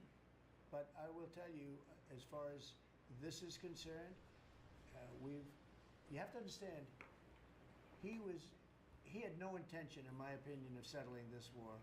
I think he wanted the whole thing. When I got elected, we spoke, and I think we're going to have a deal. I can't guarantee that. A deal is a deal. Lots of crazy things happen in deals, right? But I think we're going to have a deal. If I didn't get elected, I believe he would have just continued to go through Ukraine, and over a period of time, a lot of people would have been killed, would have lasted for a period of time. And the reason that Ukraine, and I have great respect for the Ukraine as fighters, they have great fighters, but without our equipment, that war would have been over, like people said, in a very short period of time. And if you remember, I gave the javelins, and the javelins are the things that knocked out those tanks right at the beginning of the war. They said that Obama at the time gave sheets and Trump gave javelins. Well, I was the one that did that, but I want to see it come to an end. Will he have to make concessions, President Putin? Yeah, he will. He's going to have to. And I believe that because we got elected, that war will come to an end. And I also believe if we didn't get elected, if this administration didn't win the election, by a lot, that war would go on for a long time, and he would want to take the whole thing. The big question I had is, does he want to take the whole thing? But the reason, and the Ukrainians are good fighters, I have to say, but without the equipment, without our equipment, we have the best equipment in the world. We have the best military equipment in the world. Without our equipment, that would have been over very quickly. What concessions would you like to see? What concessions would you like to see? Oh, I don't want to tell you right now, but I can tell you that NATO you can forget about. I think that's probably the reason the whole thing started. And I think, JD, we can say that. Do you have a statement on that? You've been very much involved. I gave him the beauty. Great. Gave me the hardest question, sir. I mean, look, as the president said, we're not going to do the negotiation in public with the American media. He's going to do it in private with the president of Russia, with the president of Ukraine, and with other leaders. And I think that's how this has to go. I just want to push back against some of the criticism I've seen of the administration on this, because every single time the president engages in diplomacy, you guys preemptively accuse him of conceding to Russia. He hasn't conceded anything to anyone. He's doing the job of a diplomat, and he is, of course, the diplomat-in-chief as the President of the United States. On the gold cards, sir, can you talk a little bit more about the vetting process? We'll go through a process. The process is being worked out right now, and we're going to be very careful. Will there be restrictions on, for instance, can Chinese nationals get one? Can Iranian nationals We're get one? probably not going to be restricting too much in terms of countries, but maybe in terms of individuals. We want to make sure we have people that love our country and are capable of loving the country. There's a measles outbreak in Texas at the moment in which a child is reported to have died. Do you have concerns about that, and have you asked Secretary Kennedy to look into that? Well, why don't we, Bobby, do you want to speak on that? No, we are following the measles epidemic every day. I think there's 124 people who have contracted measles at this point in Kings County, Texas. Mainly, we're told in the Mennonite community, there are 2 people who have died, but we're watching it, and there are about 20 people hospitalized, mainly for quarantine. We're watching it. We put out a post on it yesterday, and we're going to continue to follow it. Incidentally, there have been 4 measles outbreaks this year. In this country last year, there were 16. So it's not unusual. We have measles outbreaks every year. You sound a little under the weather yourself right now. I have a permanently bad throat. Coughing. Mr. President, would you send U.S. peacekeepers to support the European peacekeepers? Would you do any sort of U.S. No, we're going to support Europe, yeah. And how would we do that? We're very friendly with Europe. We have a great relationship with Europe. I mean, you could talk about France, you could talk about any of them. I mean, we have a great relationship with Europe. But how will the United States do that? Would there be boots on? I mean, you're asking me a question. What are we doing in the field? Let's worry. I hope we have that problem where we could worry about peacekeeping.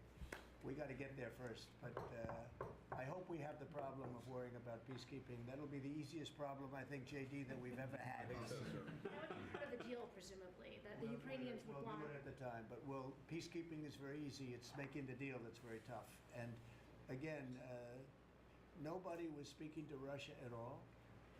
And, probably 1.5 million soldiers have been killed, close to 1.5 million soldiers, not to mention a traumatic. I will tell you, the thing with that horrible war that should have never started would have never started if I were president. And it didn't start for 4 years, and it was not even thought about starting. But the thing with that war is that you're highly underestimating the number of people that have been killed. Far more people have been killed in that war than you talk about. You like to talk about numbers like 1 million people. Well, they had much more than 1 million soldiers killed. But you have a lot of cities that have been knocked to the ground. They're demolition sites, literally demolition sites. Every single building is knocked to the ground. And a lot of people were killed in those buildings. And you'll hear a report, 2 people were minorly injured or just injured a little bit. No, people were killed by the thousands. And there are a lot more people killed in that war than the media wants to talk about, because Biden did a horrible, horrible job. He should have prevented that war. He could have prevented that war. Putin would have never gone in. I'll tell you one thing. He would have never gone in. That war would never have taken place if I were president. I think what people are trying to understand, Mr. President, is how would the United States, what would you be willing to do to support this European peacekeeping effort? Would there be... Again, you're asking me the same question. How many times you have to answer? You're talking about after we make peace. Let me make peace first. Once we make peace, I'll give you all the answers you want. But how many times can you ask the same question? Is loosening of sanctions on Russia a potential option as part of an overall deal? No. We have sanctions on Russia. No, I want to see if we make a deal first, but I think we will. I've had very good conversations with President Putin. I've had very good conversations with President Zelensky, and until 4 weeks ago, nobody had conversations with anybody. It wasn't even a consideration. Nobody thought you could make peace. I think you can. But if Mr. Putin President, gets to keep the land that was claimed by force, if the Russians get to keep the territory that they claim by force, doesn't that send a dangerous message, let's say, to China about Taiwan? Okay. You try and take it away, right? We're gonna do the best we can. We're gonna do the best we can to make the best deal we can for both sides. But for Ukraine, we're gonna try very hard to make a good deal so that they can get as much back as possible. We want to get as much back as possible. Mr. President, just to bring this full... We'll cut it out after maybe this question. Go ahead. To bring this full circle, Unless it's a back bad to... question, don't worry. Back to a question. You always like to finish on a good one. Sir, they want you to negotiate with them instead of with President Putin. Back to a question about the peacekeepers. You have a lot of confidence in us because you assume there's going to be peace. You know, it's possible it doesn't work out. There is possibility. But I hope it does for the sake of humanity, because if you look at the pictures that I've looked at, you don't want to look at them. Go ahead. I had a question back on these cuts to the federal workforce. You mentioned you're interested in doing another round of this email. When would you like to see that? What would be the deadline? And this time, would it be mandatory? I think Elon wants to, and I think it's a good idea because, you know, those people, as I said before, they're on the bubble. You got a lot of people that have not responded, so we're trying to figure out, do they exist? Who are they? And it's possible that a lot of those people will be actually fired. And if that happened, that's okay, because that's what we're trying to do. This country has gotten bloated and fat and disgusting and incompetently run. I think we had the worst president in the history of our country. He just left office. I think he's a disgrace, what he's done to our country by allowing millions of people to come into our country like that. And all of the other things, the inflation, which he caused because of energy and stupid spending, to spend hundreds of millions, trillions and trillions of dollars on the Green New Scam, a total scam. I have the best energy people, the best environmental people in the world around this table, and they can't even believe he got away with it. And then in leaving office to send $20 billion here and $20 million there and 10 million and 5 million, and they couldn't spend the money fast enough, and let's get it out before Trump gets in, let's just get it out to anybody.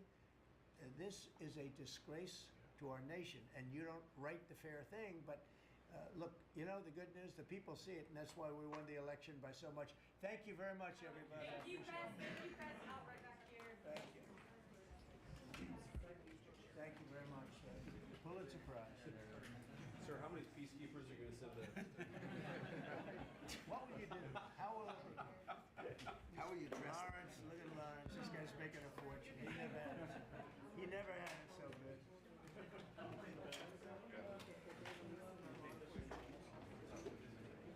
Lawrence.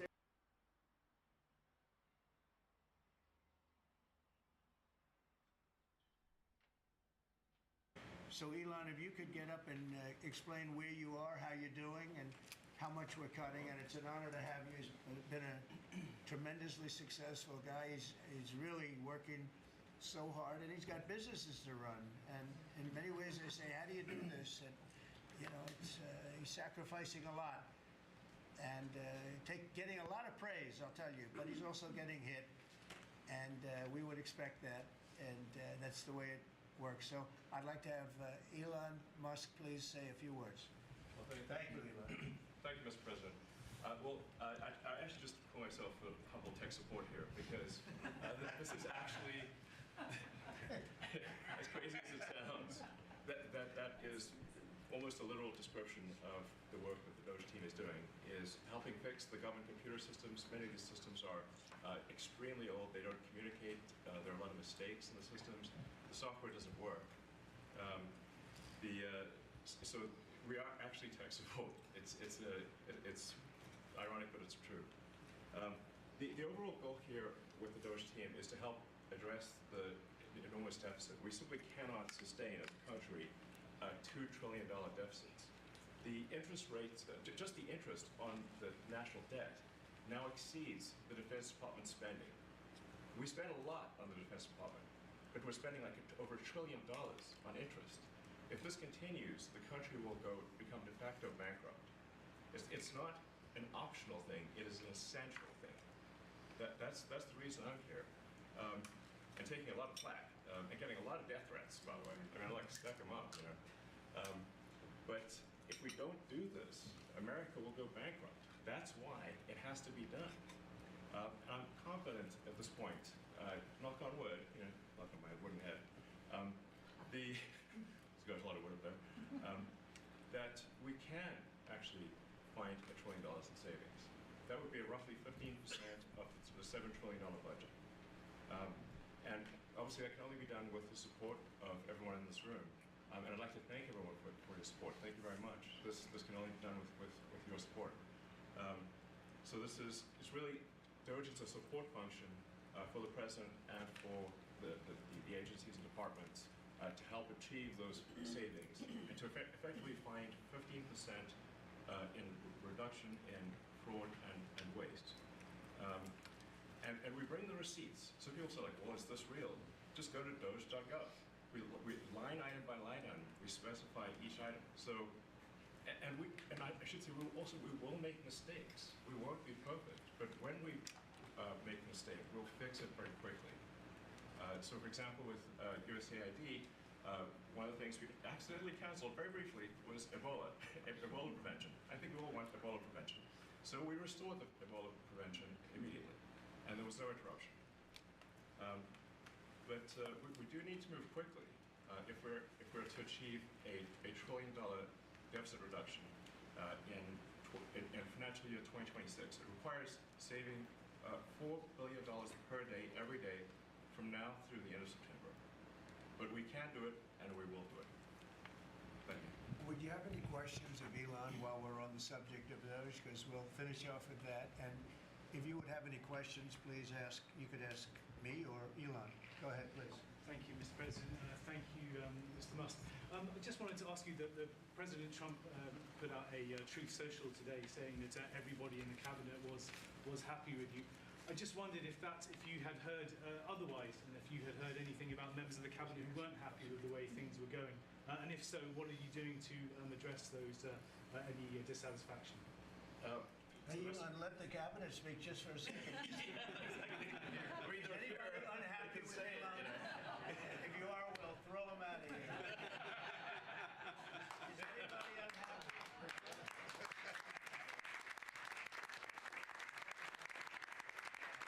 They have a lot of respect for Elon and that he's doing this, and some disagree a little bit, but I will tell you, for the most part, I think everyone's not only happy, they're thrilled. So go ahead, Elon. Grateful. And President Trump has put together, I think, the best cabinet ever. Literally. So, and I do not give false praise. This is an incredible group of people. I don't think that such a talented team has actually ever been assembled. I think it's literally the best cabinet that the country has ever had, and I think the company should be incredibly appreciative of the people in this room. Mr. Musk. Go ahead, please. Yeah. Mr. President, thank you, Mr. Musk. About half of the government employees so far appear to have responded to your request for what they've been doing over the past week. Is there a timeline in place for next moves, for people being fired? And when can people expect to see results of that? Yes. Well, to be clear, like I think that email perhaps was misinterpreted as a performance review, but actually it was a pulse check review. Do you have a pulse? Do you have a pulse and 2 neurons? So if you have a pulse and 2 neurons, you can reply to an email. This is, I think not a high bar, is what I'm saying. Anyone can accomplish this. But what we are trying to get to the bottom of is we think there are a number of people on the government payroll who are dead, which is probably why they can't respond. And some people who are not real people, like they're literally fictional individuals that are collecting paychecks. Well, somebody's collecting paychecks on a fictional individual, so we're literally trying to figure out, are these people real? Are they alive? And can they write an email? Which I think is a reasonable expectation for the American public would have at least that expectation of someone in the public sector. Mr. Musk, roughly 1 million employees. It's not a high bar, guys. Come on. Roughly 1 million employees have responded so far to this email. Does that mean that the remaining 1 million or so federal employees now risk being terminated? And is it your understanding and expectation when you post a directive on X that the cabinet secretaries will follow that order? Because several agencies have instructed employees that this is voluntary or not to respond. Yeah. Well, I mean, I guess it was like last week, the president encouraged me via Truth Social and also via phone call to be more aggressive. And I was like, okay, yes, sir, Mr. President, we will indeed do that. The president is the commander-in-chief. I do what the president asks. And I said, can we send out an email to everyone just saying, what did you get done last week? And the president said yes, so it did that. We got a partial response. We're going to send another email. But our goal is not to be capricious or unfair. We want to give people every opportunity to send an email. And the email could simply be, what I'm working on is too sensitive or classified to describe. Like literally just, that would be sufficient. I think this is just common sense. And what is your target number for how many workers, employees you're looking to cut total? We wish to keep everyone who is doing a job that is essential and doing that job well. But if the job is not essential or they're not doing the job well, they obviously should not be on the public payroll. I'd like to add, wait a minute. I'd like to add that those million people that haven't responded, though, Elon, they are on the bubble. I wouldn't say that we're thrilled about it. They haven't responded. Now, maybe they don't exist. Maybe we're paying people that don't exist. Don't forget, we just got here. This group just got here. But those people are on the bubble, as they say. Maybe they're going to be gone. Maybe they're not around. Maybe they have other jobs. Maybe they moved and they're not where they're supposed to be. A lot of things could have happened. I wouldn't say that Biden ran a very tight administration. They spent money like nobody's ever spent money before, wasted money. The Green New Scam, all of the different things they spent money on. And you've seen that. We've seen that with some of the things that I read at speeches. I read them and people can't believe when I read them. 20 million here, 30 million here for, a little educational cost on something. Circumcision, right? Circumcision. $20 million to inform the people of such and such a country on other things and other things other than that. So, those people are, right now we're trying to find out who those people are that haven't responded. Now, there'll be some agencies, like Marco has people within state that are right now doing very classified, very confidential work, and we understand that. We've talked, and, we're being a little more surgical. And Marco's doing a lot of things himself. And some of the secretaries we're going to be going to them. We're going to be talking about it today. We're going to ask them to do their own DOJ. In other words, they'll look in their group and I spoke with Lee Zeldin, and he thinks he's going to be cutting 65% or so of the people from environmental. And we're going to speed up the process, too, at the same time. You had a lot of people that weren't doing their job. They were just obstructionists, and a lot of people that didn't exist, I guess, Lee, too. We found a lot of empty spots that the people weren't there. They didn't exist. And I think education is going to be one of those. You go around Washington, you see all these buildings for the Department of Education. We want to move education back to the states where it belongs. Iowa should have education. Indiana should run their own education.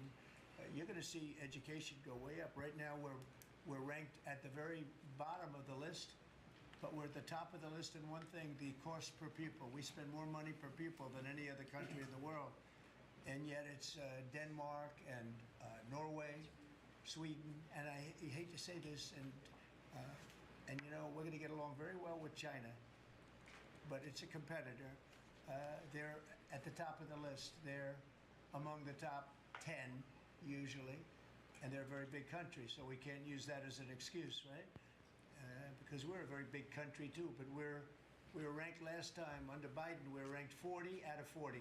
They do the 40 certain nations that they've done for a long time. It seems to be 40 for whatever reason, and we were ranked number 40. A year ago we were 38, then we were 39. We hit 40, and so we're last in that, and we're first in cost per pupil. So I would say that's unacceptable.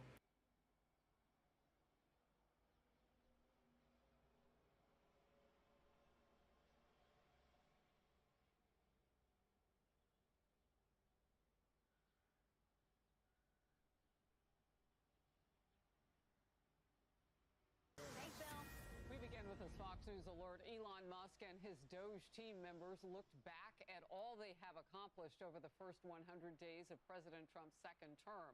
It's been a big week. Time to look at Doge. They sat down with Fox for an interview that pulled back the curtain on what American tax dollars actually have been paying for.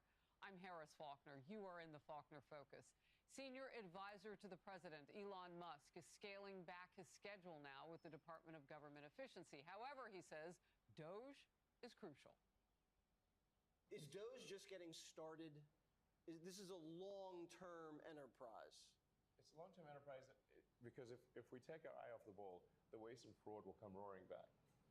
They can Doge when Democrats get back in power. We're trying to have it be such that the funding is removed, so the grants are gone. So there's a lot of work required to restart the waste and fraud. The Doge team detailed a few eye-popping examples of waste and abuse that they have uncovered. They found that money was being used to rent out Caesar's Palace for parties, rent out stadiums, etc. They get $50 million a year, congressional money, to give grants. These are things like alpaca farming in Peru. We actually went into the agency and found that they had loaded guns inside of their headquarters, spending money on things like private jets, and they even had a $130,000 contract with a former member of the Taliban. Those examples and many, many, many more add up to a big number. Doge claims it already has saved an estimated $160 billion. That's nearly $1,000 per every U.S. taxpayer. And the job is far from over. Senior national correspondent Rich Edson is at the White House. A lot of shock here, like just how much money was going out the door. Rich. Yeah, and this is a time, Harris, where Elon Musk and the Department of Government Efficiency are touting and defending their work in the first 100 days of the Trump administration. The Department of Government Efficiency has cut a number of government employees, contracts, workers, even entire departments, and tens of billions of dollars of what staffers have called wasteful spending. Unfortunately, like the 100th time you've heard it, it's hard not to get a little numb. Yeah. You know, but and by the 200th time, you're like, well, okay, it's just another day at the office. We checked, is the Small Business Administration giving loans to dead people over the age of 120? The answer was yes, and it was around $330 million in total. Doge is also highlighting eliminating funding for improving the marketability of peas in Guatemala. Musk says finding out where federal money ends up is a complicated task. Exactly. Contractor, subcontractor, subcontractor. It's like peeling an onion. And then maybe, and sometimes it's zero. Just flat, you get to the bottom of the onion, there's nothing there. Musk had originally targeted $2 trillion in savings. Now that he's established Doge, he says he's going to spend more time at Tesla, where sales and company stock prices are down. His special government employee status is scheduled to end May 30th. Musk's opponents accuse Doge of overinflating savings and cutting vital government services, medical research, and aid. Democrats say government spending is actually up this year and that Musk has failed to deliver significant savings from a bloated Pentagon budget. We heard from Elon Musk that $20 to $30 billion just disappear in the Pentagon. We heard from Elon Musk that cost-plus contracting is a gravy train. We heard from Elon Musk that he was going to cut the defense budget. And what happened? We're adding $150 billion to the defense budget. The latest Fox News poll says 39% of registered voters approve of DOGE, 56% do not. Several federal judges have reversed some of these DOGE cuts as these cases are continuing to work their way through the federal court system. Harris? Rich, thank you. Mary Catherine Ham, Fox News contributor, is with me now to give me her first reaction to all of this. A lot of information. I mean, just the thought of Democrats one day coming and trying to flip the switch, as Jesse was talking about, is actually pretty frightening. Yeah, and first of all, I love that Elon and the guys that he's working with do these sit-downs. I think they should do more of them because part of this is an education program for the American taxpayer about just how bad things are inside the federal government. Every single part of every single budget is bloated. And I would note for the congressman who was saying defense is not cut, defense spending is actually in the Constitution, so that's a helpful point in its favor. The rest of this stuff, going to Caesar's Palace on taxpayer dime or giving money to your friends' nonprofits that maybe don't even exist and are basically shell companies, those are disrespectful to American taxpayers. And there is an argument that I understand that is like, we're not really dealing with spending, we're not really dealing with entitlements. I want to deal with those things. However, this is like JV level, entry level cutting. It's so ridiculous. It's so silly. It's so dispensable that we should dispense with it. And I love that they are going after these things because tell it to American taxpayers who have never seen $10,000, $100,000 in one place. Tell them that $160 billion is chump change, right? It's not chump change. It's their money, and it is the duty of the government to spend it wisely and not take it from them and give it to other people for nonsense. I love what you're saying. Had there been contemporaneous accountability, maybe none of this would be happening because the American people would not have put up with this had they known. Well, those on the left and Democratic lawmakers have been going after DOGE's waste-cutting efforts since day one. Here's a look. Unelected shadow government is conducting a hostile takeover of the federal government. This smash and grab by Elon Musk is going to stop. This is the most corrupt bargain we've ever seen in American history. Fox's own Jason Chaffetz, former Utah congressman, with his recent op-ed, Democrats have made a fatal error opposing DOGE. He argues they appear to be for the fraud and waste, and without a viable, reasonable, common sense alternative, their attacks fall on deaf ears and leave most to wonder, what do Democrats really stand for? Well, I think everybody's wondering that now. Mary Catherine? Yeah, well, let me get this straight. It's a hostile takeover by the duly elected president who put a special government employee, of which Biden had plenty, in charge of the United States Digital Service, which they renamed DOGE, but was an Obama-era creation to get, wait for it, smart technologists to come in from the private sector to add efficiency and knowledge to government, which is what they're doing. So they make up this idea that this is illegitimate in some way, but they've done that the entire time, the entire Trump era, right? It's not illegitimate. It's put in under this very specific system, and they are doing things that honor the taxpayers' dollars instead of disregarding them. And by the way, when you want to talk about like whether there is fraud going on, let's talk about just a tiny part of COVID spending. The biggest COVID fraud in the United States happened in Minnesota under Tim Walz's leadership. It was $250 million stolen from a children's food program, okay? This stuff happens all the time, and it should be punished, and people should be held accountable for it. Well, there are eyes on it now. It kind of makes you wonder, Mary Catherine, how Democrats are picking what they'll get behind. This is another example of that. There are now more horrific abuse accusations coming out about Kilmar Abrego Garcia. He is the illegal immigrant and alleged MS-13 gang member who President Trump deported to El Salvador in March. Despite this, some Democrats are still standing behind him. Democratic Senator Chris Van Hollen, who visited Garcia in prison. Remember that? That was like a big photo op. Well, now he says this. In his first 100 days, Donald Trump is shredding the Constitution of the United States. He's violated these rights in many instances, including the illegal abduction and deportation of Kilmar Abrego Garcia. Okay, let's just stack up the facts before we go on. Audio from 2020 was obtained by USA Today. Abrego Garcia's wife pleaded with a judge for protection from her own husband. A warning, the audio is difficult for some younger viewers especially to hear. Watch and listen. He grabbed me from my hair and then he slapped me. I have pictures of the evidence, like all the bruises, because it's not, even on Wednesday, he hit me like around like 3 in the morning. He would just wake up and like hit me. He slapped me 3 times. And then last week I did call the police. My sister called the police because he hit me in front of my sister. His wife responded to the audio with the statement, "My husband was traumatized from the time he spent in ICE detention, and we were in the throes of COVID. Like many couples, we were caring for our children with barely enough to get by. All of those factors contributed to the actions which caused me to seek the protective order." We reached out to lawmakers that went to, or who went to El Salvador for their reaction to the audio. No responses on that yet. However, Van Hollen's team referred us back to the press conference from yesterday.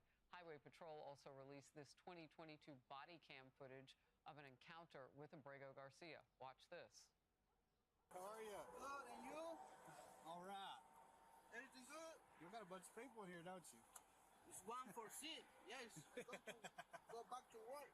I ain't never seen a Suburban with 4 rows of seats. You know what you got here, right? No.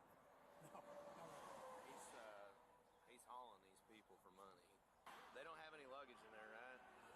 And if you get them out, they're gonna have a toothpaste and they're gonna have toothbrushes in their pockets. I guarantee it. He's got $1,400 cash in his pocket in an envelope. Troopers ultimately cited Abrego Garcia for driving with an expired license and let him go. The FBI later ordered that case to be dropped. Look, Mary Catherine, there is a long history now with just this one man, and it seems to get longer every day. Again, this is an issue again. Democrats jumped in early to defend him. Your thoughts? Yes. Well, yes, when you look at this, the question becomes, for whom do Democrats wish to stand? And for whom do they put all their energy into standing and fighting, right? And the answer is Abrego Garcia became the poster child for them. And it probably was a strategic error. Here, I will say this. The administration says it messed up by sending him to El Salvador versus another country. They should rectify that mistake and deport him elsewhere because he is eminently deportable, as illustrated by the fact that it is not in dispute that he was here illegally for 11 years and that he has all these things on his record, including being adjudicated by an immigration judge at one point as MS-13. Like, American voters look at these guys and they go, there's Americans captive all over the world who you're not saying anything about, including Idan Alexander, who's still in Gaza. They say nothing about these folks. They send the message that they care more about illegal immigrants and the process due to them than they do to Americans in the system and the process due to them. By the way, the victims sitting in the Wisconsin court when the Milwaukee judge decided to escort their alleged attacker out of the courtroom, fighting for him, not for the Americans who had been victimized by him. This is the message that they continue to send. Not that they're standing up for process, but that they're standing up for these folks. Look, Abrego Garcia went to El Salvador per our country. He was on a final deportation order. They sent him to his home country. And I don't know if you'll remember this, but he fought going there because he said a rival gang would come after him. Yes. Yet Dems are still trying to chase the narrative that he was never even considered to be in a gang. I mean, it doesn't make any sense. They'll have to deport him here, then deport him away to a different country. But he doesn't belong in the United States either way. I agree. All right. I agree. Good to And see you. that's been fairly obvious from the day one. Thank you so very much. Good to have you in focus. Thank you. We're getting an exclusive look inside the first 100 days of Doge. Jesse Waters sat down with Elon Musk and his team of engineers to discuss everything they've uncovered so far. And it turns out they say millions of taxpayer dollars have gone to dead people. Is the Small Business Administration giving loans to dead people, people over the age of 120? The answer was yes, and it was around $330 million in total. So people with a birthday that could not possibly be real. Yeah. Meaning they're over 100. They're 115 years old or older. The oldest living American is 114. So it's safe to say if anybody is in the system as 115 years or older, that is fake. So just by sharing a database and looking at Social Security numbers that showed that at the time of the loan, they had listed as over 115 years old, or actually under 11. We didn't even check for under 18. Babies and dead under 11 years old. That's pretty clear. Babies right? and dead people were getting loans. And it gets worse. They say government officials were partying on your dime. There was a $4 billion COVID fund in the Department of Education and there was no receipts required, so people could just draw down on it. And when people looked into it, this wasn't us, this was before us, they found that money was being used to rent out Caesar's Palace for parties, rent out stadiums, etc. And so the one change that DOGE made with Department of Education is we had the simple requirement that if you draw down money, you must first upload a receipt. That was the only change that was made. You must upload your receipt. And upon doing so, nobody drew down any money anymore. Yes, but we didn't say that we'd check the receipt. You could send a fake receipt. You could send a picture of your dog. Anything. Anything. Anything. But as soon as we asked for anything at all, suddenly the requests were like, oh, we don't need it anymore. Huh, that's interesting. They were renting Caesar's Palace. Yes, they were like basically partying on the taxpayer money. Stadiums. Yes. Leasing stadiums. Leasing stadiums. For what? For parties, basically. For parties. Yes. That's a big party. Tommy, I love Jesse's reaction. Renting stadiums for parties. This blows my mind. This isn't transgender rats on treadmills. This is Caesar's Palace. What I love is that now that there's a little tiny bit of accountability, all of a sudden nobody wants to upload any receipt. So the Democrat narrative on this, again, has been wrong. But it's been, oh, well, it wasn't $2 trillion, so who cares? Well, when you look at the egregious spending, if we're able to cut out the egregious stuff and it adds up to whatever it ended up being, 150 million, billion, that's a great savings. And most people are happy to see it, right? So the fact that Democrats poo-poo this, it reminds me of Nancy Pelosi talking about the tax cuts as just crumbs. It means something to the American people that we're not renting out stadiums for certain government employees to have a fun time. You know, Sandra, I want to play this moment. This is about deleting records. And you think, you know, in government, you have to keep your records.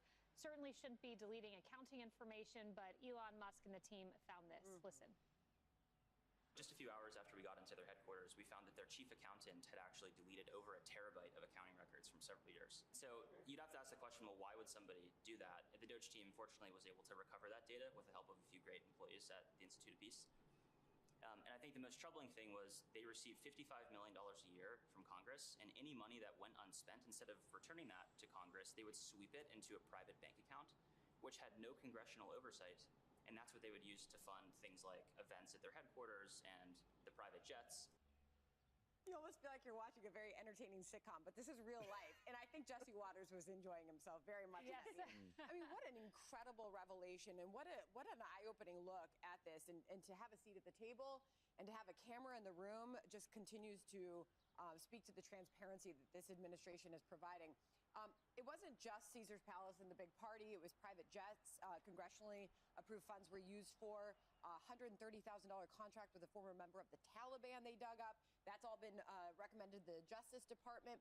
So Elon Musk talked about on his sort of long goodbye here that this is a long-term enterprise, and they've got to stay at this because things can easily fall back into old ways. But, you know, we've talked a lot about the resistance to this. A lot of these agencies are so happy with the change. I mean, it was archaic. I think Elon Musk said it's prehistoric, like dinosaurs would think this is kind of old. Talking about the archaic filing systems at the federal employees retirement system. So there is a lot of welcome change that is happening as well, by the way. You know, Jesse had a lot of fun there, too. He found a young man who goes by the name of Big Balls. Oh, boy. This cracks me up, you guys. Big balls. That should be obvious. Why do they call you Big Balls? I just said it as my LinkedIn username. Okay. Well, people on LinkedIn take themselves like super seriously, and they're pretty adverse to risk. And I was like, well, I want to be neither of those things. So I said it, and honestly, I didn't even think anyone would notice. The only man on the couch.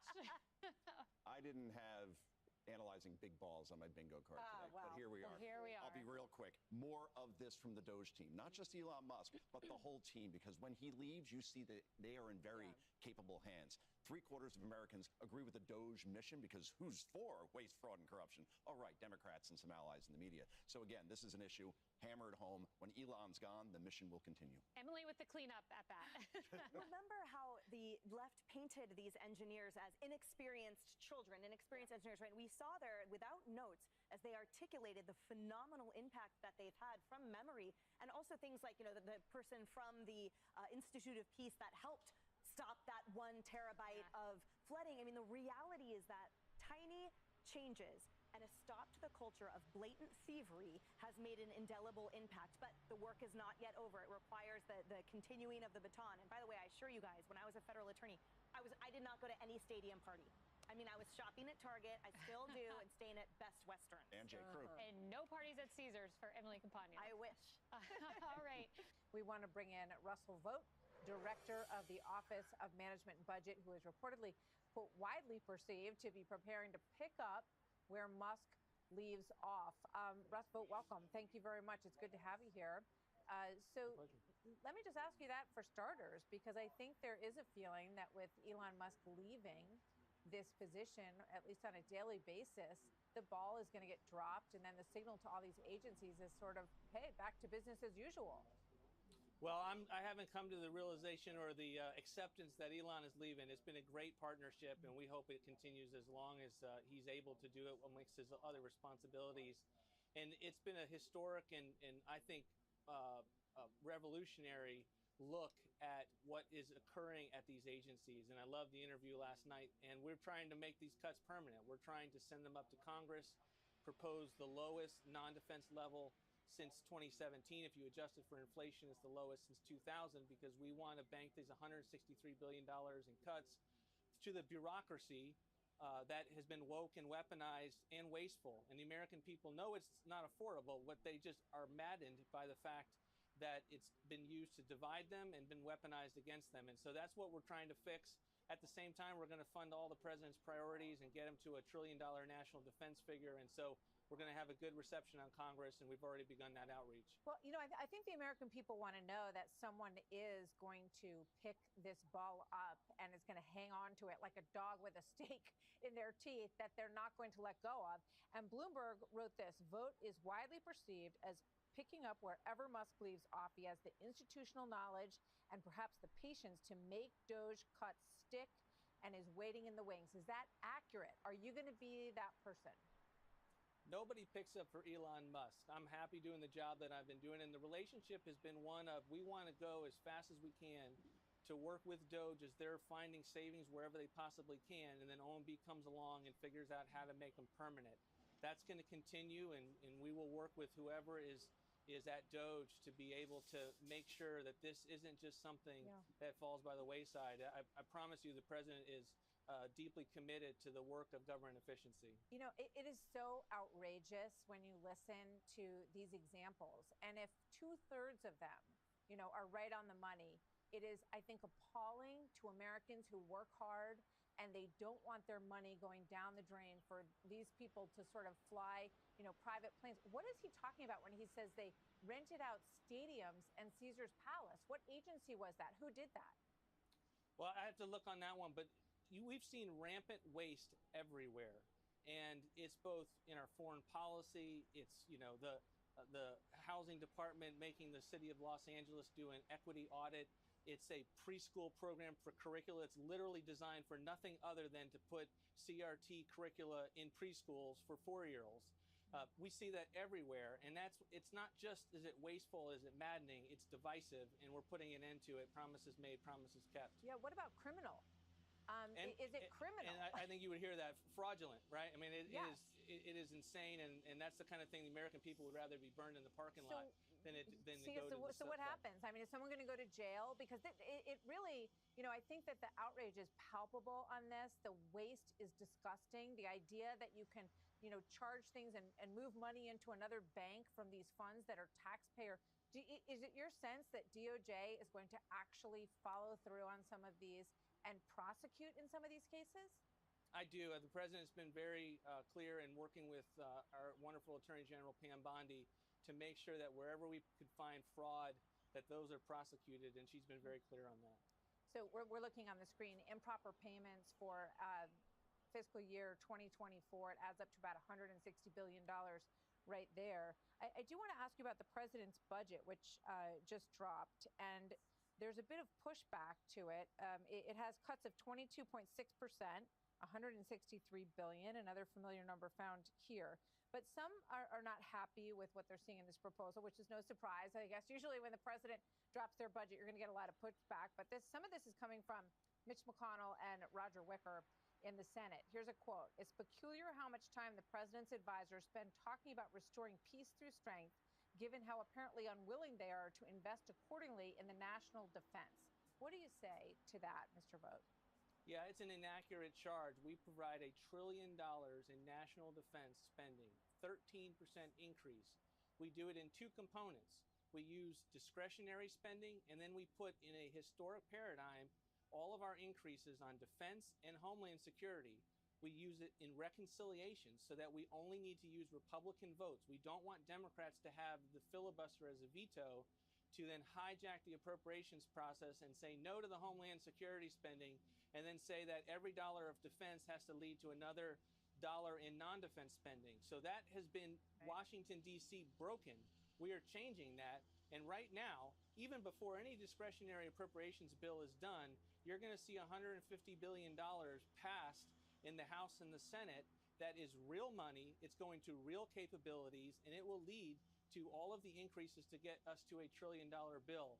And so I love Chairman Wicker. We're going to be working with his team to continue to explain what we believe is a historic strategy to secure the actual increases as opposed to letting the initiative be to Democrats in Congress. I got to ask you one more question before I let you go, and it's this. A lot of the agencies that we're hearing about around that table last night are, smaller agencies that most people have never heard of. When you look at the waste in Medicare, Social Security, Medicaid, again, it's like $150 billion in these improper payments. So when are you going to go after waste, fraud, and abuse in Medicaid, Medicare, and Social Security? Well, look, I think what DOGE is doing is, in fact, real time changing processes to make sure that the improper payments goes away. We don't have to wait on Congress to do that. We also have a reconciliation bill in which we're going to make sure that we can't have illegal immigrants on the Medicaid program, and we don't have people on that where states need new tools for eligibility requirements. And so there is a lot of work that can be done on the mandatory side of the House. This is just for the discretionary. We wanted to get it up to Congress to start the appropriations process and to inform those that are working on the reconciliation bill. Much more detail is to come when it comes to the other programs that make up the entirety of our federal spending. Well, thank you. We appreciate what you're doing, and we thank you for your time today. Russell Vogt, OMB. It does seem that there is a DOJ aspect of this as well.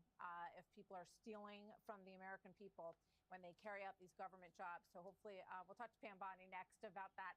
Thank you very much. Good to see you, sir. Thank you. I'm just curious, Jesse, what your overall impression was of this group, because when Brett spoke to some of the members, they were like a lot of CEOs, a lot of people with a lot of experience. This was like that young crowd that we heard a lot about, at least some of them were. Someone said, what was it like being the dumbest person in the room? And I said, I'm used to it. So the one kid had dropped out of Harvard to go do this. Another kid was 21 years old. I think Big Balls is maybe 23. And the minute they open their mouth, they're so articulate, and they're so serious, and they're so competent. One of the guys at the end of the interview said, people sometimes, these bureaucrats, have come up to us and thank us. Because you get this story in the press where these guys are mercenaries and they're coming in and they're just axing people and it's a big standoff.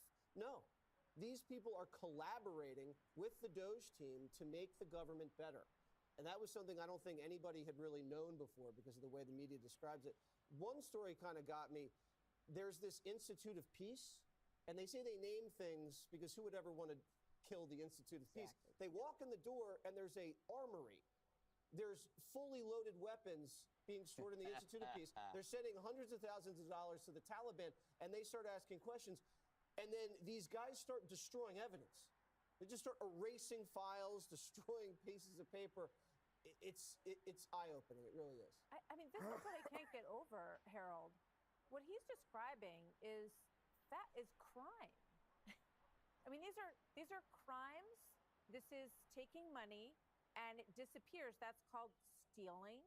Layers of corruption, layers of stealing that he described. I mean, what do you think should happen to the people that allowed this to happen? Should people go to jail? It'd probably be a lot of Democrats and Republicans going to jail. This is something that's gone on for way too long. Look, I am a huge supporter of this effort. This is not the first time we've had efforts like this, but this is an effort that has gotten a lot more attention, and you have the richest man in the world who has pioneered and has come up with some of the great innovations and technologies that the country benefits from over the last 10 years. Two, I hope they, even with his absence, I hope they continue down the road of finding, you have a $4 billion thing at the one that they had at the Department of Education, and there are no receipts for what was drawn down on. All of it may have been legitimate, but you can't do that in the real world. I do ask everyone to take some caution in terms of our glee for just one thing. As I watched you last night, and you were great, by the way, listening to all of them, letting everybody sort of share their story and share the reasons why they're doing this. I'm reminded that government, having worked there, government is not a startup. Government's not a business. We want it to operate as much as it possibly can as a business. I view government as a great nonprofit trying to be a business, and you always have to make sure that they're not spending more, that they're not wasting it, and people are not stealing it. I look at my church, and we probably do things a little inefficiently in time. We maybe have too many food drives. We may have too much time where we have hotlines for people to call. And we may have too many times where we have domestic violence counseling for people. I bet if you have one of these really, really smart guys, and I was a little disturbed there were only men in the room, but if you have one of these smart guys come and say, hey, maybe you guys should only have one food delivery during the day, we'd probably save money. Or maybe you should only have one time where people can come and ask about problems they're having at home. There's some entities in some parts of our society that aren't going to operate like an innovation center in Silicon Valley, or for that matter, Austin, Texas, or wherever. But this overall exercise is a very good exercise, because if those at the Department of Education, or for that matter, any of these agencies, have to answer these tough questions about where the money's being spent, that's a good thing for all of us. $4 billion, Judge, for the Department of Education, no receipts. That money was supposed to go to catching up kids during COVID. I remember President Biden in that classroom, and the little girl was like, I just, fall asleep, or I go get something to eat. The money it disappeared, and there's no return on it. It's not an extra food drive.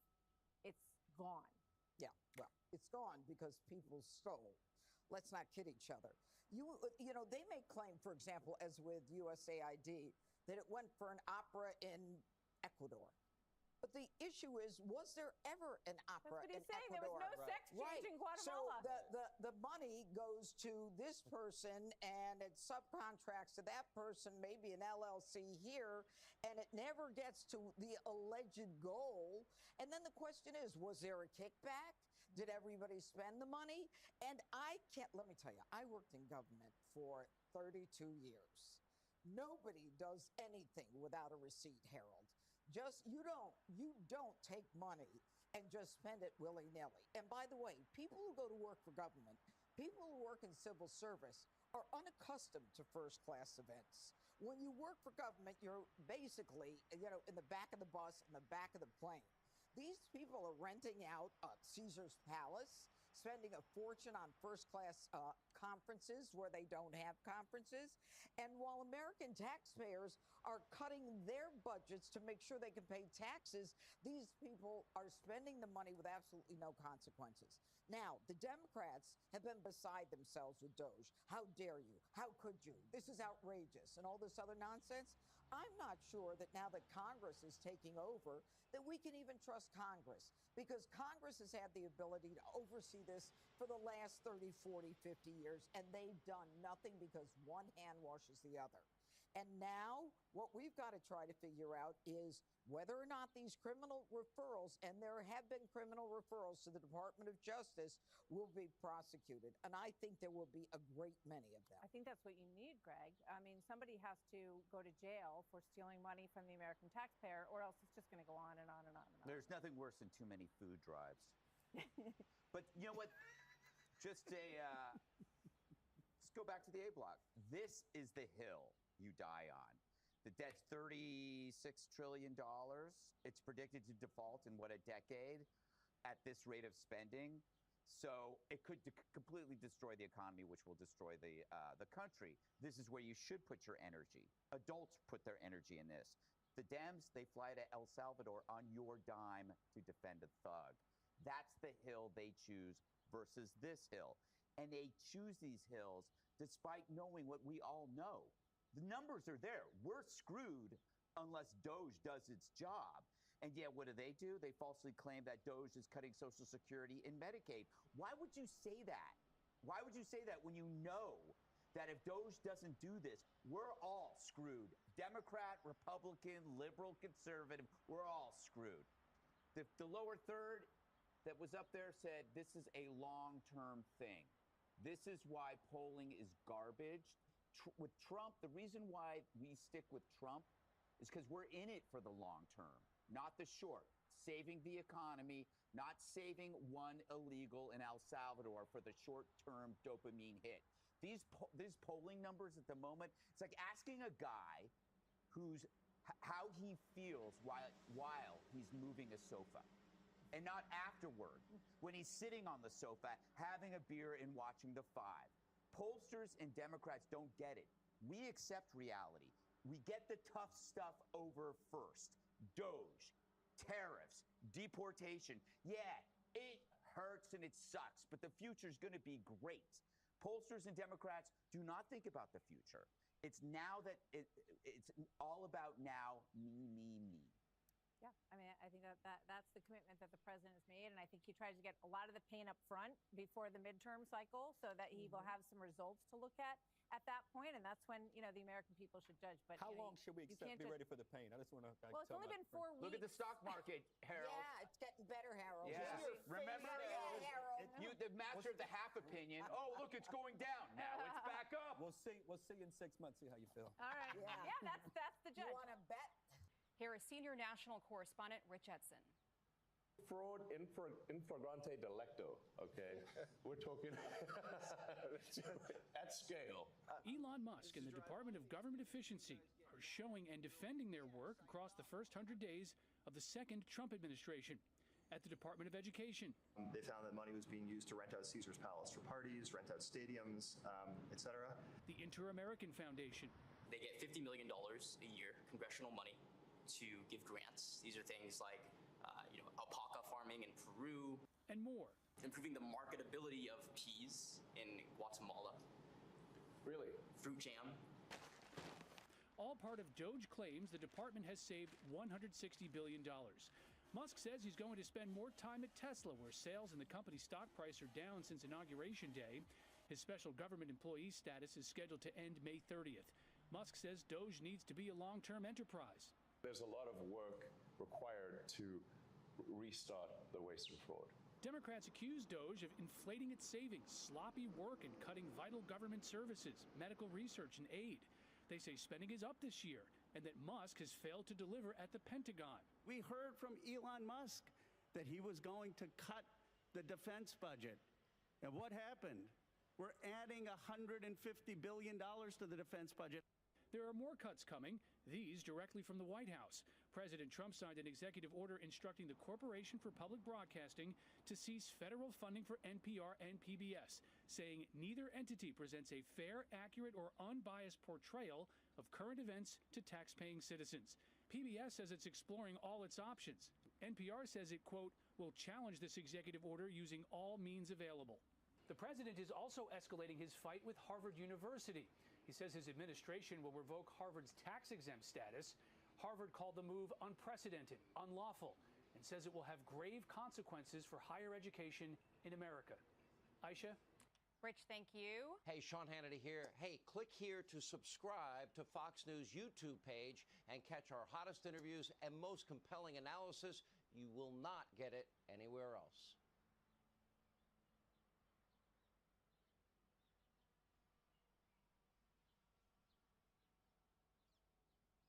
But first, brains versus bluster. That's the focus of tonight's angle.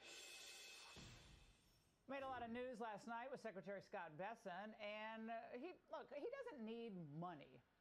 But given the aggressive stupidity he had to deal with for the past 2 days on Capitol Hill, the man deserves hardship pay.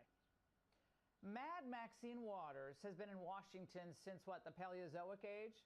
But still doesn't understand that the federal government actually hires these things called temporary employees, such as were hired at Musk's direction to find waste, fraud, and abuse.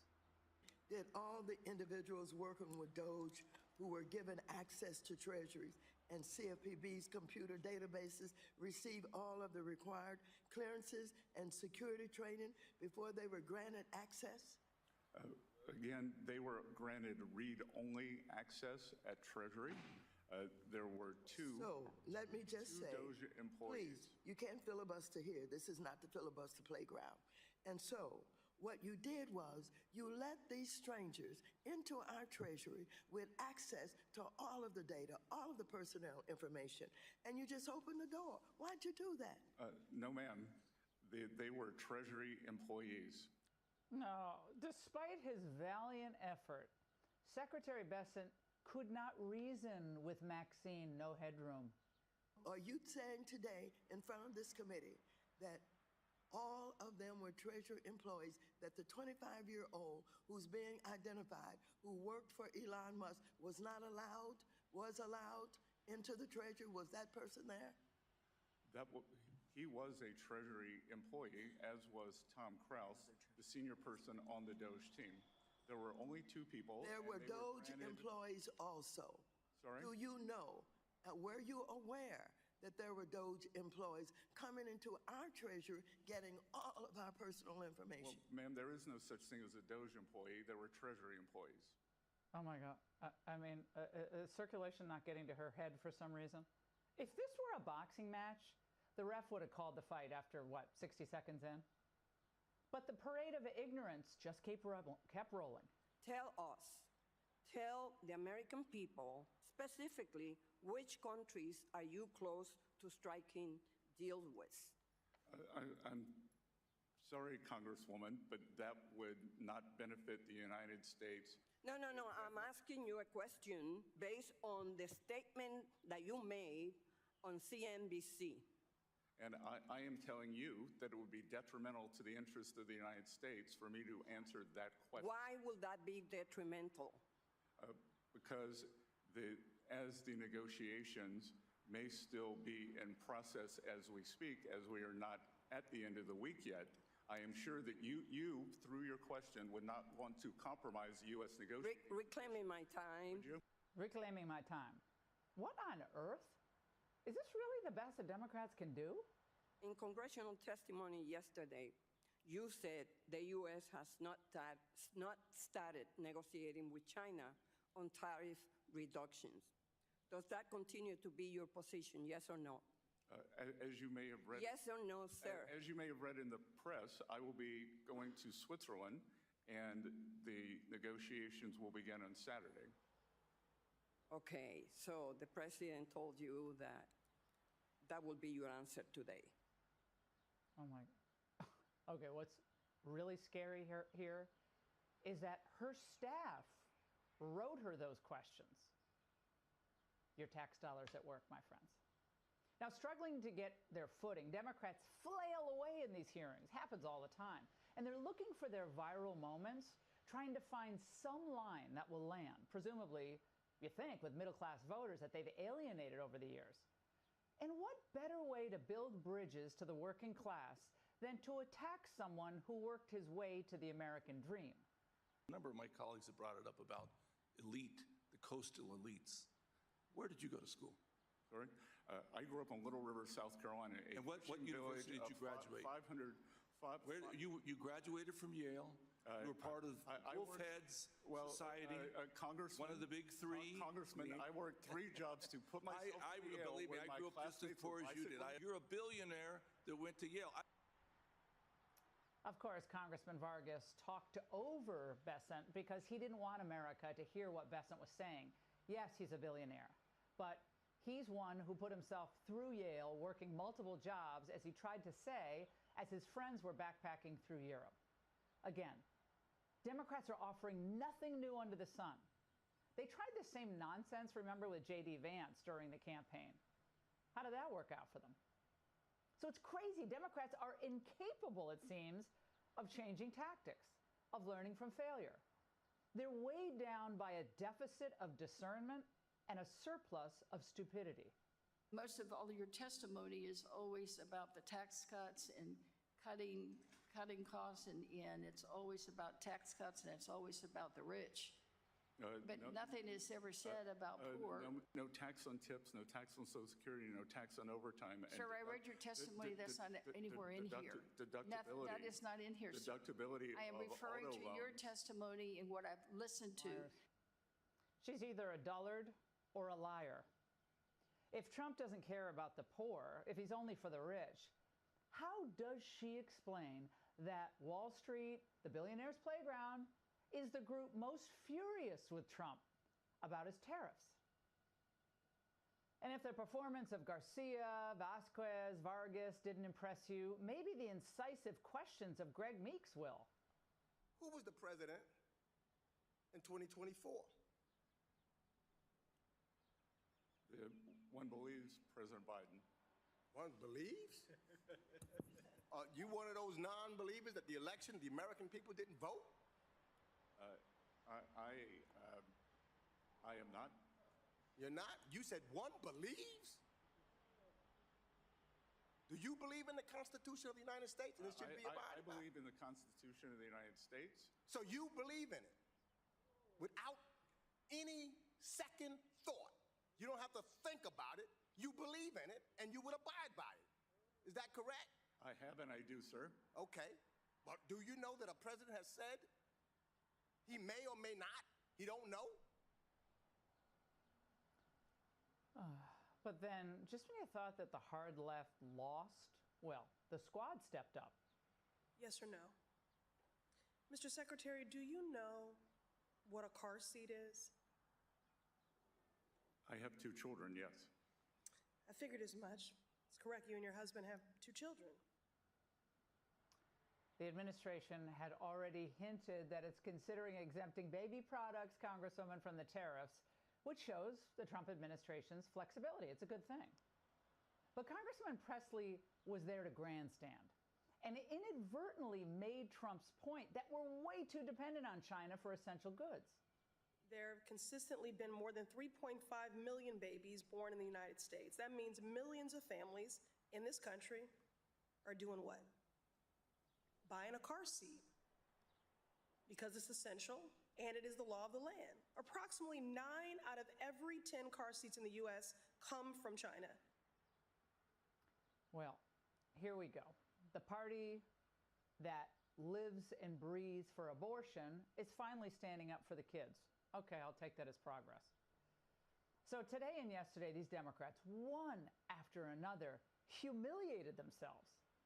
For 4 long years under Biden, the entire executive branch was focused not on raising your standard of living, not on our long-term financial viability, not on countering China, but on misplaced woke priorities. They were asleep at the switch. Under the previous administration, we had 3 of the largest bank failures in U.S. history. 2 weeks before that, the Financial Stability Oversight Council published a report that said that climate was the biggest threat to the financial system, not the deposit volatility, not over-leveraged bond portfolios. So we are promoting common sense, back to basics. Democrats went from being the party of the little guy and common sense to being the party of hedge funds, Hollywood, and Silicon Valley. And as President Trump and his team have spent the last few months developing a program, it's very ambitious, to build a strong middle class that we all used to know growing up. Liberals have nothing but old talking points from the 80s.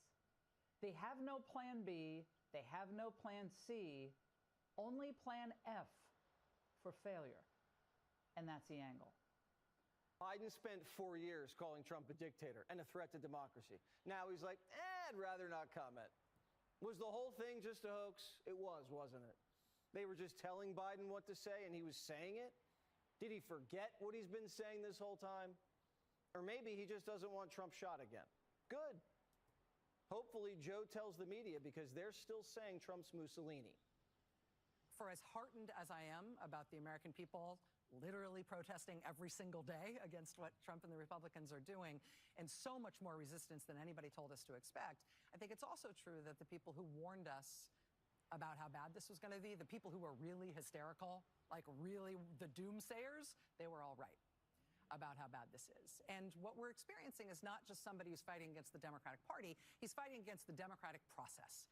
And that's what you do when you don't ever want to have an election because you want to stay in power for life. And that is what they're trying. All the worst predictions about what he'd be like are true. Madaw's proud of the resistance, the Tesla terrorism, or the singing and dancing? Or the trips to El Salvador, which one? Or did she like those little signs that they held up at the State of the Union? And what's she talking about Trump staying in power for life? He just said JD and Marco would make amazing nominees. He says he's not running again.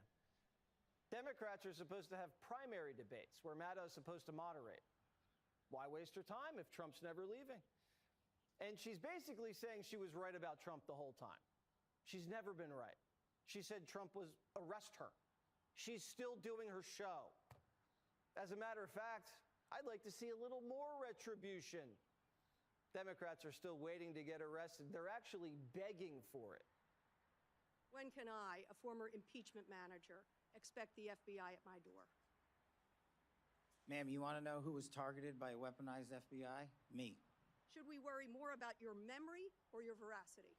We should worry more about your lack of candor. You're accusing me of committing perjury. Tell the American people how I broke the law and committed a felony. Have the audacity to actually put the facts forward instead of lying for political banter so you can have a 20-second donation hit. Democrats want to be right so badly, they're goading the FBI to incarcerate them. They're like, please weaponize the FBI, please. Their new gotcha question is, do you believe in the Constitution? Who was the president in 2024? One believes President Biden. One believes? You one of those non-believers that the election, the American people didn't vote? I am not. You're not? You said one believes? Do you believe in the Constitution of the United States and it should be abided by? I believe in the Constitution of the United States. It's actually a trick question because was Biden really president in 2024? Was it Susan Rice, Ron Klain, Jill, or the auto pen? Maxine Waters, no relation, thinks she's just found her next Watergate. You let these strangers into our treasury with access to all of the data, all of the personnel information, and you just open the door. Why'd you do that? No, ma'am. They were Treasury employees. Oh, are you saying today in front of this committee that all of them were Treasury employees, that the 25-year-old who's being identified, who worked for Elon Musk, was allowed into the Treasury? Was that person there? He was a Treasury employee. Ma'am, there is no such thing as a Doge employee. There were Treasury employees. Maxine Waters did not have a great day. This is the first time we've met. Is that correct? No, ma'am. We actually met one New Year's Eve in the Bahamas. And I was... He didn't make an impression. Why don't I remember that? Well, you were much better at the electric slide than I was. Maybe I am related to Maxine. You should see my slide. When they're not dancing, they're playing games. I want to play a game. It's called Trump or Trans. You ready? Okay. So I'm going to ask you a question, and I want you to tell me whether or not it is Trump or trans people that are responsible. You understand? Got it. Okay, very good. The first one, gutted medical research. Trump. Kidnapping Americans and sending them to foreign countries, a.k.a. deporting them. Trump. Driving us into a recession. Trump. Increasing the cost of everything. Trump. Waging an idiotic tariff war. Trump. Harming farmers. Trump. Ignoring the Constitution. Encouraging an environment of hate and divisiveness. Trump. This is what Democrats are doing on your dime. Trump's not even taking him seriously. He says Schumer's transitioning. I mean, look at Schumer. He's become a Palestinian. I think he's a Palestinian, actually. You should give him the garb. But I can't believe that Schumer, of all the people, you look at the guy, I think he's a wreck, first of all. I don't know what the hell happened to him, but He's being beat up pretty good. Is he going to be challenged by AOC?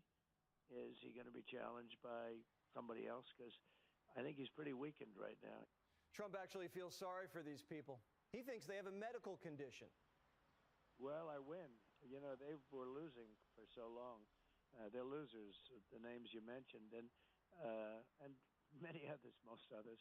But I win. And when I win, it drives people crazy, and I win a lot. And they have a hat that was made that Trump was right about everything. That's why Democrats are going to therapy and doing sit-ins. They're realizing for the first time the country's not on their side. There are a lot of voters who, for whatever reason, and Democrats might be shocked by this, but for whatever reason, did not find any of the things they've seen so far about Donald Trump to be disqualifying. What Democrats need to remember is that the things Biden did were disqualifying. He could barely talk, and he ruined the country so fast he was going to lose. So they staged a coup. Then their DEI VP got swept. And Trump comes in and shows you what real presidential power means and vision. And every time Biden shows his face, Democrats get flashbacks. Joe gives him PTSD. And it's not over. Tomorrow, Joe's going on The View. And he's bringing Jill, the shadow president. In a way, this is Biden's revenge tour. Democrats, you think you got rid of me? I'm not going anywhere. Will somebody please tell Joe, if you have access to Joe, if Joe's awake for long enough to hear it, that all the land that was taken by Putin happened under his watch. Crimea was taken when he was vice president and Obama was president. Remember, Putin was building up his troops and his military on the border with Ukraine, and Joe Biden was asked, what happens if they invade? Oh, it depends if it's a minor incursion. Joe Biden has no idea what this man is talking about. In fact, now both Democrats and Republicans agree Biden does not have a firm grasp on anything. He barely ever held a cabinet meeting, never mind, put it out there publicly for everyone to see. And by the way, he just simply wasn't mentally, cognitively up to the job. Everyone knew it then.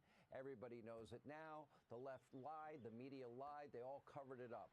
Unfortunately, his cabinet was also incredibly incompetent for a variety of reasons. Look at Mayorkas, for crying out loud. Murderers, rapists, known terrorists, cartel members, gang members, Americans murdered, raped, victims of violent crime, fentanyl, opioids, transportation secretary, Pothole Pete. Keep in mind about Pothole Pete that he is now considered a real contender for the party's nomination in 2028. I don't know by who, but he's one of the worst transportation secretaries in the history of this country. Under this guy's watch, America's infrastructure pushed now to a breaking point. According to the current transportation secretary, Sean Duffy, quote, Buttigieg didn't lift a finger to fix our air traffic control system. It is 50 years old. Did they ever hear of modernization?